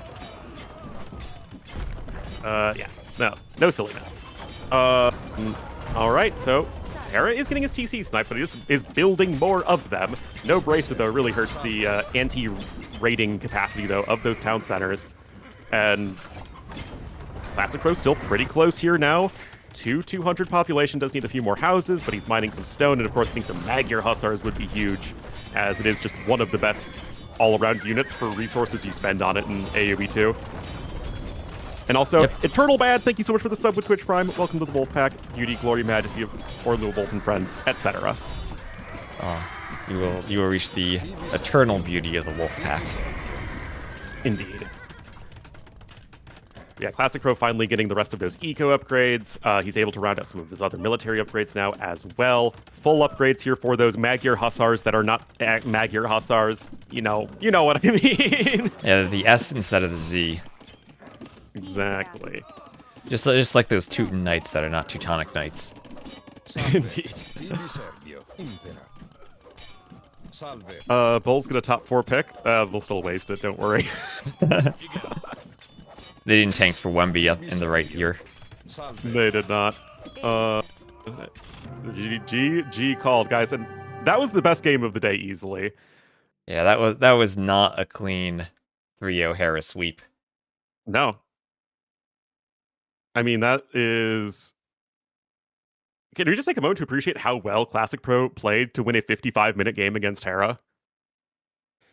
Well, I mean, a lot of the times if you're winning against Hera, you've won in the first 15 minutes because of some big mistake like that, and then you're holding on and Hera makes you wait 55 minutes to finish it off.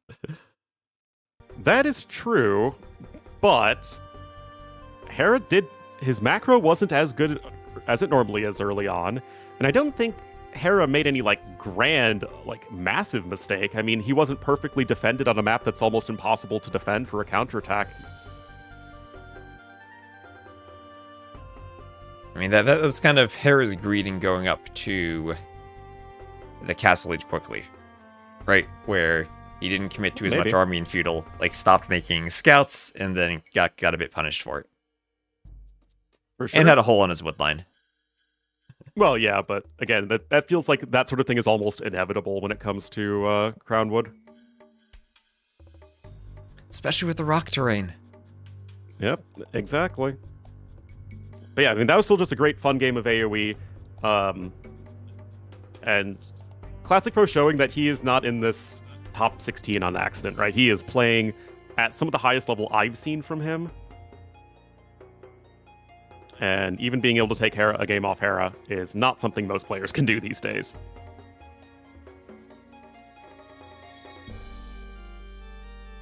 That said, Isthmith is going to be the next map, and if Hera is the best player on any given map, Hera feels even more the best player on a hybrid map. On Isthmus. And Isthmus is certainly going to be following in that example.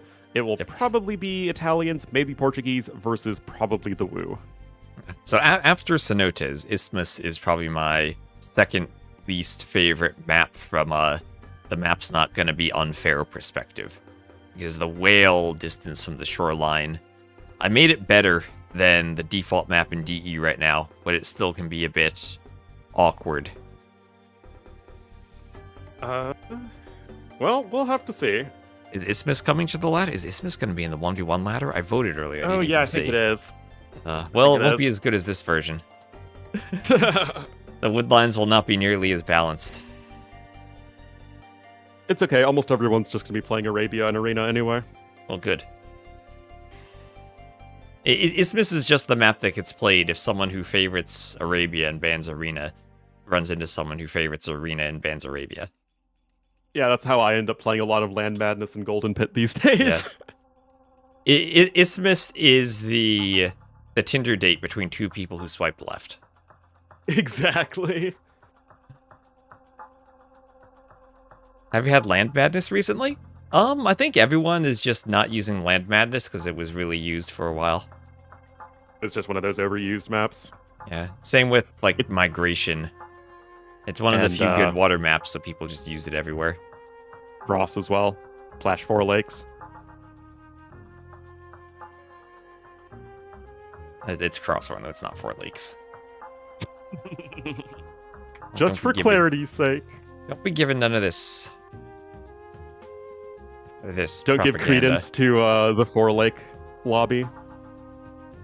So what do we have for civs for this map?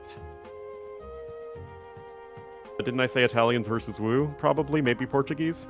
I think I said that. Yes, I said that. What's the final map if we go to it? Cenotes. So probably Portuguese or Vietnamese there. I guess Italians here. Yeah. And it will be Italians versus Wu. The Wu.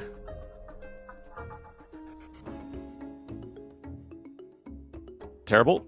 I don't know. Italians or 2P feel pretty good in their campaign. It's a fun civ. Get to swarm over everything with Blackwood Archers, Chompies, Ibirapemas. Okay, can I ask you something? Did the 2P do anything other than poison damage Blackwood Archer?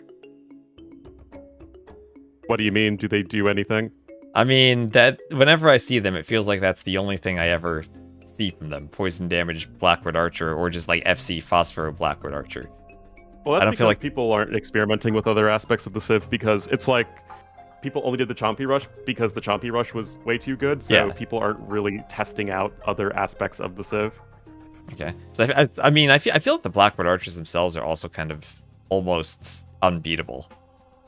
Yeah, I mean, I love the nerf they're getting, though, to the train speed. I feel like that's exactly the way you need to go about it. Because they just mass up way too fast. Yeah. I feel like the poison damage, like, there's such a bad civ that maybe the poison damage is still okay at late game, but I feel the poison damage is crazy good. It was nerfed, so it was definitely too good on release, but it was nerfed. Still, though. It's 2 damage. Yeah, but I mean, like, it's an archer unit that now counters Pierce Armor units. Kinda. Not really. I just feel like it's a better version of the composite bowman at that point. It still dies to a light breeze. I mean, they have 25 HP in late game. I mean, they die so hard to see. Armor's like, I can huff and I can puff and I can blow those Blackwood Archers down. Exactly. All right, so we'll have Isthmus, Classic Pro to the south as the yellow Wu, and Hera to the north as the blue Italians. And Ornlu, count the wood lines. See how many wood lines each player has. 1, 2, 3, 4, 5, 6. 1, 2, 3, 4, 5, 6, and like a tiny reed bush. Tiny reed. Wait, where do you get 1, 2, 3, 4, 5, Oh, 6, 7. 7? My bad. 1, 2, 3, Yeah. 4, 5, 6, and 7. Should be 7 Yeah. and 7. Okay. Yeah, that's actually a rather large patch of reeds for this map. Now, that's one of the things I did. Reeds were blocking shorefish, so players couldn't dock, so I tried to even those out. Capture Age doesn't really show the whale locations, so let me just check. Kind of even on the right. Those are marlins, not whales. Where are the whales? Whales on the left? Yes, there are. Okay, kind of even on the left too. Okay, whales are fine. It's a fine map. Very good. So long as the generations that exist in the tournament games themselves are balanced, that's all that matters. Also, no placeholder terrain. This was one of those maps where the placeholder terrain would show up in the water. Oh. Well, it looks just fine. It sure does look like an isthmus. Also, there were some generations that didn't have equal numbers of stone on the side. That has 12. Yeah, it's not equal. It's just random. Oh, is it? I thought they were supposed to have B10 on each side. Nah. I mean, it's like neutral stone that's kind of available for both players, right? There's something that's going to vary. That's fine. Yeah, okay. It's only 2 tiles of stone. Yeah. Are we good against Cenotes? I actually played this matchup yesterday on Golden Pit. I went for our good friend John Swordsman. They're pretty bad if it goes late, but the thing with Wu is you just never want the game to go late because it's an early to mid-game civ.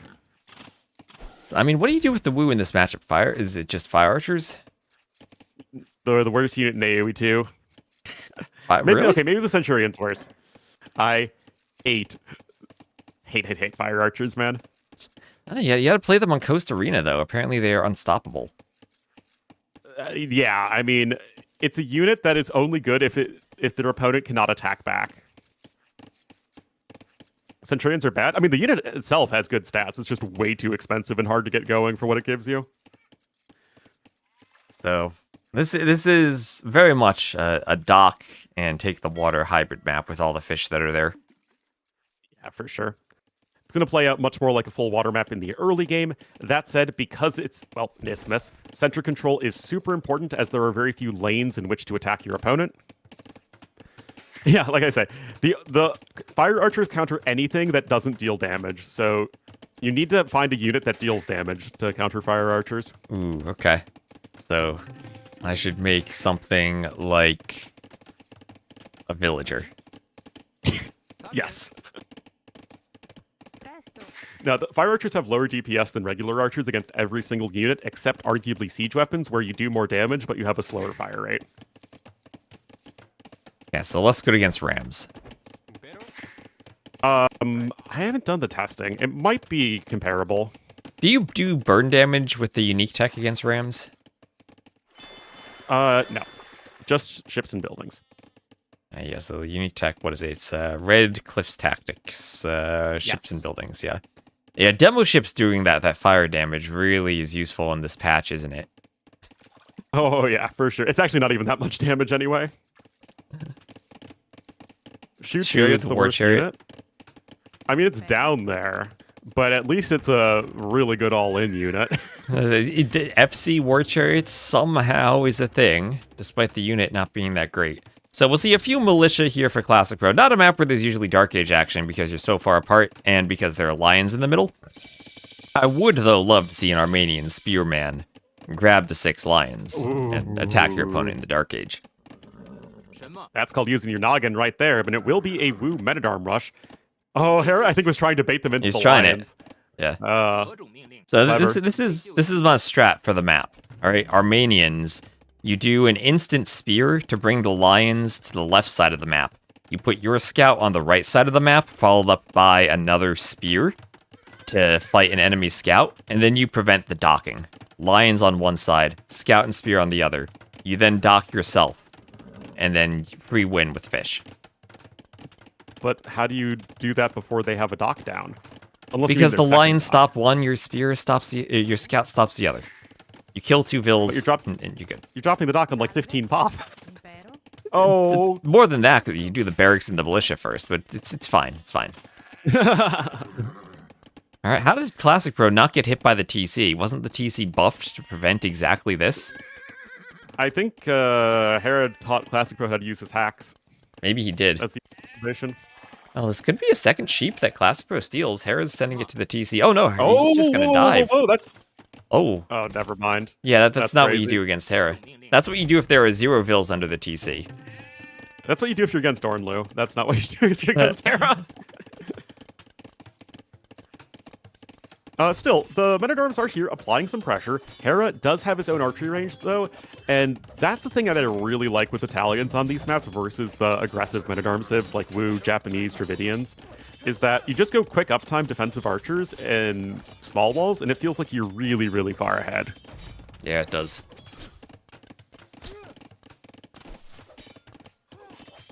That said, Hera only slightly ahead in resources collected, 4 fishing ships to 5, yeah. both players with 1 dock. Hera does have a hole on the wood line He does, that's by the true. house. Yeah, I see it. Yeah. And opening Hulks. Hulk versus Hulk. Peak AoE 2. Up and If Hera you're- once again has the sail changing Hulks. Indeed. You would go Men-at-Arm if your opponent is going to quick wall because you try and hit them before they have quick walls ready. Or you idle them so much by causing them to quick wall that you can follow it up and just have a much more efficient economy behind it. Oh, I wonder if I could fix the Hulk sail thing in the map scripts. I mean, it's going to be patched in soon, right? Yeah, but like who knows when the patch is going to be, right? The devs That's don't true. even know when they release their own patches. That's also very true. Is Hulk opening meta? So you don't want to open galleys because you don't have that much room to run around and the rush distance is quite short. You would open fire ships because they tank the docks the best and they kill fishing ships very fast. But they die to They're captured hulks, by so you hulks. make hulks. Exactly. But that's how you arrive at the decision that both players go hulks. Yeah. And It's- here's it's like like- up the castle age Yeah. soon. Yeah, you do a fire opening usually if you are with a timing advantage. Well, like say Classic Pro were to fast castle and Hera were going just a feudal opening, he could open fires then because they do the most damage to the docks and they're the hardest to deal with if you're still in the Dark Age and needing to move your fish around. Hulks kind of die to dock fire. And galleys also don't want to get underneath the dock, so the fires are just the best at getting under the dock and destroying the docks. Exactly. But yeah, unfortunately for Classic Pro, Hera has just gone with Wait. the safest possible opening, and It would be safe if he were walled. It would be safe if he were walled, Ornlu. But he's not walled. Oh, no, He's no, going no. for a market. He's going to get that just in No. time, isn't he? Oh, no, the scout. Oh! He turns to fight the scout. And the army's in. okay. Hera should not lose this game. I mean, he basically had literally the perfect response. That said, this is kind of a fail. I mean, it's just really a fail. Yeah, right. Like he was just a split second away from getting the market up. He had the right idea, or just didn't do it in time. Yeah. And he's gonna market trap the. No, he's not. The Man-at-Arms once again stops the market. Classic Pro might get a Vill. Hera's gonna dance. Yep, archers can't hit Vills and DE. There we go. Here's There you go. now Hera's doing his market wall. But Now Hera is totally fine. He's going to hit Castle Age. He's going to have archers with Bodkin. I mean, this just feels like the peak DE player, right? Archers, Bodkin timing, much faster Castle Age. yep. But you know what that attack did? It did mean Classic Pro could stay feudal more, or for longer, and click up to the Castle Age, because now Hera's army is back at his base walking across the map instead of already forward in a position where it would stop these walls from Classic Pro. Classic Pro has time to wall up, and the Bodkin crossbows won't be there immediately. Yeah, the issue is, though, if you guys have ever run into this on the ladder, a situation where it's like, okay, what do you do when these archers do show up? The palisade walls don't work. You don't have an army that can fight them. You're a minute and a half away from the castle age. You're not even going to win on the water. Also, Classic Pro doesn't have that sheep. Somehow one sheep is in his unscattered black area. Oh. Awkward.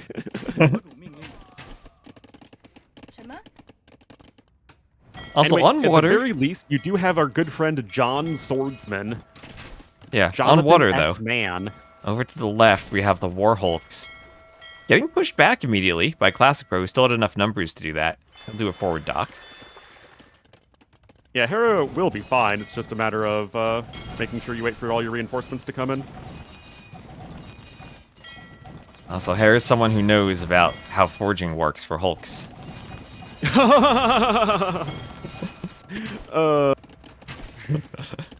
We can't say anymore, but it was a joke that was exclusively for my ears, and I appreciated it.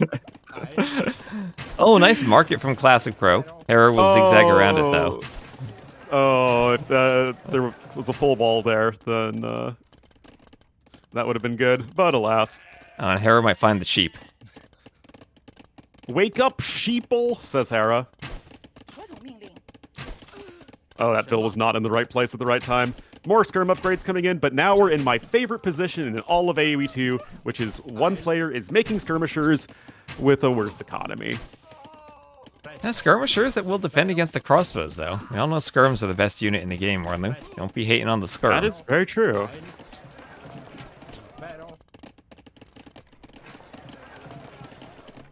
But now you've invested so many resources into this. You have 6 villagers on food as Classic Pro. Hera is only +1 in the villagers killed, but what he has is complete control of the water on the right side. And on the left side, he has the advantage, so I'm struggling to see where Classic Pro is going to get an advantage himself this game. Now, of course, Mangonel trade can certainly turn everything, but I mean, Hera's already got the Monastery and Siege Workshop. Oh, the lions, though. Warnlu. The lions, 2 lions chasing after 1 crossbow. Oh boy. Hera, as he always does, is going to group his armies up in time. Alright, the lion got a bite. I mean, Hera also has the better eco growth. It just feels like Hera is able to do literally everything he wants this game. It's like, he's able to have water presence, he's able to hit his very strong timing on the land, he's able to get the Monastery and Siege Workshop, and he's able to get eco upgrades.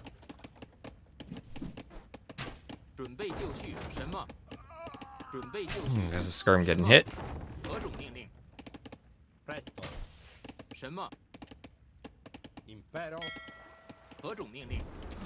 Like, if I'm Classic Pro, I'm just trying to think, how does he get an advantage in this game? I was afraid Hera would make Mangonel's own Ville there, but no, Yeah, it's me Hera. too. But no, he's good. He's good, he's good. Oh, jeez. That's not doubt.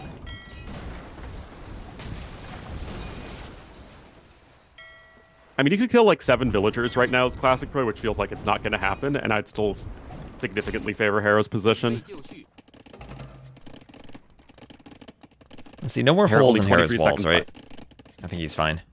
Yeah, Hera's fine. Hera also has 3 relics already, which is pretty crazy.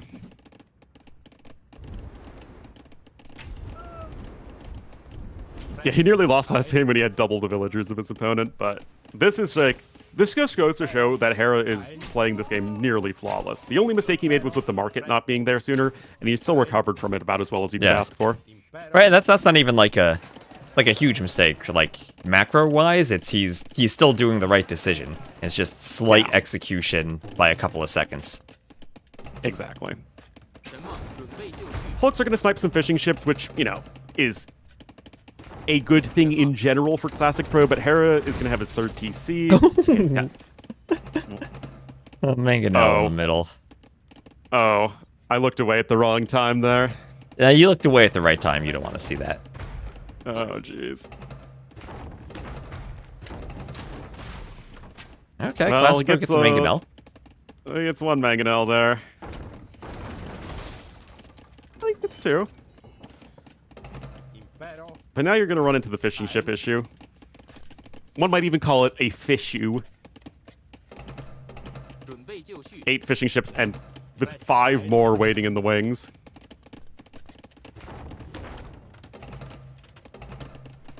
Also, come on, I liked Fish You. That was a good one. I didn't get it. Nice go there.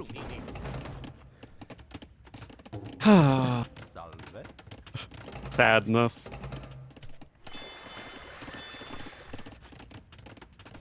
Losing a mango? Yeah, I don't think that's happening. Monk there is going to get sniped. Relic going to fall to the left as it should. Hera's going to get another relic in, though. At this point, Hera's just dotting his I's and crossing his T's. I gotta do both of those every time I write my name. Yes, you do. I don't have an I. I just have T's. Oh, wait, no, I do. I have an I in my last name. Okay, so if I write my full name... Yeah. Do you do a double T cross for the Matthew? Yeah, I always have. Okay, so you don't do individual crosses, you do double cross. Yeah, I just do the double cross. Even, like, if I'm not signing something, even in my print, I always did a double cross.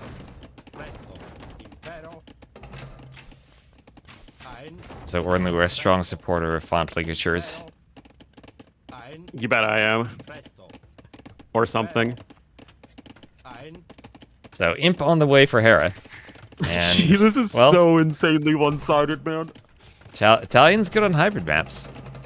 So I It's a don't great know. Hera civ, too. I don't know how you feel about the water balance, but I feel that on hybrid maps, they are significantly worse in the new water balance. Like, significantly. Yeah, I tend to feel like, in general, it's better by a little bit in a long game with lots of ships. But in these sorts of small numbers of ships situations where you're just fighting to get a little bit of a fish boom, it feels not good. I feel like even in the long game situation, the lack of demo ships means maybe you see more ship variety, but it's less fun. I don't know. Late game demo ships were not very fun to me. It just felt like inevitable. Hera could literally lose all 3 of those mangonels for free and still be in an unlosable position, guys. It's been fun on maps like Tafiti. There are still maps that are interesting enough that you can go for water. But I think that, like, previously interesting maps kind of lose some of their flavor in the new water. Like what? Kawasan? I mean, I was never a big fan of Kawasan before, but I definitely would not want to see it now. Well, I guess I just never liked those maps in the first place in any situation, so... That's an interesting map type, because it didn't really exist in AOC. Yeah, just like a tiny pond map. Yeah, those were basically Cross was a custom map. And here come the Jian Swordsman, as Hera's up to Imp just in time to take a fight and maybe do Bracer. Gets Bracer and Chemistry, can kill the Skirms too. Extra armor for the Italians, also helping out the crossbowmen. Now one Jian Swordsman has to kill 2 Mangonels. Oh, maybe he'll do it. Oh, with the mode change, he got the extra attack he needed. And Monk's there for Classic Pro, but they'll be picked off by Hera. Hera says, I don't care about Skirms, I have extra armor. I'll do Bracer, Thumbring, Arbalest. Not even doing Chemistry. That's one of the times you actually do click Arbalest instead of Chemistry is because it researches faster. So there are rare occasions you might go for Arb first. Also, he didn't have a university. That also explains it. No. But even if he did, I think Arb there still has a reason. Totally justifiable. Yeah, so against the Arbs, tower defense from Classic Pro, it's just to slow down the Arbs so they can't push you an early Imp. And guard tower because watchtower, not enough. You don't even have a hill to build the watchtower on, though, when you advance to the feudal age. I mean, it is on a hill compared to the water. I guess. But that's like saying that because I live in Illinois, I live in, like, a mountainous plateau. Can we look at the ecos? Well, lots of farming eco on the inside for Classic Pro. Kind of running out of gold, though. He has a gold over to his right that he doesn't know is there. would need to maybe wall off a bit more to save it. Could use the reeds. Trying to expand to the middle. This is kind of Gold Rush-esque with some golds in the middle. But even the Gen Swordsman now against the Imperial Age Archers, not going to have a chance. Yep, and Hera's going to go to his favorite composition of Arbalest plus Light Cav. I mean, Italians are a very good Hera civ. All about timings, broad tech tree, Arb, Hussar, Bombard Cannon. And he still has gold left in the back, still has wood left in the back too. So he doesn't even need to control the middle yet. Ballistics is going to come in after Chemistry. Why are so many people lamenting the nerf to demos? Because demos are kind of useless now. They are absolutely useless. There used to be good situations where you would go demos against fires, or maybe have demos against land units. But since demos now require a separate upgrade, and their cost was changed, and their stats were nerfed, they received the triple nerf. That kind of leaves them completely useless. And demos ships were, I think, by far the most fun part. Maybe not of late game, but at least of early game water. Getting a good hit on feudal units gave you something exciting. Especially, the most exciting as a viewer by far. Hulks are not very exciting by comparison. Hera just now adding some transport ships, but again, Hera could do basically anything at this point to win the game. Transport ships. Yeah, I guess he wants to go for the stone, maybe. Yeah, he wants to do castles and Genoese crossbows.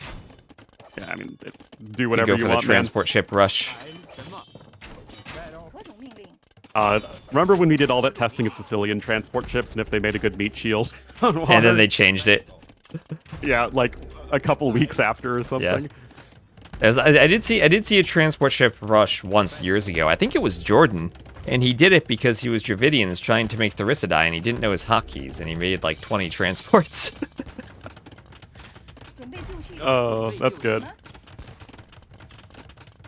Crop rotation coming in for Hera because sure, why not? Why not?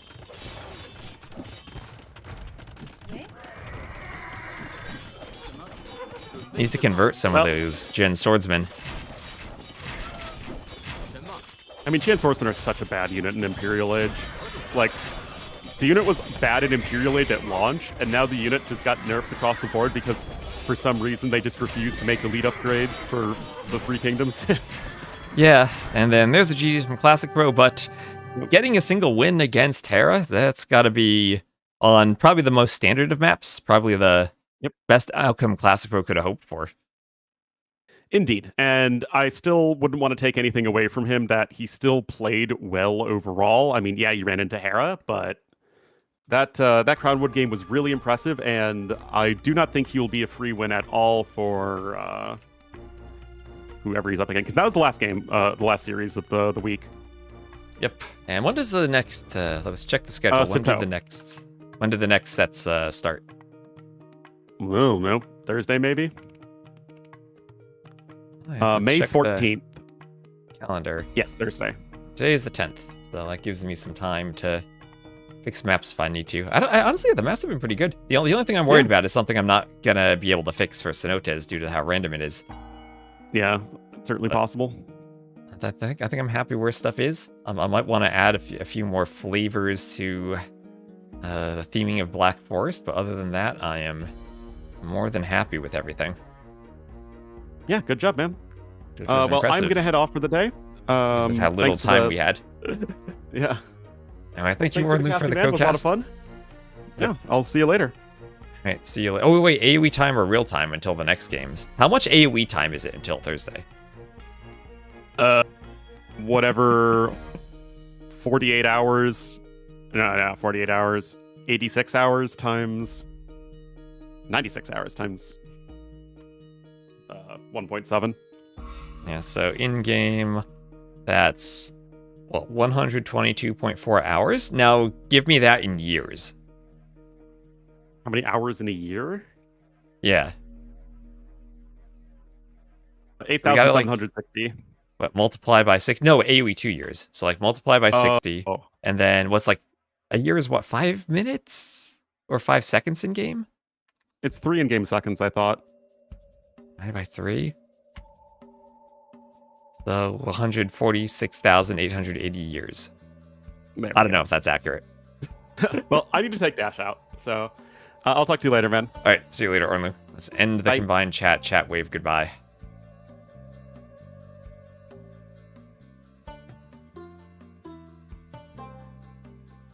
Alright, so that'll be it for us, and we'll find someone to raid.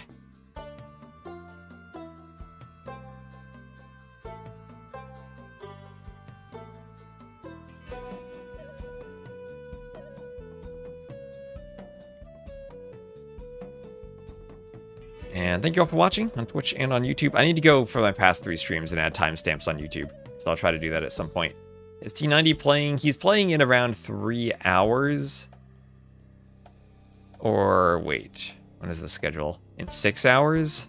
That's 9:30 for me, and it's a very big elo mismatch, so I probably won't cast it. Ornlu's playing at 1 GMT tomorrow. Maybe I just save the Rex. Ornlu versus Improvise, that's, I think, 9 PM for me. Could be fun to cast. Maybe I'll just cast T90 set at like 8 PM tomorrow, and then cast Ornlu.